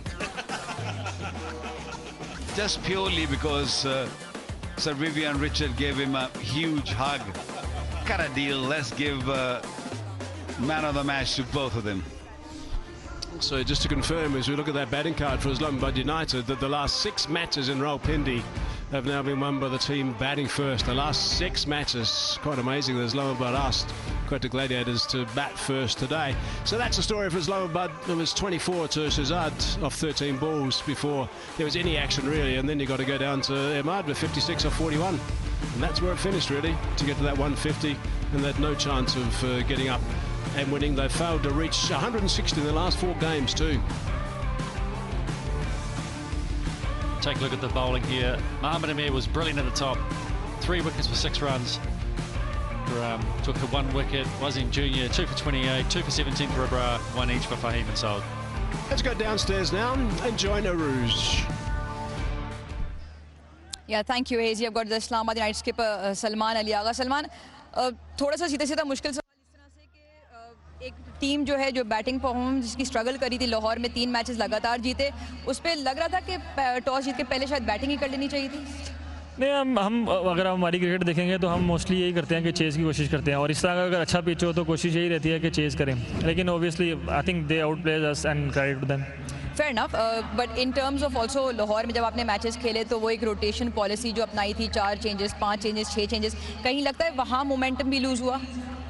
मैं बार बार एक ही चीज़ बोल रहा हूँ कि हम लोग इतनी changing नहीं कर रहे, हमारे पास निगल्स हैं, इंजरीज़ हैं, उसकी वजह से हम लोगों को इतने प्लेयर्स को मतलब मौका देना पड़ रहा है। हम मतलब 2-3 मैच आ गए थे, हम मतलब इस तरह थोड़ी है कि हम मैच भी हारी जाएं और लोगों को मतलब चांस भी देते रहें। We have injuries, we need to look after that. Make sense also, but do you think that through you of in terms of के टेम्पो जो या मोमेंटम टूटा, मतलब भले आप निगल्स को कर रहे हो बट उससे मोमेंटम टूटा कहीं? आप कह सकते हैं, क्योंकि ये ऐसा टूर्नामेंट है कि अगर आपके पास मोमेंटम हो तो आप 5 गेम जीत जाते हैं, और अगर आप मोमेंटम लूज़ करते हैं तो T20 क्रिकेट में आप 4 गेम हार भी सकते हैं। तो T20 cricket is all about having momentum. अगर आपके पास मोमेंटम है तो आप you can win any games, अगर मोमेंटम नहीं है तो चीज़ें आपकी तरफ नहीं जाती। चले on a positive note, camp में व्हाट डू यू से बिकॉज ऑब्वियसली एक मैच आप लोगों का रह गया, वो जीते तो वैसे ही आप क्वालिफाई कर जाएंगे। We just need to adjust what we are going wrong, and then उसके बाद हम लोगों को ये है कि इस गेम को जितना jल्दी हो सके भूलना है, क्योंकि 2 दिन बाद हमने फिर मैच खेलना है और वो काफ़ी इंपॉर्टेंट गेम है। तो मेरे ख्याल से यही बात रहेगी कि जितनी जल्दी इस गेम को भूला जाए और नेक्स्ट गेम फोकस किया जाए। And update on Shadab's injury? Hopefully he'll be fine for next game. We do miss him, and I don't know he'll be available for next game or not, but he's getting better, that's for sure. All right, Salman, tough loss tonight, but we wish you all the best for the next one. Thank you. Thanks for talking to us. Yeah. Honest sort of reflection in terms of honest reflection again in terms of asking him about the fact that why there's so many changes and if that broke the momentum. He did say they obviously were harnessing niggles and stuff. In terms of that, they had to bring the changes on, and it wasn't so much as rotation of bench strength as Shadab might have alluded to. Also, they're saying they got outplayed tonight. I asked him whether a team that is struggling in batting, why not bat first on the surface? He said the pitch played relatively okay. We are a team who like to chase, and they just hope that they need to forget this one very quickly and come around the next one in the last game, try and get those 2 important points. Arooj, thanks very much. Yeah, they got to pull up the socks, that's for sure. As we look back at the match summary, match number 26, Gladiators amassed 263, 2 magnificent hundreds. Hassan Nawaz and Islamabad United rolled out, blown away for 154. Amir 3 for 6, Abrar 2 for 17, Wasim Jr 2 for 28, and the Gladiators in the end winning by 109 runs. Righto, what about that table? Yep, there is that swap, confirmation of that. But look at Islamabad United, the net run rate, how they've slept. So they've gone to 3. Karachi Kings will be delighted in the fact that they are number 2. So good performance from them. We'll take a break, back shortly with the presentation.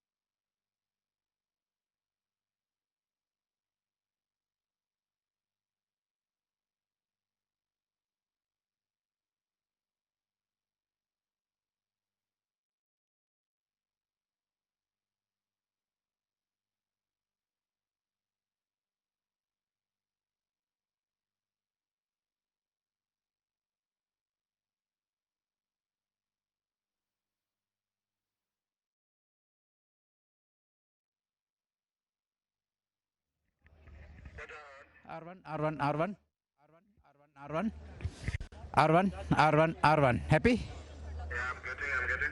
Okay.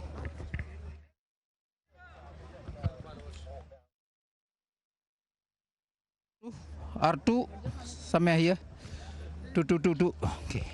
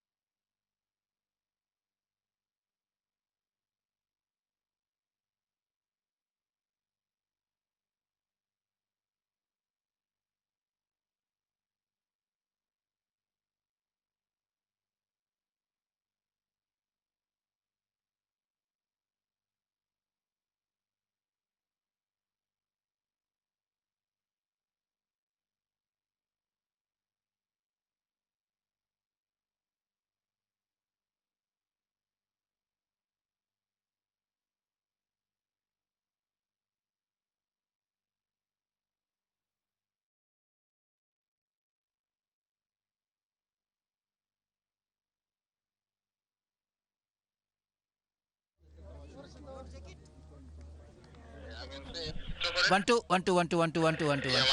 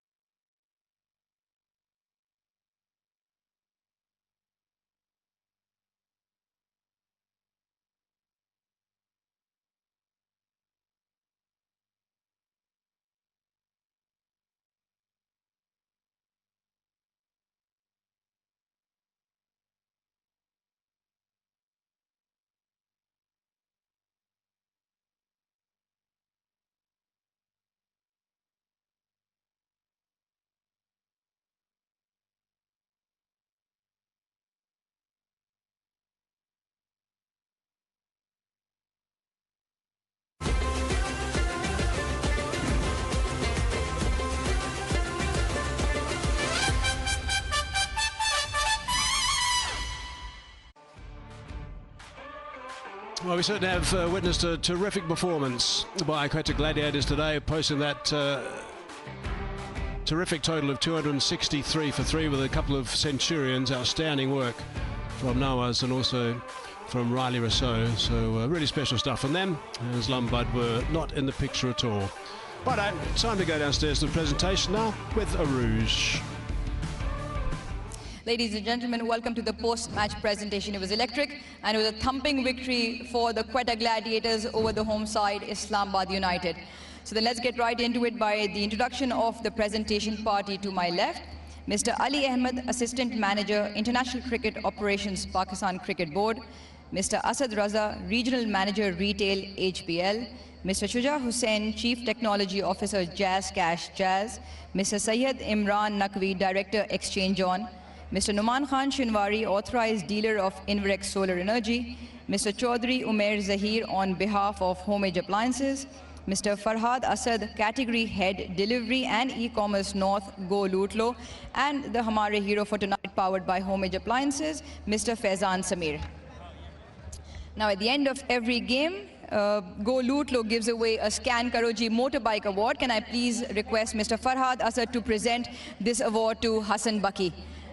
The winner tonight will receive his cardboard key, later on replaced by the real one.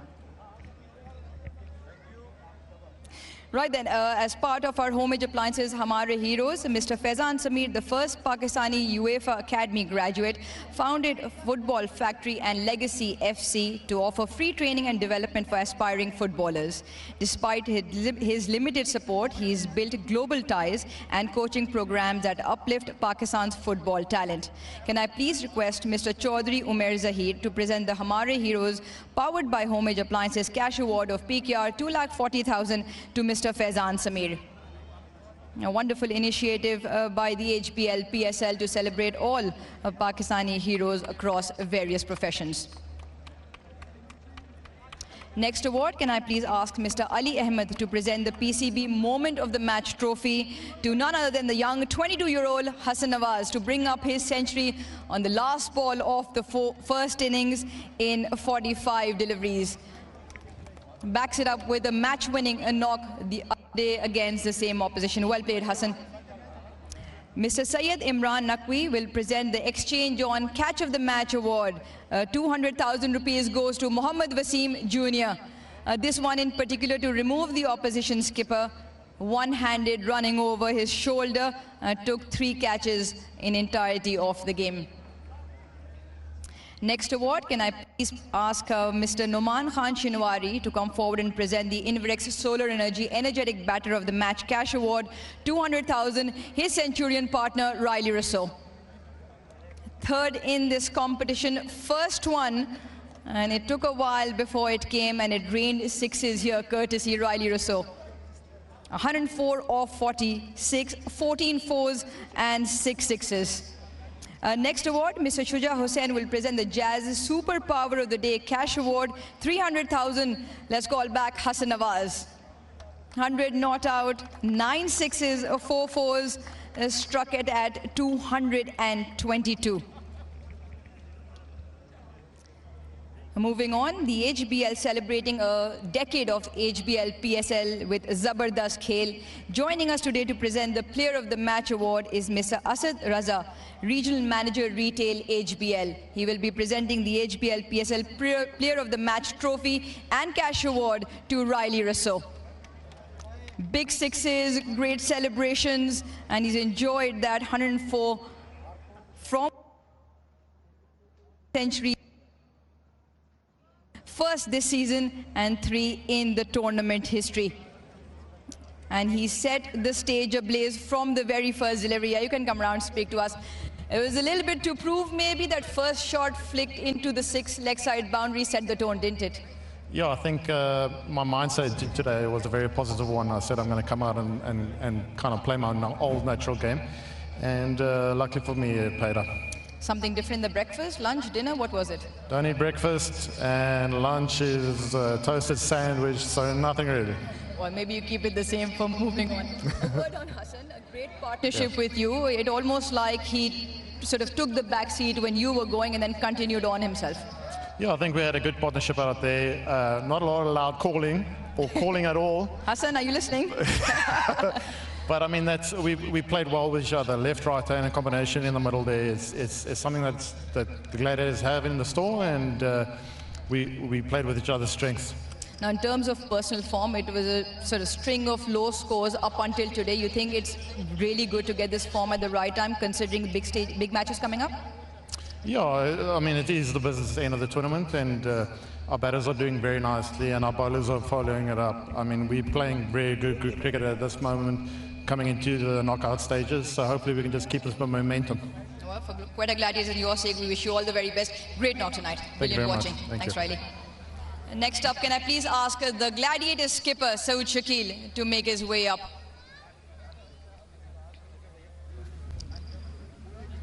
So, 5 victories on the bounce, 4 ऐसी लाहौर में जो मुश्किल विकेटों पे आई. आज जब batting करने की दावत दी गई, आप सोचे थे 264 होगा? ऑनेस्टली बताऊं तो 264 का नहीं सोच रहा था, लेकिन मुझे पिच में इतना दिख रहा था कि ये 200 वाली पिच है. जब हमारे 10 ओवर भी हो गए थे तो स्टिल हम वहाँ पे एक अच्छी पोजीशन में थे, तो हमने टारगेट किया था कि 220 तक जाएंगे, 225 तक जाएंगे. लेकिन जिस तरह रायली रोसो आज खेले और जिस तरह हसन नवाज़ ने वहाँ फिनिश किया, आपको इतना अमूमन T20 गेम में 200 होते हुए नज़र आते नहीं है, लेकिन बहुत क्रेडिट ज़्यादा जिस तरह दोनों ने बैटिंग की आज. इस टूर्नामेंट की हिस्ट्री में इनफैक्ट पहली दफ़ा है कि एक इनिंग्स में 200 हुए. आपसे मेरी बात हुई भी है पहले कि जब मैंने जिक्र किया था कि सिर्फ 2 ही 50 थे, आपका और फिन का. आपने कहा था कि मिडल ऑर्डर चिप इन कर रहा है, आज उससे बहुत ज़्यादा बेहतर हो गया. कहीं ये मल्टीपल मैच विनर्स थोड़ा सा और कॉन्फिडेंस दे रहे हैं as you grow towards the deeper end of the tournament? जी बिल्कुल. देखें, एज अ बैटिंग ग्रुप जब इस तरह की परफॉर्मेंस आती है और जिस तरह टीम हमारी खेल रही है, तो ऑटोमेटिक एक बूस्ट मिलता है पूरी टीम को. और स्टिल हम देखें, मैं आपने कहा था कि ज़्यादा बड़े स्कोर नहीं हो रहे, लेकिन एज अ बैटिंग ग्रुप हम बहुत ज़्यादा कॉन्फिडेंट है. मुझे पता है यहाँ पे इस टीम में कितने मैच विनर्स हैं और ऑन द डे जो भी खड़ा होता है वो मैच विन करता है. तो कॉन्फिडेंस वाइज सारे लड़के बहुत ऊपर हैं और इसी तरह कोशिश करेंगे आगे भी अच्छा खेलें. मैच विनर्स पे आपने खुद टच किया, मैं अगला सवाल वहीं से पूछ लेती हूँ कि मल्टीपल मैच विनर्स, बैट से भी और बॉल के अंदर भी, बॉल में खासतौर पे पावर प्ले के अंदर विकेट्स लेने की एबिलिटी, उससे भी कितना इम्पैक्ट पड़ता है गेम पे? जी बिल्कुल. देखें, सही चल रहा है. सही चल रहा है. सही चल रहा है. बिल्कुल. अगर आप देखें तो मोहम्मद आमिर पावर प्ले में जिस तरह वो हमें हर मैच में स्टार्ट देते हैं, हालांकि वो ज़्यादा विकेटें नहीं लेते हैं, लेकिन वो जिस तरह टीम्स को फंसा के रखते हैं और वहाँ पे 1-2 स्ट्राइक करते हैं, तो वहीं से हमें एक अच्छा स्टार्ट मिल जाता है. और बॉलर्स भी जिस तरह इस पिच में बहुत ज़्यादा बैट्समैन के लिए था, तो बॉलर्स ने अपने प्लान वहाँ एग्जीक्यूट किए और जो दूसरे बैट्समैन की वीकनेस थी उनको कोशिश की वहाँ से उनको विकेट लें और हम उसमें कामयाब हुए. अबरार से दोस्ती हो गई? अबरार से तो दोस्ती है. चलिए, excellent knock tonight and go all for the next one. And that's all we have from the presentation. Arouge, thanks very much. Righto, now we've got a look at the table before we go any further. The Quetta Gladiators, of course, have now solidified the top 2 spot. Karachi Kings have slid into number 2, so they'll be delighted with the fact they've gone there. And Islamabad United, because of the net run rate slide, have gone to number 3 now. Lahore number 4, and Zalmi and Sultans, of course, bringing up 5 and 6 at this stage. But Islamabad United have got to be just a little bit watchful of the way they're going at the moment. Righto, we've got a big game tomorrow. Match number 27. This is going to be an absolute beauty. There's a couple of guns as captains. David Warner and also Barbara Azam. A couple of blokes who will love batting on this track, I'm sure, because it's going to be terrific for batting on, as it has been again today. And that is going to be at 7:50 p.m. local time. You can join us live from Rawalpindi, where I'm sure conditions are just going to be ideal for a spot of cricket. I'm sure you enjoyed all the action today. Thanks for being with us, for our overseas viewers, for our Pakistan viewers. Stay with us for more pitch side after this. For the rest of you, good night. We'll catch you soon.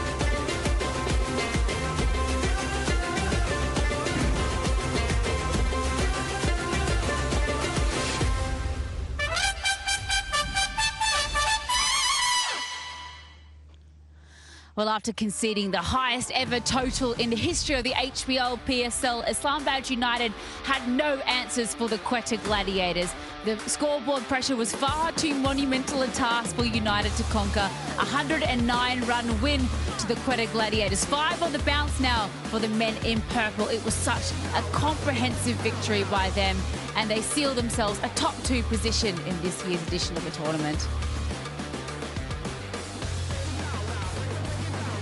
Serviev embracing Riley Russo there, one of the leading run scorers as we get confirmation of the match summary. Russo, 104 of just 46 balls, followed by the youngster Hassan Nawaz, 100 red ink off 45 balls. 𝐄𝐍𝐆𝐋𝐈𝐒 a couple of runs there, but all United, they could not do anything against the Quetta Gladiators bowlers. Mohammad Amir, 3 for 6 off 2. Abrar Ahmed, the magician, 2 for 17. Wasim Jr. tipped in, but in the end, it was such a comprehensive victory to the Quetta Gladiators, winning by 109 runs. Well, what does that do to our standings? It sends Quetta straight to the top of the table, sitting pretty out and out, 3 points ahead of second. And look at that net run rate. Islamabad United slipping into third with only one more game left to play behind Karachi Kings. What will that do to their playoff contention? Hello and welcome to the Pitchside Studio. What an explosive game of HBL PSL we've just seen here at the Pindi Cricket Stadium. Quetta Gladiators, they upset the home side Islamabad United in a massive way, and one of the lead destroyers with the ballers here to chat through it all alongside me, Mohammad Amir and of course Amir Sahel. Bahut shukriya for joining us. I know you have your Urdu translator alongside, but first and foremost, I mean, 3 for 6 in your first game back after being ill for a couple of games. How's the body feel? जिस stage पे अब मैं हूँ थोड़ा सा tight तो हूँ क्योंकि बीमारी के बाद थोड़ा आसान नहीं होता, but I was struggling to be honest because I was on the antibiotics from last 3-4 days. तो लेकिन ये है कि अच्छा फील हो रहा है क्योंकि हमारे लिए मस्ट विन गेम था कि टॉप 2 पे फिनिश करना है, और ये अच्छी चीज़ है कि हमने टॉप 2 पे फिनिश किया. अब मैं नेक्स्ट गेम रेस्ट कर सकता हूँ. आमिर, आज आपकी बॉलिंग में मैंने एक चीज़ जो है वो नोटिस की कि जब भी आप गेंद पीछे फेंकते हो तो आप अपना जो एक्शन है वो बहुत ज़्यादा लो कर लेते हो. क्या वजह है? मुझे लगता है आमिर भाई क्योंकि ये एक नई चीज़ मैं डेवलप कर रहा हूँ कि जब बाउंसर करते हो ना आप, जब आप हाई आर्म करते हो, मुझे लगता है कि बैट्समैन को वो दूर से नज़र आ जाता है. मुझे लगता है कि थोड़ा सा अगर मैं बेंड होके करता हूँ कि जो मेरी रिस्ट है वो अच्छी लगती है, तो जो हाइट है उसकी वो ये ना जाए उसको खेलना पड़े इस हाइट पे, तो मुझे लगता है वो मुश्किल होता है और टाइम कम होता है बैट्समैन को चेक करने की. क्या उसमें ये भी सोच है कि अगर आप बहुत नीचे जाके बाउंसर करते हो तो बैट्समैन को लगता है वो बहुत ज़्यादा पीछे गिरा हुआ है और वो होता नहीं है? वो होता नहीं है, उनको यही लगता है कि, और मुझे लगता है कि स्किट भी होता है बैट्समैन के पास टाइम. मुझे लगता है कि जब स्पिनर्स को अगर आप देखेंगे लेगी जब यहाँ से बॉल करता है और यहाँ से बॉल करता है तो बहुत टाइम होता है, यहाँ से बॉल नज़र आता है, यहाँ से कम टाइम होता है चेक करने का. मुझे लगता है बाउंसर में भी ये मैंने सोचा कि यार ये करके देखते हैं क्योंकि टाइम कम हो कि उसको दूर से बजाय नजर आने के उसके पास टाइम कम हो चेक करने का. अच्छा, आप ये कह रहे हो कि जू आप बड़े हो रहे हो, अकल आती जा रही है. ऐसे ही होता है क्रिकेट में, तो आपको पता है नई चीजें सीखनी चाहिए. बिल्कुल बिल्कुल. अब आप थोड़ा सा मैच के बारे में बात करते हैं कि आपकी बॉलिंग तो आपको मैच जितवा रही थी, लेकिन बैटिंग में छोटी कॉन्ट्रीब्यूशंस थी. अब तो बड़ी कॉन्ट्रीब्यूशन आनी शुरू हो गई है, तो टीम का जो मोराल और जो कॉन्फिडेंस है वो किधर गया? बिल्कुल आपने सही कहा है क्योंकि बैटिंग हमारे लिए बहुत एक इम्पॉर्टेंट रोल था, क्योंकि अगर आप हमारी ओवरऑल बैटिंग ऑर्डर देखें तो सारे एक्सप्लोसिव बैट्समैन हैं T20 के. Rilee, Chapman, Finn Allen, Kusal Mendis, और रायली हमारे लिए बहुत एक इम्पॉर्टेंट प्लेयर है, बैकबोन है टीम की. उसके रन्स करना बहुत ज़रूरी थे, लेकिन उसने ऐसे मौके पे किए हैं क्योंकि मस्ट विन था कि हमने टॉप 2 पे, आपको पता है कि फ़ायदा होता है टॉप 2 पे फिनिश करना, और बैटिंग में इस तरह क्लिक करना. मुझे लगता है कि कमिंग मैचेस में और राइट एट द आप देख ले जो टूर्नामेंट का इस टाइम सिचुएशन है, इस टाइम पे बैटिंग का क्लिक करना बहुत इंपॉर्टेंट था. Looks like you're definitely peaking at the right moment as well after you losing. Yes, yeah? I do understand more than you think. But you know, considering we only saw you bowl 2 overs today, door overs, and you got 10 wickets. Yes. But we got to see another 6 bowlers other than yourself actually make an impact. Once you knew you had the game in the bag, was that a calculated move to give you a little bit of a rest and give some other guys some overs and some chances? Yeah, even though I was telling to South के जो हमारे main bowlers हैं उनको ना करवाओ क्योंकि आगे फिर मैचेस हैं, वो फिर हमारे लड़के जो खुरम है, वसीम है, ये रेगुलर खेलते आ रहे हैं, they also need a rest. तो वो साउथ का यही था कि आई टोल्ड हिम कि I don't want to bowl any more, if you need it then let me know. But I think जो खुरम ने या वसीम ने, Faheem, throughout the tournament they are bowling very well. जब से वसीम टीम में आया है आपकी बॉलिंग में कॉन्फिडेंस बहुत ज़्यादा आया है. खुरम अच्छी बॉलिंग कर रहे थे, लेकिन क्या आप तीसरा फास्ट बॉलर मिस कर रहे थे? बिल्कुल मिस कर रहे थे. और मुझे लगता है कि इब्रार के साथ मिडल ओवर्स में एक हमें बॉलर चाहिए था कि जो विकेट भी ले सके और कंटेन भी करे. और वसीम वो अच्छा रोल अदा कर रहा है, और जिस तरह वो डेथ में भी बॉलिंग कर रहा है. फिर फ़हीम का भी बड़ा हमें एज है कि बैटिंग का भी बीच में हमें 2-3 ओवर निकाल देता है. अगर आप एज अ बॉलिंग यूनिट भी अगर आप बात करें तो हम एज अ बॉलिंग यूनिट भी इन फॉर्म है. Quite a selfless act almost, Amir, because he could have potentially gotten our second fifer of the season. Fahim Ashraf obviously already got one. You're bowling so well. But I want to ask you what impressed you most about what Amir managed to do on an absolute road in Pindi. None of the bowlers could find a way for United, yet he comes in and strikes straight away. Look, he psyched out the batters. You know, when he saw Khurram Shahzad being hit through point and covers, he suddenly realized that they are looking for some room. And he immediately went round the stumps. And he just closed the angle for the batters and made it very difficult for them. And then he's been using those bouncers and slow deliveries, which brings surprise to for the batters. And once, as a bowler, you refuse to be predictable against batters, then you have a chance to prevail. I love how feisty you are as a bowler as well. It means so much to you even after playing so many HBL PSLs this year. What excites you about the prospect of the Gladiators maybe going all the way this year? मेरे लिए तो ये important है कि मैं हमेशा मेरी कोशिश होती है कि मैं टीम को आगे रखूं. और मेन गोल जो है हमारा वो है टाइटल जीतना, और उसी के लिए हम सारे जान मारे. और मैं हमेशा बिलीव करता हूँ कि क्रिकेट खेलनी है तो फिर दिल से खेलनी है, अदरवाइज टाइम वेस्ट करने का फ़ायदा नहीं है. जैसे आपने विकेट की भी बात की, मैं एज अ बॉलर हमेशा ये बिलीव करता हूँ कि चाहे जितना मर्जी है बैटिंग विकेट है, कहीं ना कहीं आपको विकेट कुछ ना कुछ एज अ बॉलर देता है. चाहे शायद लेंथ बॉल नीचे रह रहा हो, या कटर शायद ग्रिप कर रहा हो, या बाउंसर फंस रहा हो, तो मैं कहीं ना कहीं हमेशा एज अ बॉलर भी ये नोट करता रहता हूं कि विकेट, इस विकेट पे क्या स्टॉक बॉल हो सकता है. तो एज अ बॉलर मेरी हमेशा ये थॉट होता है. तो आप देखते हो जब पहली इनिंग्स हो रही होती है और आपकी टीम बैटिंग करती है तो क्या करना है मुझे? 110% मैं हमेशा बैठ के ये नोट कर रहा हूँ कि इस विकेट पे क्या स्टॉक बॉल हो सकता है. इवन जब मैं शॉर्ट फाइन या थर्ड मैन भी खड़ा होता हूँ और बैट्समैन को देख रहा होता हूँ और बॉलर को ये कौन सी बॉल पे इस टाइम स्ट्रगल कर रहा है, तो मैं हमेशा उसको रियलाइज करने की कोशिश करता हूँ कि मुझे लगता है कि इस टाइम मुझे ये बॉल करने की जरूरत है. It's such a wonderful thing to see Mohammad Amir in full flight, but how awesome is it to see the great man Sir Vivian Richards in full flight with the fist pumps and the celebrations? Like, what does he bring to the team room really? Because the role of a mentor, I can't really get my head around it sometimes, Amir, but then you see someone like Sir Viv and he's so involved with you all. I think he brings a great energy, great environment, और मुझे लगता है कि as a player बहुत important है कि dressing room का environment कैसा है. क्योंकि आप वो जो माहौल होता है या इन्वायरमेंट होता है ड्रेसिंग रूम का, मैं हमेशा बिलीव करता हूँ वो आप ग्राउंड में लेके जाते हो. और सर विव को ये क्रेडिट जाता है कि जो एनर्जी या वो जो एक पॉजिटिव एनर्जी लेके आते हैं ड्रेसिंग रूम में, उसका बहुत बड़ा रोल है. You know, in his playing days, he was so invested and so engaged. Yeah. And now, as a mentor, it's still the same. He's still passionate about the game. He's engaged. He's invested. He has everybody engaged. So it's so good to see. Talk about your youngsters as well. Just before we let you go, Hassan Nawaz. I mean, that was pretty epic. I could see your reactions as well in the dugout, just watching him go about his business. Are you impressed by him? Oh. By far I think, क्योंकि हमारे youngsters इस तरह perform करें. हमारी cricket, Pakistan cricket के लिए बहुत important है कि यंगस्टर्स रन्स कर रहे हैं. और specially Hasan, he played really well in the last game. आज भी उसने 100 किया. तो ये हमारी क्रिकेट के लिए बहुत ज़रूरी है, पाकिस्तान क्रिकेट के लिए. जितने भी और यंगस्टर्स हैं, खुशी होती है कि वो परफॉर्म कर रहे हैं. और हसन जिस तरह कर रहा है, इवन जिस तरह खुरम कर रहा है, तो ये यंगस्टर्स को आगे आना चाहिए. पाकिस्तान क्रिकेट के लिए बहुत इंपॉर्टेंट. बिल्कुल बिल्कुल. Well, बहुत शुक्रिया for your time. We'll let you go celebrate with your dost, Mohammad Amir. Thank you. I'm hungry. I haven't eaten. Well, go and eat something, refuel. Thank you, Congratulations on a massive win. Well done. Appreciate your time. Well done. Oh, what a superstar he is, Mohammad Amir, with the ball for the Quetta Gladiators. We are off to a very short break here as he is definitely making his way towards the gunner in the dressing room, walking in front of the camera there. Do stay with us, though, because we're going to deep dive all of the action we've just seen here at the Pindi Cricket Stadium. Back very shortly.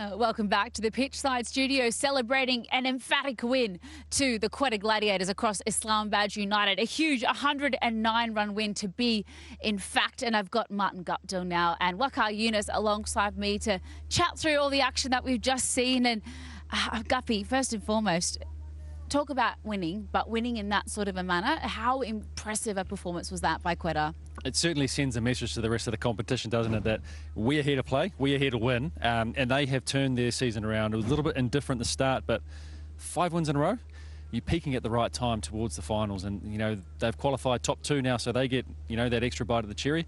So they win, you know, their first final. They're through. They're to the big dance. 5 is a bad number when you're winning 5 in a row. You know, you saw Islamabad United, so... Yes, but they also had a week off after that, though, didn't they? See, Quetta don't. They're straight through, eh? No, I'm just kidding. Quetta has been excellent. I mean, they're playing good cricket. It's not that they, you know, they won 5 and they're bound to lose another one. Even if they lose, it does not really make any difference because they're in the top 2 now. So they are a very, very good side, very balanced side. They have got all bases covered. They have their batting in line and they are in form. And then when you go to the bowling, Amir, although didn't complete his quota of bowling, seemed junior. I mean, they've been just superb with the Brar in the middle with the spin. Where would you go? I mean, they're a superb side.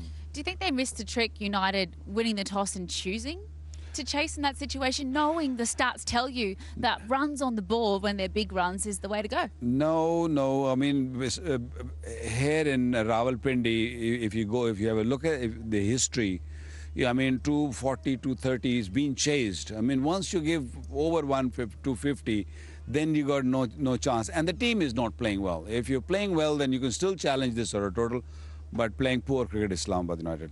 Would you agree with that, Gup? Yeah, 100%. If you know, they're in with a chance. I mean, anything's possible in this game of cricket that we play, but they're just not getting those partnerships with the bat, and it's been since they've had their break. The top order hasn't been firing, they haven't been doing their job, and they'll understand that, they'll know that, and they'll want to rectify that for their last game because they'll want a little bit of momentum, you know, heading into the finals series.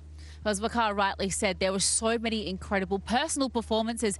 It was so hard to decide on who the player of the match was, and this is quite a contentious topic, but let's take a little look at the innings of the person who was crowned player of the match.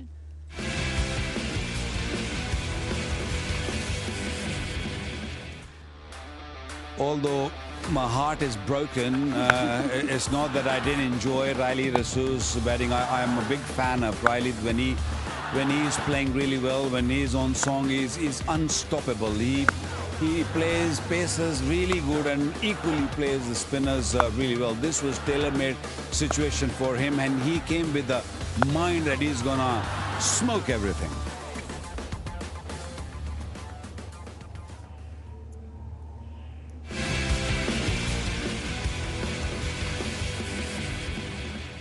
Okay, let's just clarify what you just said then. It broke your heart because you thought that Hassan Nawaz, the youngster, he got his 100 and just one more ball rather than Riley Russo should have taken the award.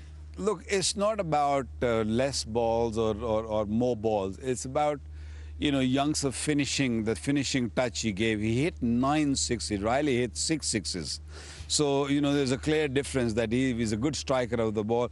If he wouldn't have been there, they would have never gotten to, you know, the runs they got. I know, I understand you, the way you're looking at me, Guppy, that that you know, Riley has just given the start, the what they were looking for, but the finishing touch from young Hassan, who's very new at this arena, and that was just amazing to see. 22 years of age, the youngster Guppy. Would you have given it to him, or do you agree with Riley?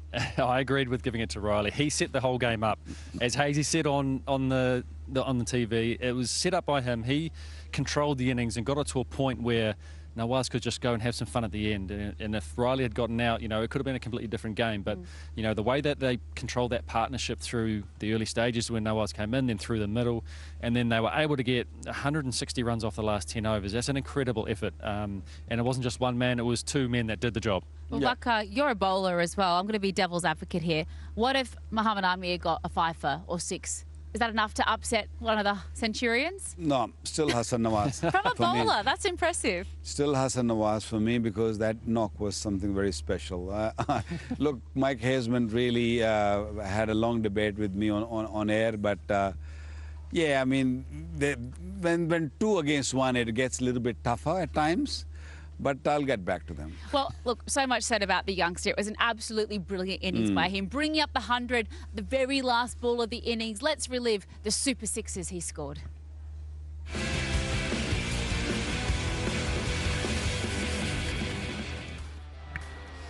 He was impressive right from the get-go today, Nawaz. Watch that, Guppy. Watch that. I'm watching it. Don't you worry, Waka. And I'm impressed. He's following on from his innings the other night where he took the game away from Islamabad again. And this time, he had a partnership with a senior player who played a brilliant innings, and he just took over. He took the initiative at the end and said, it's my time to finish the innings off. And he struck the ball with such power. And it wasn't to just one area of the ground. It was all over the place. Yes, he got some balls to hit, but he still had to hit them, and he did that so with immense power and skill.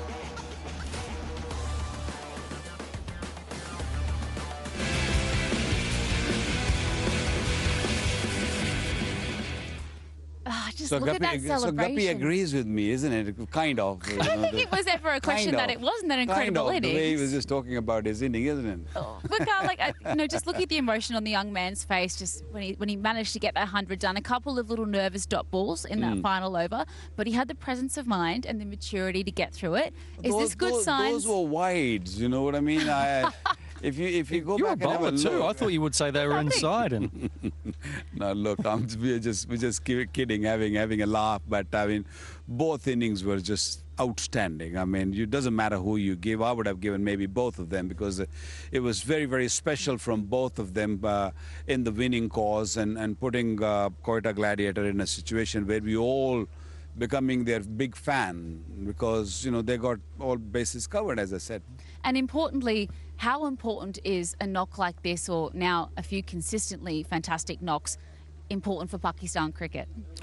Yes, I mean, he scored 144 deliveries in the past in New Zealand on a very, very difficult pitches. So, he's one for the future. I always said that he plays for my team who I mentor. A little bit of bias coming in, is it? Yeah, maybe a little bit, but yeah, he did score here in when we played at a domestic tournament, and he scored a couple of 70s, and he looked like someone who belongs to top cricket, and he's got fast hands, gets deep in the crease and hits it straight nicely, hits over extra cover.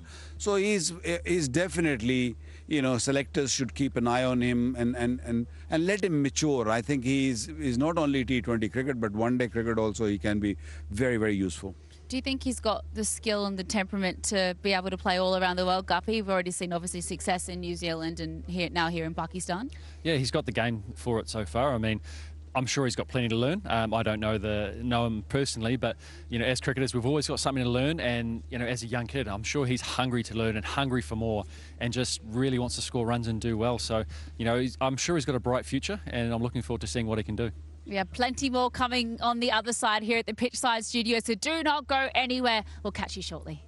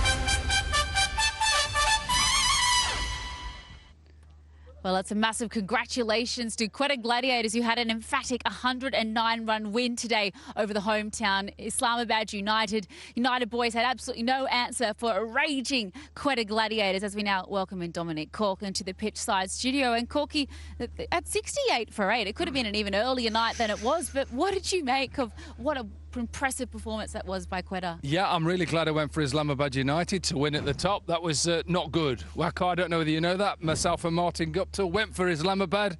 Wrong. We were wrong. This is not the first time. No. But what I did get right was I knew it was going to be a decent surface, and I think that's where it was. But it's all right saying it's a decent surface, but to then actually put that pressure on Riley Rousseau was excellent. I'm not so sure about the bowling. I know we talked a little bit off air. I don't get some of the bowling. Yeah. Sometimes I just think when you're bowling, and you know better than anybody, bowling length deliveries, you're just going to get hit pace on length deliveries. Surely it's got to be trying to get them Yorkers in a little bit more often. Yeah, I think the missing bit in their bowling lineup was the pace. They did not have anyone who bowls 145. Although on the other side, when you look at Quetta with Wasim Jr., he pushes the ball. Even Khurram Shahzad also can touch 140. The Islamabad United paces were medium paces. Yes, they get extra bounce, but not here. They got that extra bounce in Lahore. Lahore was a different pitch. This is flat and slow, so you can hit through the line. That is why they struggled, and they didn't have a regular spinner. They gave ball to Imad Wasim to start off. I thought that was a poor strategy, with the white ball, okay, it's just maybe 2 overs, max 3 overs, that if you have something in there. And Naseem Shah also became very ordinary after that once the ball was gone over. Well, just on that point, Naseem Shah, Jason Holder and Ben Dwarshuis, their out-and-out paces all went for over 15 and over each one. No one managed to find any respite there. Over 50 runs, I think, as well as a whole. So, if that was you and I was throwing you the ball, would you just be toe crusher after toe crusher on that wicket, or what was the right way to attack that today? Look, I'm not gonna say this game only, but even earlier when I saw the Lahore's game the other night, when Shaheen and Haris were bowling. I mean, I do not understand. They needed 50 of 3 overs, and you just throwing the ball in their zone asking for trouble. And that's exactly what happened. Nobody really had the plans to sort of, how are we going to survive? Okay, they got a good start. The guys are in good form. Just go around the wicket, bowl one side of the pitch. At least you can do. Okay, if you get hit for 4 or 6, fine. But if you're just exposed to both sides of the pitch and behind, you're done. Erin, we're not sitting here thinking that it's easy out there. We're not. We've been in situations, obviously, wow, we're talking about one of the greatest ever here. I'm not trying to put myself in the same category as Waqar Younis. You can do that. No. Absolutely, I'm not. One of the best. What we're trying to say is the fact that, and he's been head coach of Pakistan, he's been bowling coach, I've done a bit of coaching as well. You can't always do it right. Things are going to go wrong. What were they intending to do then? Because no, that's what we're saying. Is I don't think their clear plans are, when they're under pressure, is you want a bowler to be able to say, right, I'm going to try and shut down one area, I'm going to bowl to a certain specific field, and I'm going to say, right, you want to hit me out the park, you're going to have to do it from here. What we're saying, I think, is, and obviously, correct me if I'm wrong, when you're looking at quality international bowlers, Shaheen Shah Afridi, Haris Ralph, people who know how to bowl at the death, right? At the end, to see a game out, he did it with Wasim constantly. Set your plan, execute it. It doesn't always go right. But if you've got a clear plan, okay, who's batting, where can he hit me, where can't he hit me? And to me, what I'm finding is, and I don't know whether it's bowling coaches telling them, whether they're being stubborn in their own heads, come on, guys. Keep it simple. You don't have to bowl 6 different deliveries every over, and that's all we're saying. I think the prime example, because it's T20 cricket, I hardly played a very little T20 cricket. T20 cricket, you have to be smarter than what you do in one-day cricket or test match cricket. And the prime example here is, Mohammad Amir. If he is in trouble, he'll cut one side down and he'll bowl slower ones, he'll bowl wide away from you, or he'll do Yorkers, odd bouncer. He'll do things, he'll make the batter think. But what I've seen in the last few games, I don't know, it's just the ego thing, you know, that, okay, because I'm fast, I can go through them. Yeah. It doesn't happen now. Pitch is flat and grounds are small and ball flies. And, you know, you are known for getting it up in the block hole. Your Yorkers were exceptional. Yeah. But nowadays, these batters are ramping and carrying on and playing all different kinds of shots, trying to negate that delivery. I'm going to answer that question before he does. Okay. Until they do it, bowl Yorkers. Yeah. Yeah. If somebody had done that, well, they didn't do it to him. Yeah. But if someone went down to him, he'd then have a decision to make. If someone like Joss Butler or whoever ramps him, or Dilshan with his scoop, then he's got a decision to make. The difference is he was 95 miles an hour. There's a bit of a difference. But then as a bowler, if a batter does that to you, then you change. I don't see enough of this to warrant these bowlers bowling length deliveries, bowling out the back of the hand on flat tracks. Okay, that's a great surface to bat on, and I'm not trying to sit here and justify that they should have not got to 263. But to me, I just find that the bowling becomes so predictable, and it's like, accept it. It's like that doesn't matter. What do you mean it doesn't matter? That is your job. Yeah. Your job is in the power play to take wickets. If you're not taking wickets, cut down boundaries. And at the end, your job is, guess what? Is defend whatever's set for you. 15 off the last over. Do you think Waqar Younis or Wasim Akram would have allowed that to happen? Would have given you 4. So that to me is the difference. I think it's the mentality as the bowlers is you've got to take that challenge on whatever surface it is.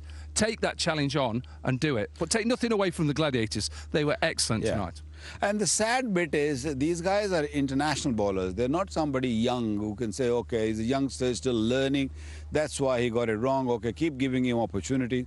These guys are seasoned. They played they've been playing for the last good 5, 6, 7 years now. So they got to learn to just how to win games. To win games, you have to come with strategies. There was a lot of food for thought there for the entire Islamabad United batting and bowling unit. But one man that certainly played the bowling unit pay was a certain Riley Russo, who was unbelievable with his hitting today. Let's have a look at the many boundaries that he managed to hit.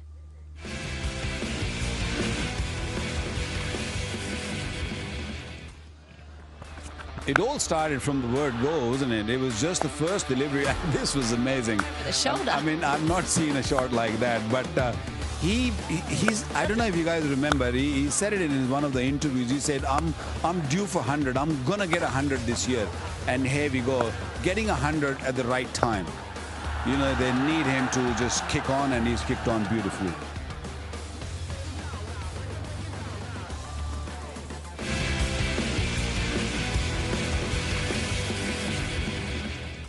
He was brilliant. 14 fours and 6 sixes, 𝐄𝐍𝐆, particularly through those middle overs. Nawaz and Aliaga got absolutely punished.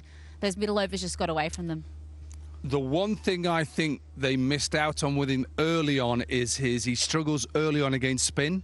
Now, it would have been a gamble on that surface to go with spin. 67. 67 strike rate against 200 against pace. And you could see as soon as the spin came on, it was probably a little bit too late.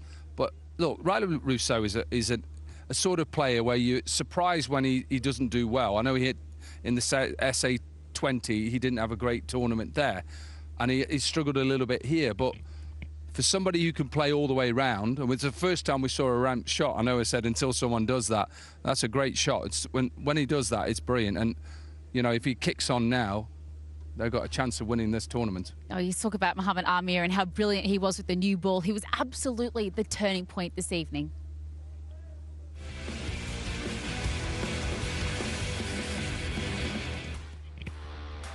Yeah, he was brilliant. I mean, throughout the tournament, he's been sick in the last couple of games. We look at the first delivery to Myers, it was spot on and bowling nice and straight. And this one again, just hitting into the surface early on. He knew that he struggles against the short ball.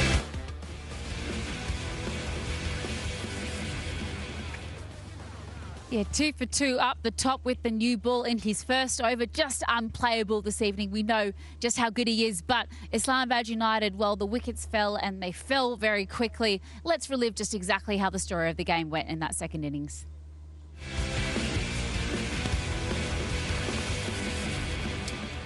Look, as a bowling unit, you know you're in box seat when you're trying to defend that, but you still need to turn up, set the tone, and that's what Mohamed Amir does. Hasn't got the pace that he used to have, but he's a clever bowler. Look how he goes round the wicket and then cuts it. Good catch. Mohamed Wasim Jr., good hands. And then because they're always behind, they've got to keep going, and that's what I've liked about Islamabad, I should say Quetta, is the fact that they've taken wickets, they've caught well, they're fielding well. You can just sense that they're building quite nicely coming towards the end of the group stage and then into the playoffs. There's another beautiful catch taken by Mohamed Wasim Jr., and even full tosses were getting wickets, and that's just the pressure that was built from that innings of getting 200, the highest, 263, the highest ever score, and even towards the end, you know, they just couldn't get it over these short boundaries. All in all, Quetta, absolutely superb.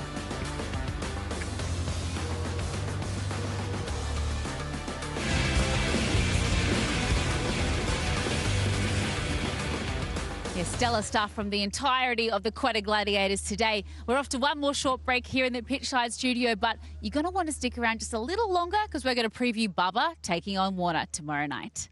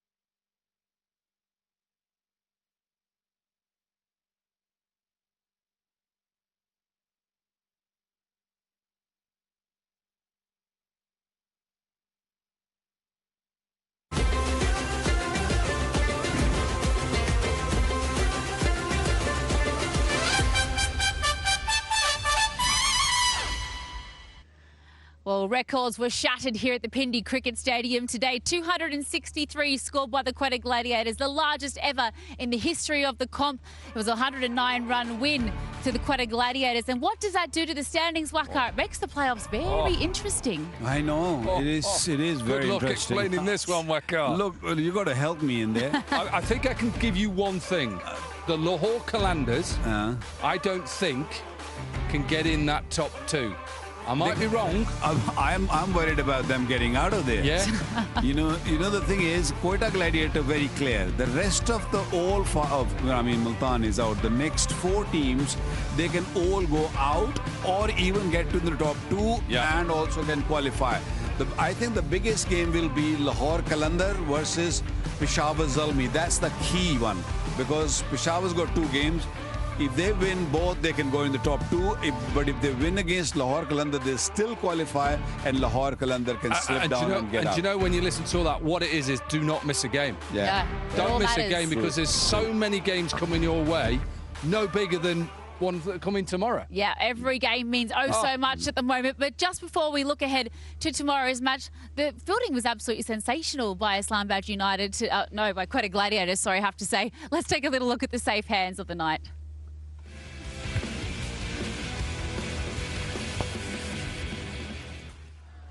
Yeah, Mohammad Wasim Jr., who had a great day in the field, not only with the bat but with the hands also.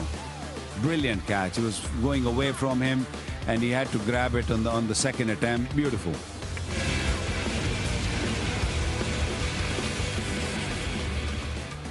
13 catches for Mohammad Wasim Jr. there, but he wasn't the only one that had some safe hands. Let's have a look at the refreshing moment. Someone in the crowd.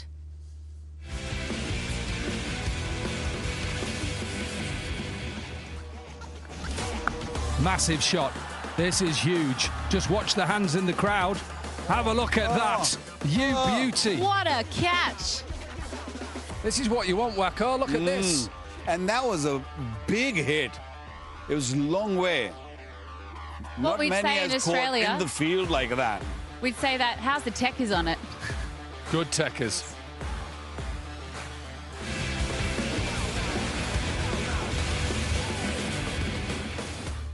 It was a pretty foolproof performance by the Quetta Gladiators today. They've definitely qualified in the top 2, so congratulations to them and all of their fans. I'll be very excited to see where this takes them now, heading into the playoffs. But we have a massive match tomorrow, gentlemen. It's 2 of the biggest in international cricket, Babar Azam and David Warner. 2 sensational players, and let's just remind you, wherever he goes on the left, people turn up to see Babar Azam, and Warner has shown throughout his career, wow, when he gets in form, this could be a great game, these 2. He hasn't had a great season so far, but he is one of those batters. He can really kick off, and this is the time for him to shine.